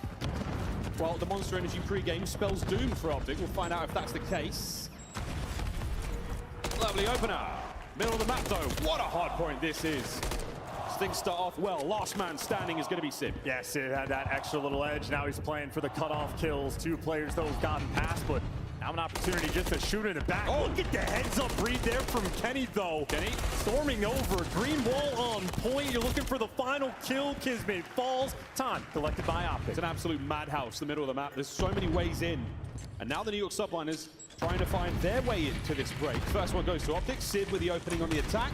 And there's the contest. Yeah, Civ, nice little revenge moment. Kenny had the heads-up plays, but Civ gives you 2. You think it's enough to actually make the break. It's not going to be the stun on point. You clear them out. You get the time. 20-point gap back from Optic and Shotzzy attempting to lead the charge. Hydra has no reinforcements. His teammates are going to spawn out. Yeah, good news if you're New York. You win the rotation. Bad news, your boys are nowhere near it. Dashy, he's going to make his way towards the point. Doesn't touch it. Does not want to let Hydra know that you're here. Oh, Kenny now from behind. Hydra springs, brought down. That's New York's point. And that is such a heads-up play by Dashy as well, to not look for those gunfights, to play it patient, and he's able to give you 2 as well. So you flip the map on its head, you already have the lead. Optic Texas, this is their flow state when they're making the high IQ plays. We saw them win their major on this very map. Shotzzy finding up air. 3 spree now for Fred. And Shots is just absolutely flying. But a wonderful weapon here from Optic. The lead is great. Now we get to test how good Dashy's shot is. Took 2 players to take him down. But that front line is still too strong right now for the green wall. They're going to have a near 50-point lead going into new. Whoa. Subliners, though, are keeping up the pressure. And they're going to be spawning towards P3 as well. Pred, you got to be worried about him getting the cruise as Optic looking to make this break. Big comeback opportunity right now for New York. Will they have enough to get back in it, Fred? Will he get streaks? He does.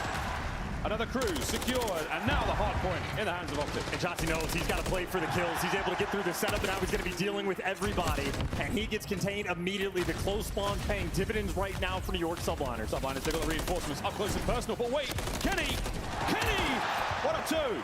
Still trying to look for more, though. The close side spawns, you got to give extra, and New York Subliners hold strong. It's not the full 60 that they were going to be looking for, but it is not a clean break from Optic. They have already turned their attention towards new. Get the early setup. You get Dashy posted out by the van. Kenny, the potential overseer.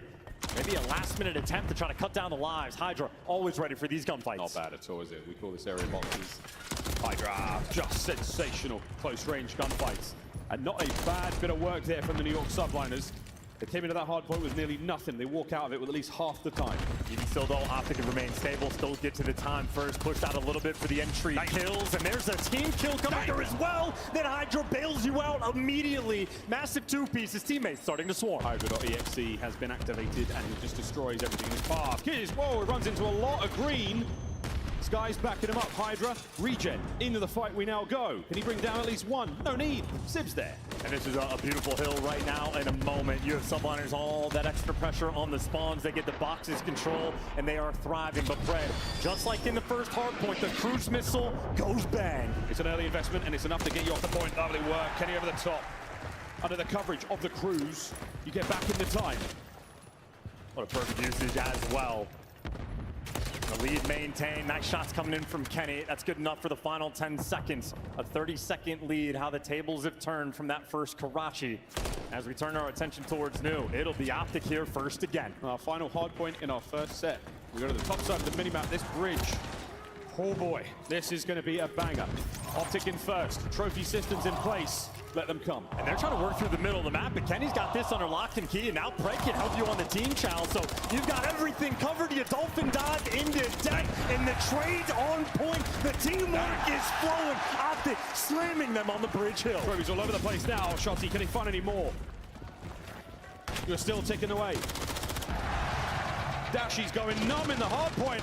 These boys are cleaning house. 2-piece there. As now forward, you finally fly over to Kenny. There's one. Whoa, he snaps onto his teammate. That boy's turn. That's how you know he's cracked. Whoa. And can't deliver either. It's gonna be costly. Kismet and Hydra each give you 2. The break is in, but it took so much time. Optic Texas have built themselves a massive lead, and Shotzzy and Pred, they have responded from their Karachi. They are lighting up this kill feed. That's the first set of hard points in the bag. Optic with a commanding lead. Now we go back to the middle. Battling for control once again. Over to Dashy. Everything emptied over towards this hard point. The trophy, better late than never.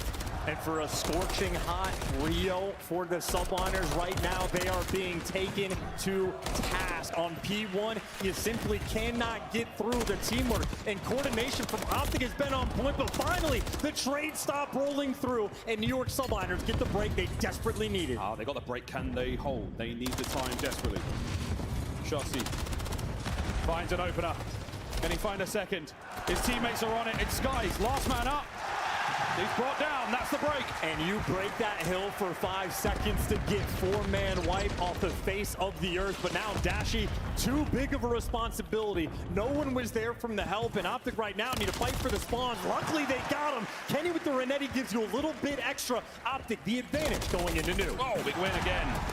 Low right-hand side of the hard point. My goodness, Optic, what an unbelievable run. Confidence starts to flowing. Let's see if it's the same case now for the New York Subliners with a listen in. Get here now. I'll see anything. Yo, short, one shot. No, menu gate. Oh, yeah, I got two. Time to gate, yep. Stop playing together. Take it around the right. It's gonna be 8. Take it around the right. Short, can he do it? So be steps. Go deep right, you guys hit time. I'm trying to get Con. I said him Con steps. No, pitching. One shot, easy. He's mid. I'll time this. Mid wrapping back. He's wrapping back Con. I'm gonna try to hit this hold. Heard you. I jump in the back. I'm jungle. Con AG, I promise. I'm jungle. Okay, need it again. Stay alive, I'm jungle. He's Con. I'm in the back jungle, guys, okay? Con AG, one shot. They shield. Tool, get in AG. Me down to him in the back. Kenny AG. P1. You. We're getting the back shot. One shot, nice. The one guy's on hold. Estes to mid. Missing Kenny. Estes to mid. Missing Kenny, okay, guys? I don't know where Kenny went. Yo, back up, one more shot. He's cat steps. I think he's back shot. Back shot, 100%. Back shot, Let shot. Did you kill him? Yo, full shot, Kenny. Full shot. We're going to the back. To the back. I have it. Hey, jab on the right. Shot. Is he weak? No. Hey, jab on the right, okay? I'm Kobe. That's all I have. Jab is on the left. Kenny. Kenny's playing his left shot. Right guy in the back. He's weak shot. Up in time. Boxes in. Boxes. One more back. Nice. It's up time. Left side. Back door, Kenny. After Kenny, back door. And then Eskies. They're short. Kenny in hand. Don't on the left for you. I'm gonna watch pinch. They're gonna take the deep breath. Close right. Close focus. Too close focus. Shout it back. That's fourth rotated. Kenny smoke down. He's already. Dashy and Ken spawn up. He's in garage. Fred, one shot. Nice. It matters not how good the listening was. The scoreline absolutely magnificent for Optic. And I tell you, man, the more you hear a player's name in the comms, the better you know he was doing. Kenny was making masterful plays on that P3 to make sure Optic get the break. But right now, Optic need a second break of their own. But it's a 100-point lead. They have been steamrolling. Hydra on a 4th, maybe with a touch of momentum. But New York Subliners have a deep hole to climb out of. They're climbing though. Oh no, that's a massive win. Pressure now onto the hard point. Last man in, Skies. He takes one with him, but that's the break. That's real close to the win. Optic right now, they are looking for their victory lap on Rio. They are removing all doubt. They are winning every gunfight as well. Pred, they fall into his lap. The rotation is won. 100-point lead. Optic are dominating on the main stage. Back to the bridge. The final moments here of Rio. Optic on the march forward, full control. Skies leading the charge for the Subliners. Here come the nades. Over to Shotzi. Lying in wait. And there he goes.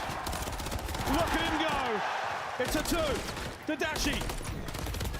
Brought down, and it's New York with the break. I don't know how Sid got those 2 kills, but you're going to need so much more than that. 13 seconds, and we're about to watch Optic go ballistic with the pop-off. Mid-map crawling now with green players. Chelsea the cutoff. Looking for the win. Dashi has got to bring this man down. There's the opening fight. Pred the reinforcements. Skies is down. The Renetti sings out. And this could be it. Oh! The time you at least force it over towards P1 and Sib out of nowhere there to pick up 3. But 10 seconds remaining in Pred. When you have a lead like this, all the time in the world to go for these flanks. But Hydra makes the read and shuts them down. Subliners playing heads-up gameplay, but if it's not flank number 1, flank number 2. And it is an unbelievable run. The submachine guns of Optic Texas, they have absolutely eviscerated the New York Subliners. It is a rampage on Rio. And a dagger of a scoreline. And those 2 boys just picked the Subliners apart. Ripping and roaring on Rio. Those guys removed all doubt. Shotzzy and Pred, they had a single map where they struggled, and they bounced back with fierceness that we have never seen like that. 30 bombs from multiple players in a smirk of Kenny. The crowd sharing their love. They also saw the result of this map. New York Subliners again with a moment of calm, just try to compose themselves and get ready for the next one. But wow, Rio, what an absolute blowout. A brilliant turn, and again, we've heard that comms from Optic going to pass on that map. It's certainly a map that they love to run around and have a great time, and that's exactly what they did there. 3-1. We say goodbye to Rio Hardpoint. And this is a massive advantage in the series. It officially is Optics to lose. 5,800 damage from Kenny. Didn't even realize he was there, dishing it out with 17 assists. Kenny has been phenomenal in the grand finals. Shotzzy, 36. Preddy, a third bomb as well. Absolute menaces on the map, and simply a lead that was built too big. You'll love to see their players they're making. If they need to bully, they're on point. On the bridge hill, the coordination towards the middle of the map. Wow, electric here. Look at the size of that thing, the game flow, the huge differential. The Subliners flatlining right their way through a couple of those hard points. Beautiful work there from Optic. Again, momentum certainly in their favor when it comes to these hard points. The first map, unbelievably close by comparison. Rio, not the case. Invasion S&D, folks. We say goodbye to Rio. We will be revisiting that map at the very end of the series if we have to go the full 9. There's a couple of highlights coming up our way, my goodness. Well, Invasion now, a double dose of that. And if it doesn't cure your ailments, do not call me, I am not a doctor. We're going to a break, folks. When we come back, more Call of Duty here at the championship weekend. The Subliners 1, Optic 3.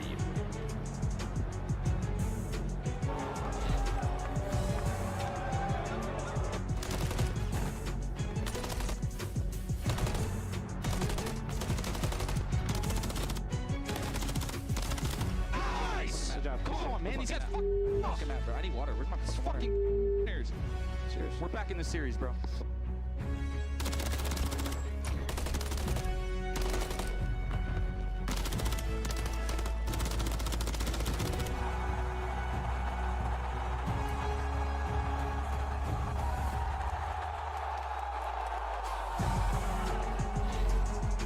Play like a pro. Scuff, the official controller of the Call of Duty League. Visit scuffgaming.com for all your gaming needs. The Champs Tracer Pack is available now. The bundle includes a Reaper Operator skin, Ripper Weapon Blueprint, Death Stare Weapon Blueprint, Cuts Deep Charm, 2 calling cards, 2 emblems, and 2 weapon stickers. Use these items in both Call of Duty Modern Warfare 3 and Call of Duty Warzone. Available in store now using Call of Duty points.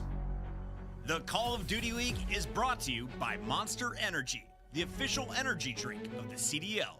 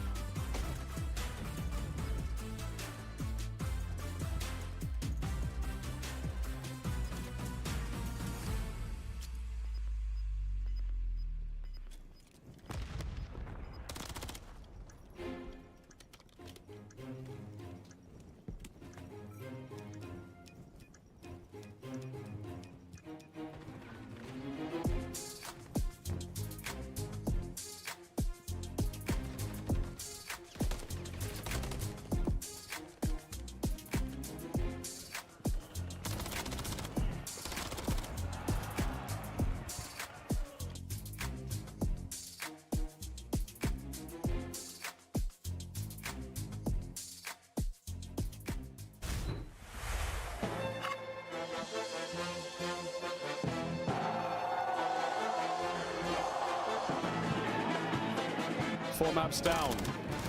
And a champion yet to be crowned.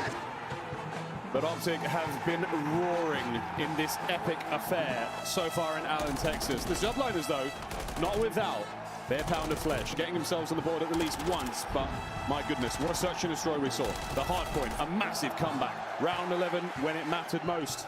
Karachi, though, goes the way of New York. But what we've seen from map 1, it was the vet, Kenny, in his 4th Champs Grand Finals, being the main producer in the comms, the main producer in game, and since then, the kids, the fresher faces have begun to take over. An electric Rio, we just saw.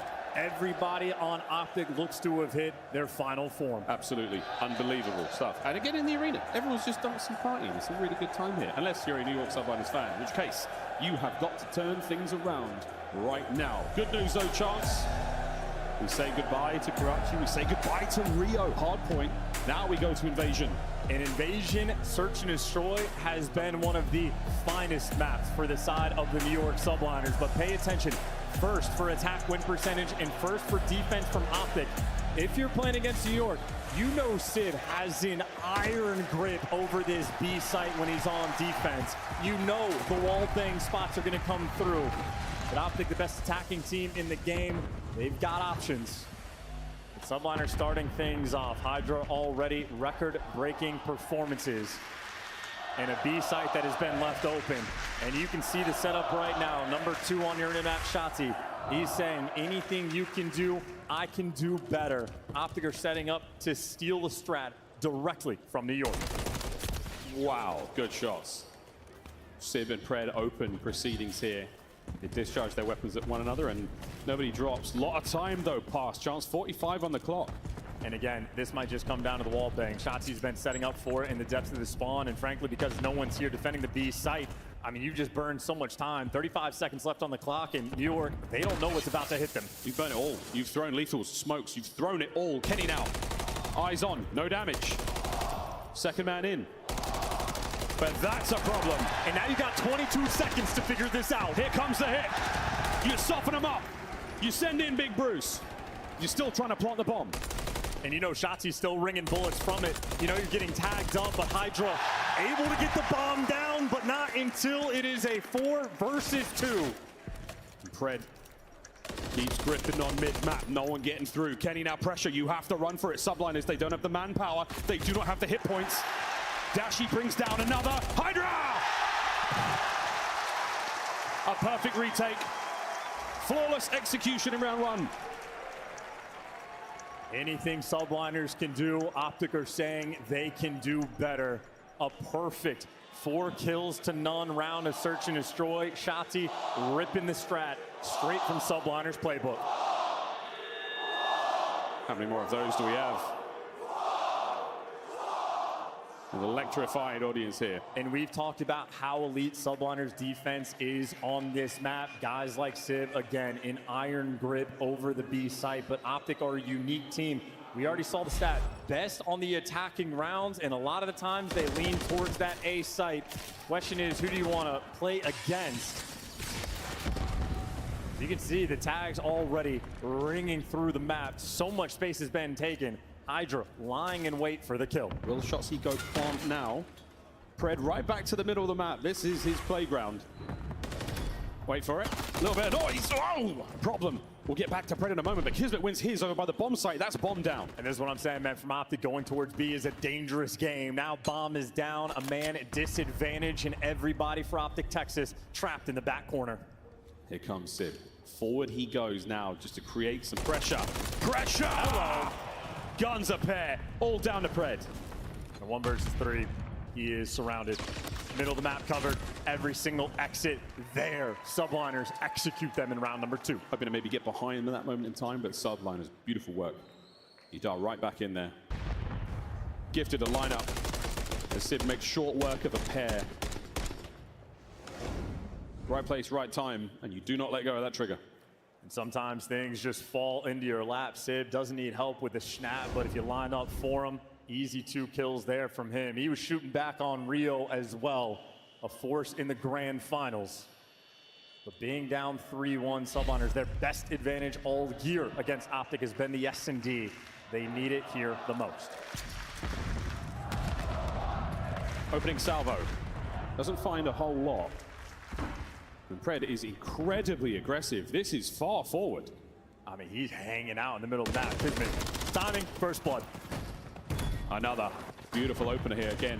New York. They punish the overcommitment. And Dashy's the only man they're looking for, and they got him. You get the trades. You know, Kenny was out of the picture. Get the bomb down as quick as he can. Kenny so loud. Hasn't been spotted yet. Plant towards A.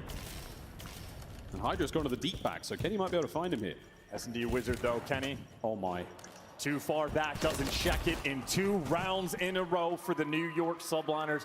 Both handled beautifully. Pred, we acknowledged it. Hyper aggressive down the middle of the map, standing tall until Kismet there to gun him down. Hydra picking up exactly where he left off in the S&D. 3 kills already in 3 rounds. Kenny not running covert sneakers, so he's making a lot of noise. And Hydra just has to wait. Let that kill fall into his lap, but you saw him react early. Every sense tingling right now for these players. And if I'm thinking about the Optic playbook on Invasion S&D, a late A hit might be the call. Sid, though, the lone defender of B. But you see the spread of the map. They're just looking to see if they can get one of those first bloods before they start making moves, but favoring this A site. Trying to find the equalizer here, and Shotzzy eager to get into the mix. Watch out for Hydra. He is on a 3 spree. And this map control, though, coming in from Subliners is absurd. 2 players that were pushed up over towards B. I mean, the tank has been cleared. And Kismet back down, the nade coordination on point, man advantage. Hydra doesn't give up anything. He knows there's a player back here. His teammates are getting bodied all around him. Still holding it together. Hydra finds another. 4 now in a row. Skies backed up, tagged up, and it's a 1v1 across the map. It all comes down to Skies. Can he stay alive? I might have just taken it away, though. You needed to win that gunfight. Now you got to deal with both players healed up and the bomb down. And he triggered discipline in the wrong moment. And he got spotted on the cross. He's gone all the way around, though. Skies just keeps moving. Again, very loud. Whoa, can't find it. He doesn't see the guy. God. Wait a minute. He doesn't see the man on the other side of pillars. Optic find the equalizer.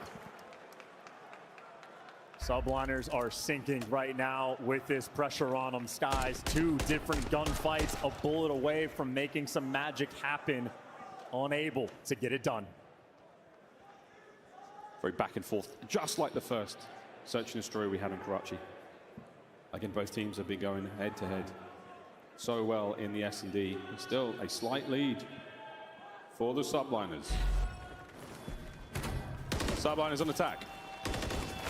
Dashy squaring up on the cross as well. That is 3 players right now for the Subliners staying over towards A. And look at the setup coming in from the SMGs. Here we go. 1, 2, trades complete. Bomb site, certainly yours. And Pred, we are pushing pace right now. Hunting down the Phenom. Lives up to the name. Skies up next. Brings it down to 1v2. Kenny, though, he's already repositioned. He has gone around depths, and he's got him spotted. Skies caught again.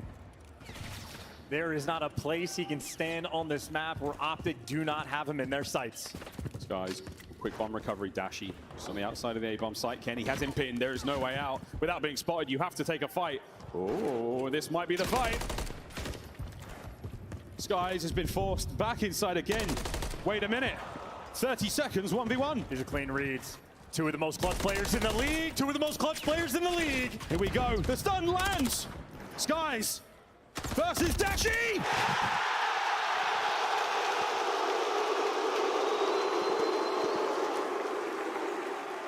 Optic take the lead. The difference maker. The savior in Search and Destroy when you need him the most. And the best Renetti in the game. Dashy reduced to 41 HP, and he converts. And the strat at the start of the round, fantastic as well. Keep in mind, Shotzzy and Pred delivered you those first 3 kills. And this is because Dashy, the lethal threat, he is willing to gun you down on the cross. He's willing to get that information. Optic knew when they had to stack, and they know when they can take things slow. Dashy in depths in showers, responsible for the full flank. And if I'm the tank player, I'm worried about the nades. That's exactly what they did last time. A different spot to make it happen, but 2 first bloods from frag grenades landing on that mid tank. The homework from Optic Texas, A+. It is the duo, Shotzzy and Pred. The 1-2 every time. Big advantage. Sib makes it a 3v3. That's aggressive play as well, and so much time left in this round. Nice for Subliners to stabilize, and Kismet getting active. Too active. No! Dead silence makes you quiet, doesn't make you invisible. Sib again. Levels the playing field, 2v2. And now you're running out of time. What's the decision Optic are going to make? Leaning towards B because you have Dashy pushed out the space before Kenny gets that bomb. This is going to be a potential default round with the 2v2 setup. They know exactly where everyone is. Oh, Kenny caught out and about. 1v1. Can Bruce do it again? The answer is no. Sib, ice cold, tagged him back. And the timing just not quite there. Dashy had the play to cover the back ice cream door. He was getting aggressive, but Kenny just gets caught a little too soon. 2 rounds now when Dashy and Kenny are working together and Kenny gets caught. Maybe a breakdown in communication or a small mishap from Ken. Either way, Subliners taking full advantage of it to tie this round up. And we're going back and forth again. Big Bruce has had a great map so far. The 1v1 win certainly helps. On the other side, Sib 6-4. Absolutely delightful work. Shotzzy far forward once again on the defense here for Optic. Solid player in Rugs though, so he's going to back down. Sib also picked up the bomb. That means Kismet wants to make a play. What Kiz wants, Kiz gets. Skies definitely saw Shotzzy there. Mid-tank trophy, you'll need that. Over a minute to go now. And here comes New York. There's 1, and there's 2. Over to Kenny. Frag grenade in the back pocket. It's got Kismet's name on it. And Shotzzy's going to be working the flank as well. He's sitting inside DVDs. This is all about the timing. Quiet door, free first blood, and bomb down. Oh, and he spots the next. Optic just tighten their grip around the B-bomb site. Kismet trying to punch a hole. Skies from behind now. We get a recovery, but there is absolute madness, pandemonium across Invasion, and it's another round.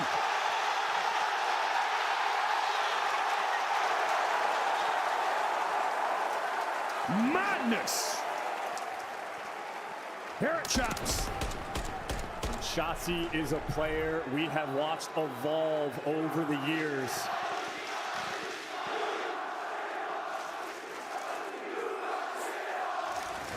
Whoa. I'd say it's a family show, Barbie Lion. What a round. Skies.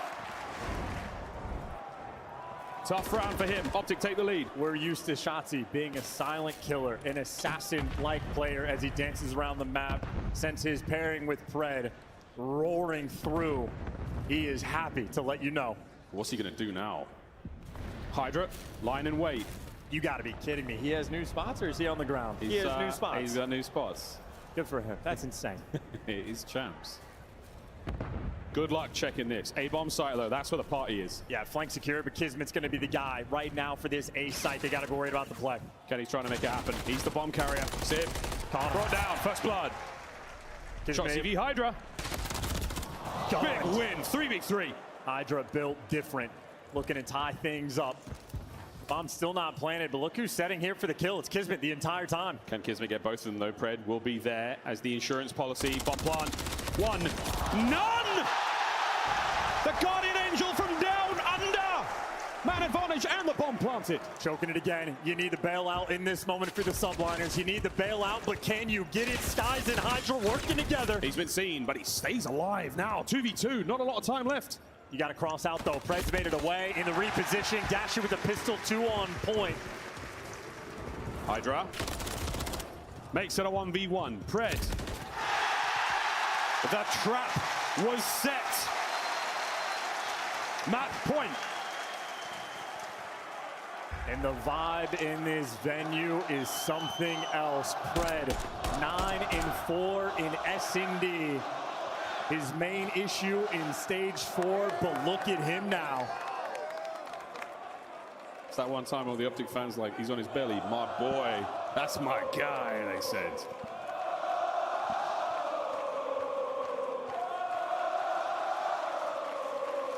Kismet with the bomb.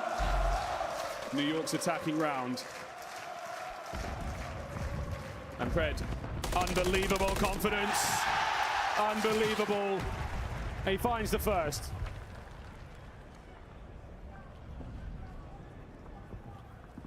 Chelsea this time. Oh, you such a nerd. Ah, he choked, that's all right. Doesn't matter. Kismet might fall into it as well. This is timing right here. Call of Duty timing at its finest. Wait a minute, wait a minute. He finds one. Tags out a second. That's sensational. Still keep your advantage. Now you got Dashy wrapping back. Kenny knows the plays on him. Smartly backing down. Looking for a trophy system at this moment in time. It would certainly help. Man advantage. Plays on Pred. Plays on Pred. The bomb crawling straight towards him. Full pockets. Might not need to throw anything here. Uh-oh, timing. The fellas crossed over. And Pred on his watch. Here they come. What a big win. Skies once again to stay alive in the map. It's good for now. Skies has been in hell. All these clutches and it's not gonna last. And Kenny, it's the man from behind he has to worry about. 1v1. It's Big Bruce.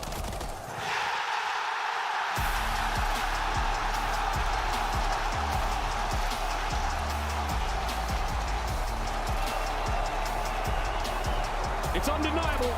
There is something in the air in this arena, and it feels good. Optic, as though it was written, a 6-3 on Invasion.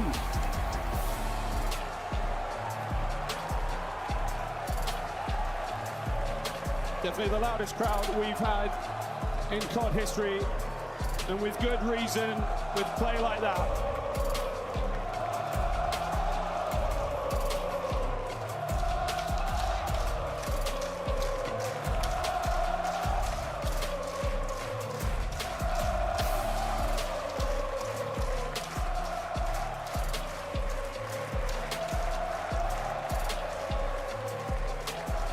Even the mighty Subliner's confidence, resolve starting to be shocked here.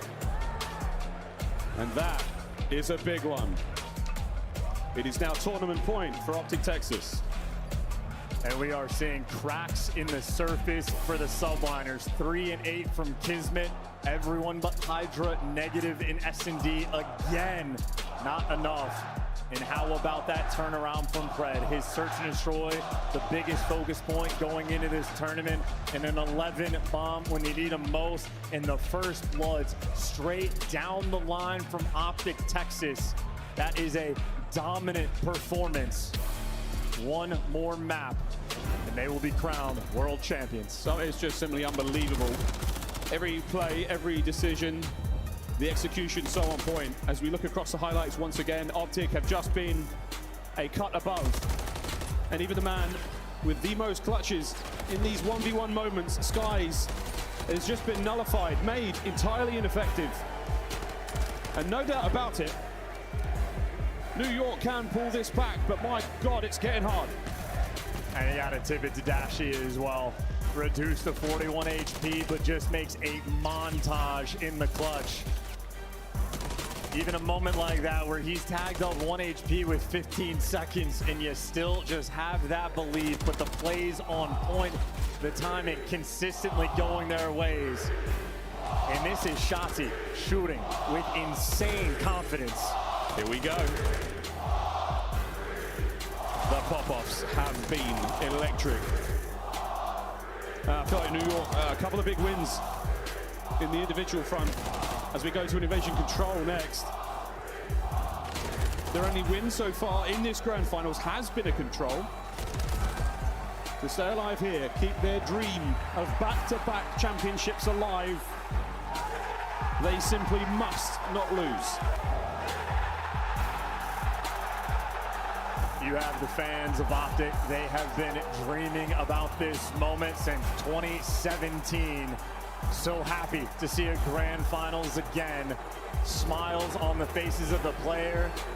Scump past Dashy the torch he is looking to provide, as Pred did in that map 5. 11-5 for Pred. 2K on the board. Wicked work in the damage front. Tremendous criticism for Pred coming into this major. From the ruins of Major 4, Optic have somehow turned it around. The drop-off absolutely had to be studied. But the resurgence, just as much scientific attention should be paid there.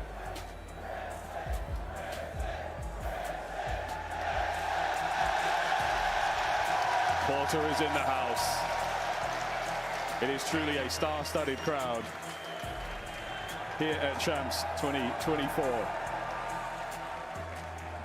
And that's just the greatest of all time, watching the new Call of Duty World Order.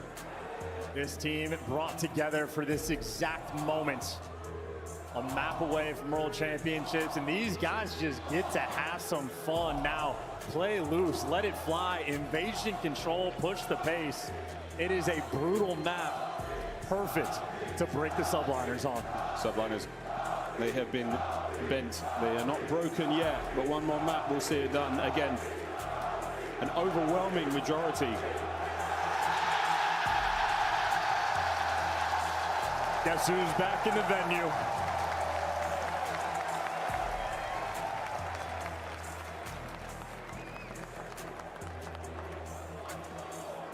Do or die time now for New York. Invasion control.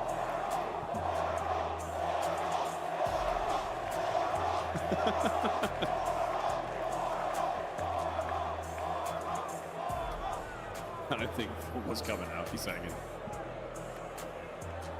The Dynasty in attendance. And again, the passing of the torch.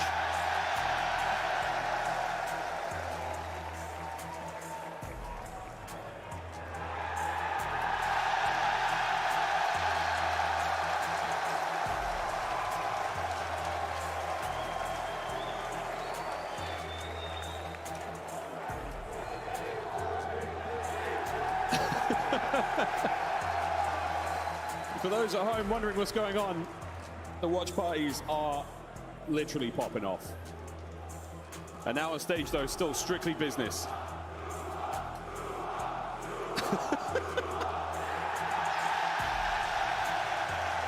And there's Suma. Who's next? Who's it going to be? Octane?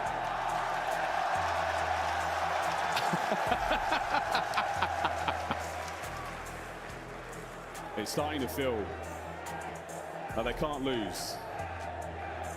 The crowd absolutely loving this. Coach JP, final words. Optic now, it is within their grasp. It's so close, they can touch it. They just need to win this game of invasion control. Subliners to stay alive, to see another map. This is it. The most brutal map we have in the game. In control, it is decided by the thinnest of margins. And Kismet popped off on the control. But you're gonna need that and then some to get through this green wall. 99 Kids yet to really be in attendance here in this grand final, but here we go. Optic attacked first. 99 Kids might not be enough to stop this man. Shotzzy already setting pace. First blood on control, spreading the map. And now again, you get to play loose with a lead like this. Flow State does get shut down. You win the gunfights across the board. Subliners on defense for the moment, holding strong. B-zone safe. Oh, Dashy's timing great. Dashy's timing bad.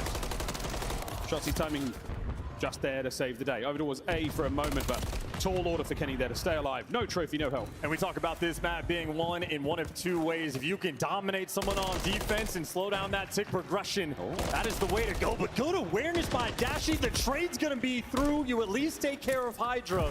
You've opened up the floodgates. You can now get some map space, a little bit of control. Optic working towards this B zone. This is relentless pressure. My God, Shotzzy is chasing red footprints across invasion right now. Two-man capture there over by B. Oh, now nullified. Nice shots from Sib. The flank still safe. Shotzzy keeping it going. Flank is not safe. No one was watching the dark flank. An uncharacteristic mistake. Optic getting a little too ahead of themselves, and Shotzzy on the front line get shut down. Not a single tick of progression is rolled through, and now Kismet on the flank, playing for the spawner. Shots and Pred might line up for him. There's number 1. There's number 2. The Bulldog has bit. And that is the final 10 seconds of the round. Hydra, wow. That's disgusting. An absolute blowout in the opener. And this map is won by the thinnest of margins because it all comes down to who can get more ticks on offense. In a round like that, it could not get any better for the Subliners. They have set themselves up already for the rest of this map. The man on your screen there, Hydra, has set some of the most unbelievable runs. Individual streaks, kill counts, you name it, all taking place here in Invasion Control.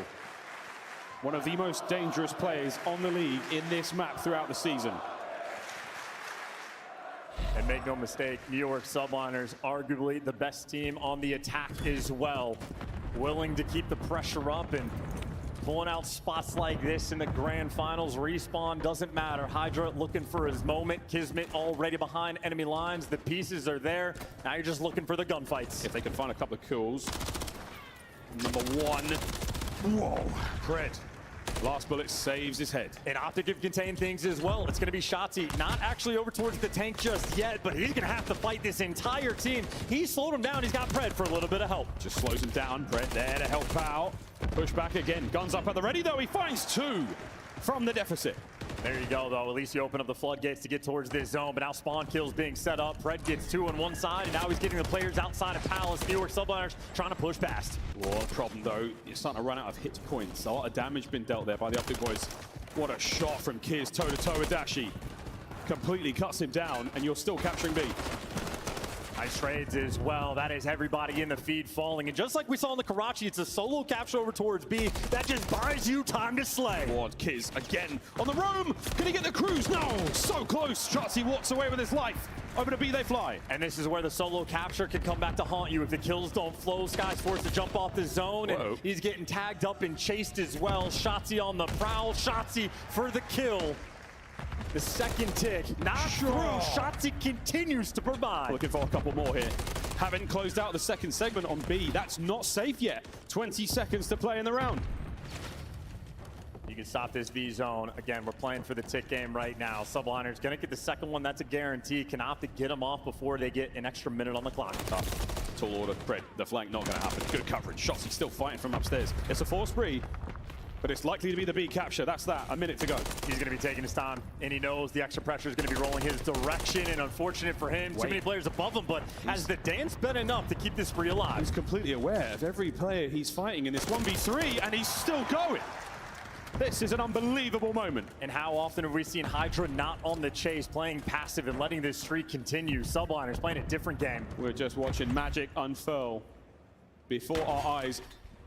Can Shotzzy get the 6th? And Kenny, by the way, hyper aware. Hydra was trying to play to get past enemy lines, and while Kenny's making plays, so is Shotzzy. There's the cruise missile. Optic keeping everything secure. 6 unbelievably difficult kills to find for any other player for Shotzzy. Conjures them up out of nowhere. 30 seconds to go. New York still fighting towards A. And they just don't have the reinforcements. They are getting picked apart as well. You got Dashy living inside your spawn. Skies and Hydra, the only 2 players together to make this move. And they find a couple. Big tag. Skies forced back. Dashy gets his. Box going red. Anyone left? Skies finds it. Turn and burn for Pred. Keeping them trapped in your spawn. Don't let them get on towards the A side. Oh, Sky stays alive. Sky, he's still running. Can Pred get him? No one there on the zone. Wait! They're in! He needs help on the cross, though. Sid needs all the help in the world, and there's just no trophies. He opted for the gunfight and not the trophy system that was in his back pocket. Optic equalize. Keep in mind, though, because of the first dominant round Subliners had on defense, they still have the tick advantage, only by 3. But Optic going to be forced to orchestrate something on an attacking round. Not an easy task. Invasion. A very, very fickle control map. Can certainly turn on its head at any moment. And right now, it's a Shotzzy masterclass. Kismet not too far behind Hydra there at 11-8 as well. Plenty of time left here in the map. Yeah, Optic need the ticks as well. Brad, that's a loud door. Easy gunfight win there from Hydra. Working this B zone. Optic, they are forcing this through. They know they need to play the objective game. Perfect hit and run. Segment nearly complete. Dashi's trophy soon to be done. Shotzzy joins him.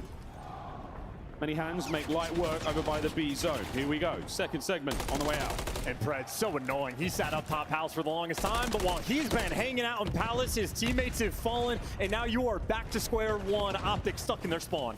Trying to fight forward is Kiz. Sib on the flank. Sib! Ah, big damage. No kill.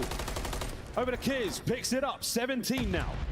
He's got the help from Skies as well. Optic, this is a moment. A minute left on the clock feels like a lot of time, but if the kill's not coming your way, gonna be stuck in your spawn. But Shotzzy, enough to at least get Pred out. Still, moves like this buy your teammates so much space. Heart in his throat after that very, very brief lapse of concentration. B zone should be done. Sky's in a lot of trouble. We've seen this fight before. Moment of Pred. B secured. 1 minute and 50 to go. And now any extra they get can go such a long way. 2 life advantage for the moment, but a long term. Sib has been cleared out. Kenny wins a big gunfight as well.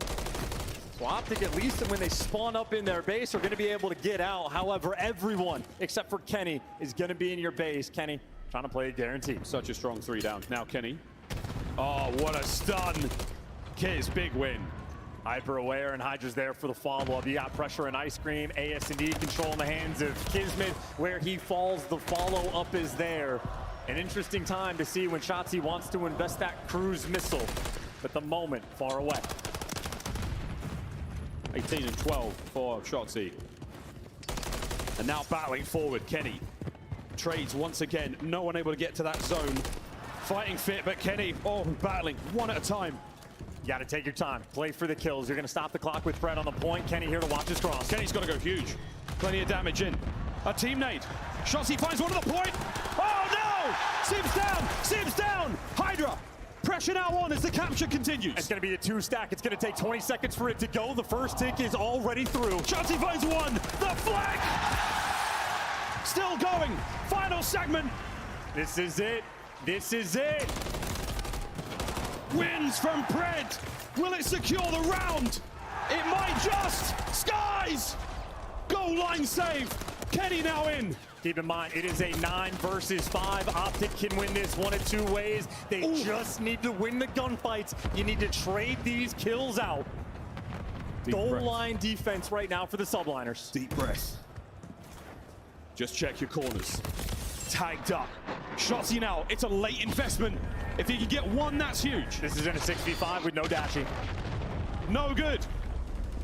It's one of the high-rise buildings. Pred now forward brought down as well. 5v5. This goal line defense might be the bailout. 2 players working the flank. Kenny encroaching on the A zone, but he is gunned down. Shotzzy's trying to find an opener through the back line. It might help out his boys. They're not close enough to capitalize. Skies' responsibility. 1 gunfight to win, or at least slow him down, and Skies has done it. That is enough for subliners to keep their lifeline alive. Make no mistake, that is still a massive round from Optic. They got the 2 extra ticks. Well, that was a fragment from Optic getting that offensive win. How close they just came. We may have a replay. Unbelievably close. Pixel perfect moment there. That is the composure of the New York Subliners. When the room around them rumbling, you can feel it. They managed to clutch. And Subliners still 2-1 lead. I know they're on the offensive end rather. But a team very capable of winning from this position. Optic still need to remain on point, piercing through the middle of the map. Hydra, one of the best offensive players on Invasion, shut down. Oh, big win for Skies, fighting up close and personal without a Sib. Slow cat, 1 man on it. But big moments from Skies as well, trying to get that hot hand flowing. You got Kenny now trying to work on the flank. Subliners always hyper aware, and on the front line gunfights though, Pred gives you the 1. He'll take 1. Hydra the late trade. Unfortunate team shot. Wow, Sib. He's fighting for his life over here. Kismet moves forward to back him up. You still have to get on the zone. Those are great shots as well. I mean, so much extra damage by Civ and Hydra being done, keeping things afloat. Pred, though, looking to pounce. Subliners right now feeling the heat. They do not have a single ticket. They are not getting these kills. It's a classic defensive round right now of Optic.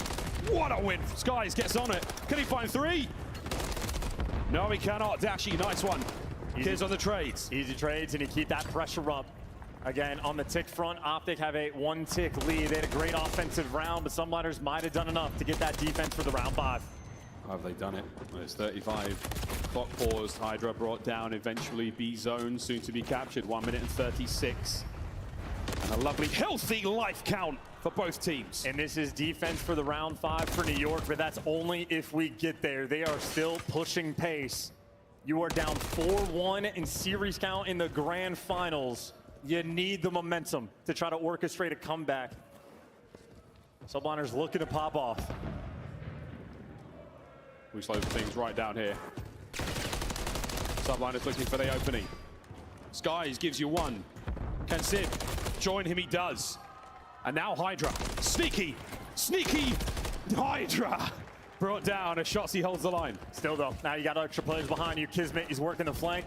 His teammates are falling, but he's there to pick them up. Extra gunfight 1, him and Civ behind enemy lines. Shotzzy repositions. Crawling around, and Shotzzy on the reposition. There to get him, and Pred catches Kismet as well. That's an unbelievable gunfight win. Hydra might be able to get you 2 here, but again, you're looking for the reinforcements. You need the manpower in order to truly break the A zone. Optic are just turtled in this setup. You have Subliners keeping up the pressure so effectively. Oh, Shotzzy eyes on Hydra. A single bullet. And now 30 seconds to go, 2 dead. Kenny's got to stay alive. Gotta stay alive. If he falls before reinforcements show up, it's gonna be trouble. Big win. Kiz pinched. Civ though, making it to the point. 1 gunfight to win to stop the clock, and 11v7 as well. We had goal line defense from the Subliners. Optic gonna need to do the same. Can they do it? Civ wins a big one. Optic now on the counter attack. They're so close in the spawns. Kenny's there for it. 15 seconds to go. Goal line defense, they are looking for it. Kismet, the front line man. Sky's going to be right next to him. They need the reinforcements. They just do not have the time. Shotzzy holding it together. Is Kismet still keeping that piece of ground all yours? The New York, oh, they're falling to pieces. Optic hold.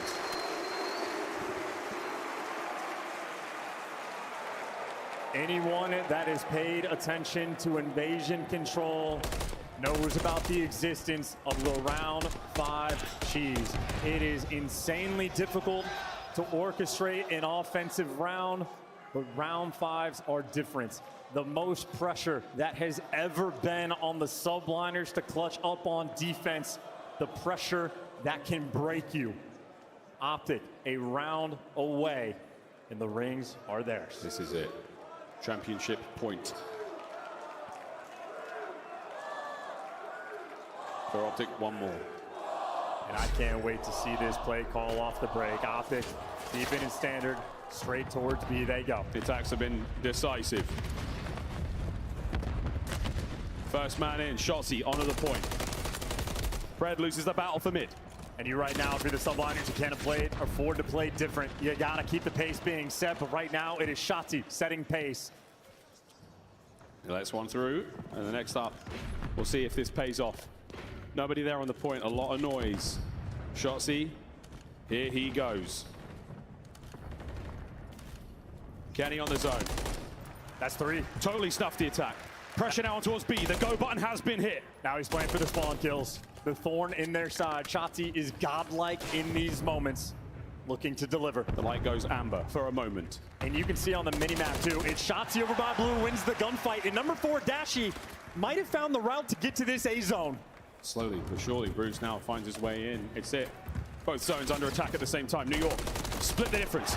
Big win. Dashy stays alive. And he's got the trophy as well. Stun out to connect. 1 gunfight to win against Skies. Could be for the game in Skies. Holds strong. Pressure on A stuffed, but Optic, the slow capture on B connects. An extra minute delivered. 2 minutes to work with to capture this A zone. Palpable tension now. 2 minutes and 25 lives for Optic Texas to win the championship. Subliners. Here we go. Adrenaline flowing. First gunfight. Trades. They're in. Your route to the point is here. 1 man left, Kismet. Final man. Brings one down. Reinforcements on their way. Dashy on the capture. Doesn't have a trophy. The pressure's going to be on. Kismet looking for the chow. He is stunned. He is naded, but can they gun this man down? The test is done. The zone is safe for now. 3 players now from Optic are going to be here. Eyes on one. Preg, Shanti, Kenny, everybody strikes. Down the skies! Down the skies! It's happening! The running there! The trophy's in place! Optic stacks the points! Second segment on the way! Under a hail of gunfire! Dashy's there! Kenny holds it for not much longer! New York survive! This is unbelievable resolve right now from the Subliners, but 17-9 in the life count. Optic can win this in one of 2 ways. They can taste it. You can feel it in the venue. So close yet so far. And now far from the A zone. Go New York. Drive into the heart of Optic. And no one right now for New York can afford to die. Trades for Optic rolling through. 12 v6. Back to Old Faithful by the bridge. He holds that line.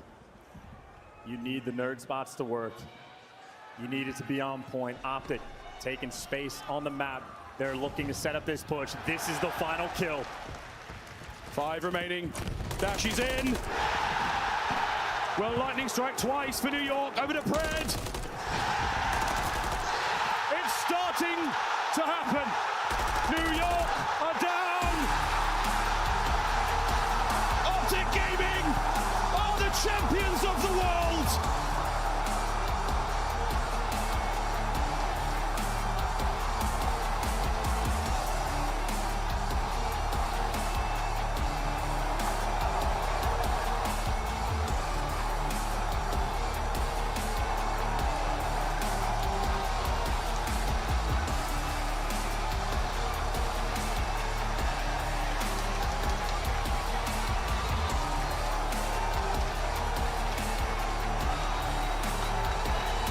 The torch has been passed.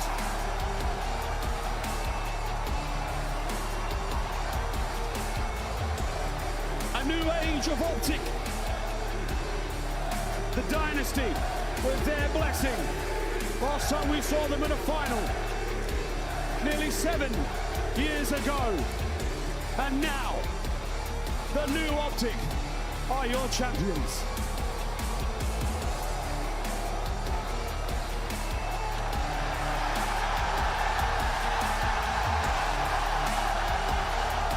The first Australian player to win a ring. It's a first for Dashy. Second for Kenny. Second for Shotzi. Through a year of ups and downs, hope, heartache, hardships, they've somehow done the impossible. From the ashes of a ruinous Major 4, Optic reborn. Here in Allen, Texas, they are your 2024 champions. And in front of this crowd, it really did seem inevitable.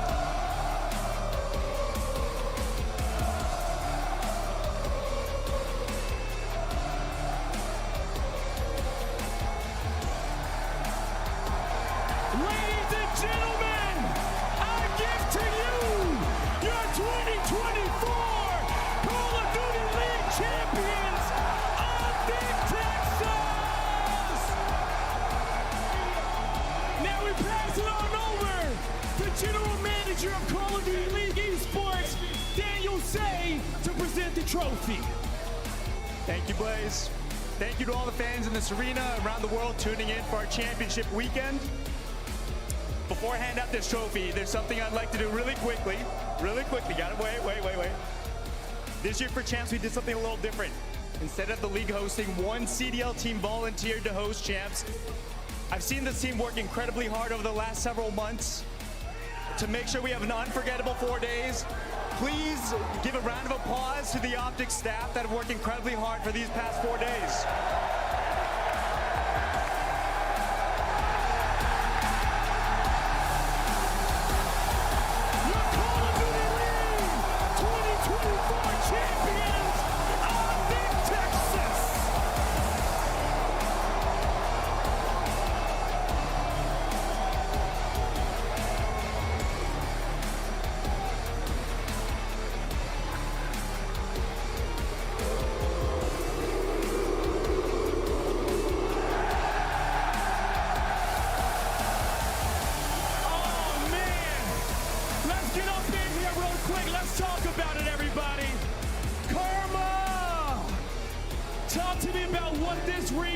for you as you add another one to the podium. I mean, it's a little different this time around, but I'll take it, man. We worked our fucking ass off all year, and hey, maybe we lacked a little bit during some points of the year, but dude, we put so much work into these last 2 weeks. I don't think anybody expected this from us. You know, everyone was doubting us, and you know, rightfully so. We were in a slump, and you know, it was tough to figure it all out, but we put in so much work. Extra hours, fucking overtime for this event. It was a lot of highs and lows. I mean, the boys came out, bro. Like, we got our 2 subs, bro. These are our fucking MVPs, all 4 of them. Nobody could touch them all damn weekend. And I don't know. I just had a feeling, you know, when I won these events before, I had a feeling. And we had some battles this event, but there was just a feeling inside, and it was just a matter of time. It was just a matter of time. My God. JP, come on over. Oh, hey. No worries, boys. No worries. Yo, give it up for Coach Carm, everybody. JP, let me get you real quick, okay? Before I get to the team. Call him Carm 4 rings, everybody. 4, DB4, DB4. JP, quickly, how does this feel, man? We have no words. I mean, we worked so hard for these last few weeks, trying to get back to that Major 3, you know, level that we were at. So I'm just so proud of these guys. There's not like another 4-man roster that I'd rather coach. Brad, come here. Oh my God, AG. Throughout this season, you had a crazy year.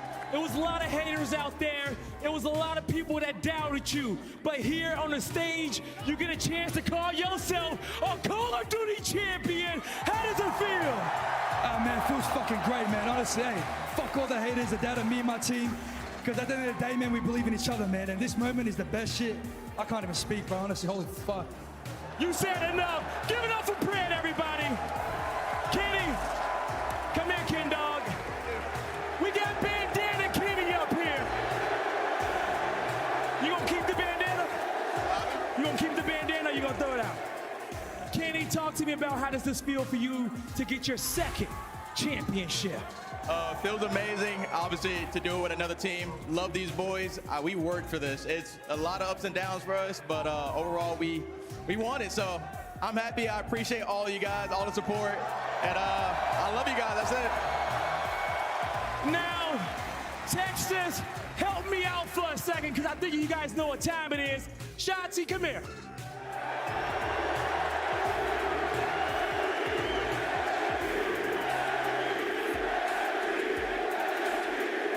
Ladies and gentlemen, your MVP of the 2024 championship is Shotzi. Oh my. Talk about, get your trophy from the general manager.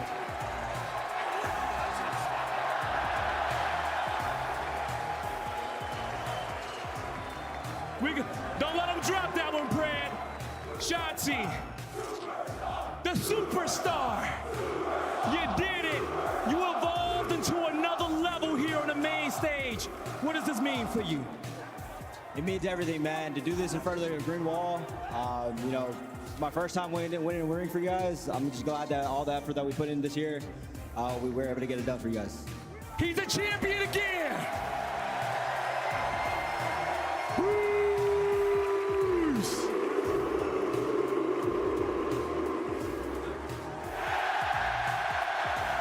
Bruh, you know, very rarely I get to talk to you, okay? Anytime I get to interview you, it's for a big moment. Talk to me about how does it feel to hoist this black trophy up in the brick house?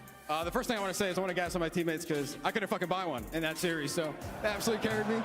So shout out to the team. This was for the green wall, man. This event was, you guys made this event one that we'll never forget, so we truly appreciate you guys. We the fucking world champs, man. We gonna get lit tonight, man. That's what. You heard him here, okay? Lastly, I gotta interview the big man. Hex, come on up to the front.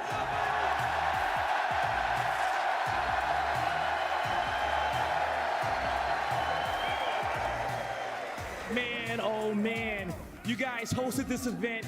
You came out as champions in Major 3, but I talked to you in the back and you said, no, we want more.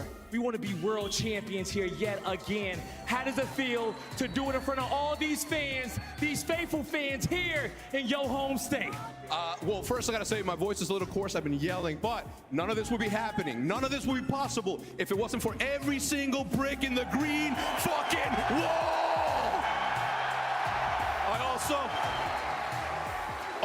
Also, I mean, the resilience from this team, having the major that they had, we're not gonna talk about that. We're gonna talk about today and what these men have done here today.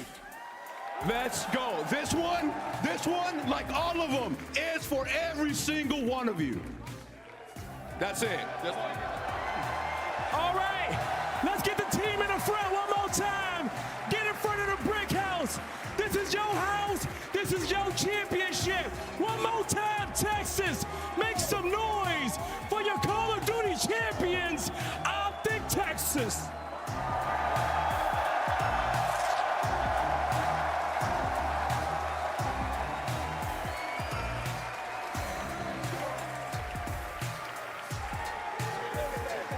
What an epic weekend for Optic Texas. They came in with all the haters, all the doubters after struggling at Major 4.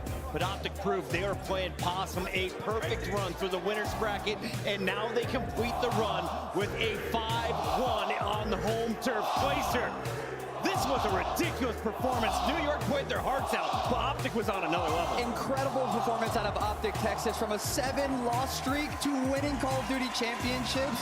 It was such a pleasure to see these guys on stage all weekend long. They absolutely dominated their competition. Ali, there were so many questions around Optic. What were they going to do? Scump is going to retire. Who's going to step in? They went after some big all-stars, and it paid dividends here in 2024. I mean, it just reminds me, they went from the best to the worst, now all the way to the best in the world for this season. Talk about a roller coaster, and obviously everybody for the Green Wall is going to be cheering for Optic Texas, but numbers-wise, nobody really had them as the main favorites. To come out and do what they did today just proves the work that they have put in, like they said, in the past 2 weeks. Do us a favor if you're watching at home, call the bartenders around Allen, Texas, because they are going to be slammed tonight. Nameless, they talked about it. This team is ready to celebrate. They've been chasing this trophy since the start of the CDL. Yeah, not just this team, this organization has been wanting this ring, right? Almost redemption. They went through so much turmoil and so much changes over the last couple of seasons, and now they finally get the taste of sweet victory. You know, all the top teams, they tried to pack a punch in the offseason. Nobody packed a harder punch than Optic Texas. Bringing in Pred, bringing in Kenny to be that leader on the team, it has paid dividends. What stellar play these guys have put out here over the course of this weekend to get that trophy. You gotta love the black jackets. It matches your championship Nikes that you were rocking yesterday. Placer, what is this feeling? You've had it 3 times in your career. Tell me what's going through those players' heads. This feeling is honestly incredibly hard to describe. It is the best feeling in the world, and you chase that dragon every single time you compete in Call of Duty. It's hard to put into words how much this means to the players. This is Dashy's 8th consecutive Call of Duty championships, the longest streak without winning one, and he finally takes one home for the Green Wall. Congratulations to Dashy, and of course for Kenny. He starts with 2 silvers. He finally gets a win with LA Thieves. Now he's wearing an Optic jersey for his 2nd trophy here in the CDL era. Nameless, what are your expectations for this roster moving forward? I mean, I think they've shown they can come back from anything. They won a major and then got dead last, went into the lab a couple of weeks, and then they come out and don't lose a match. You get to the grand final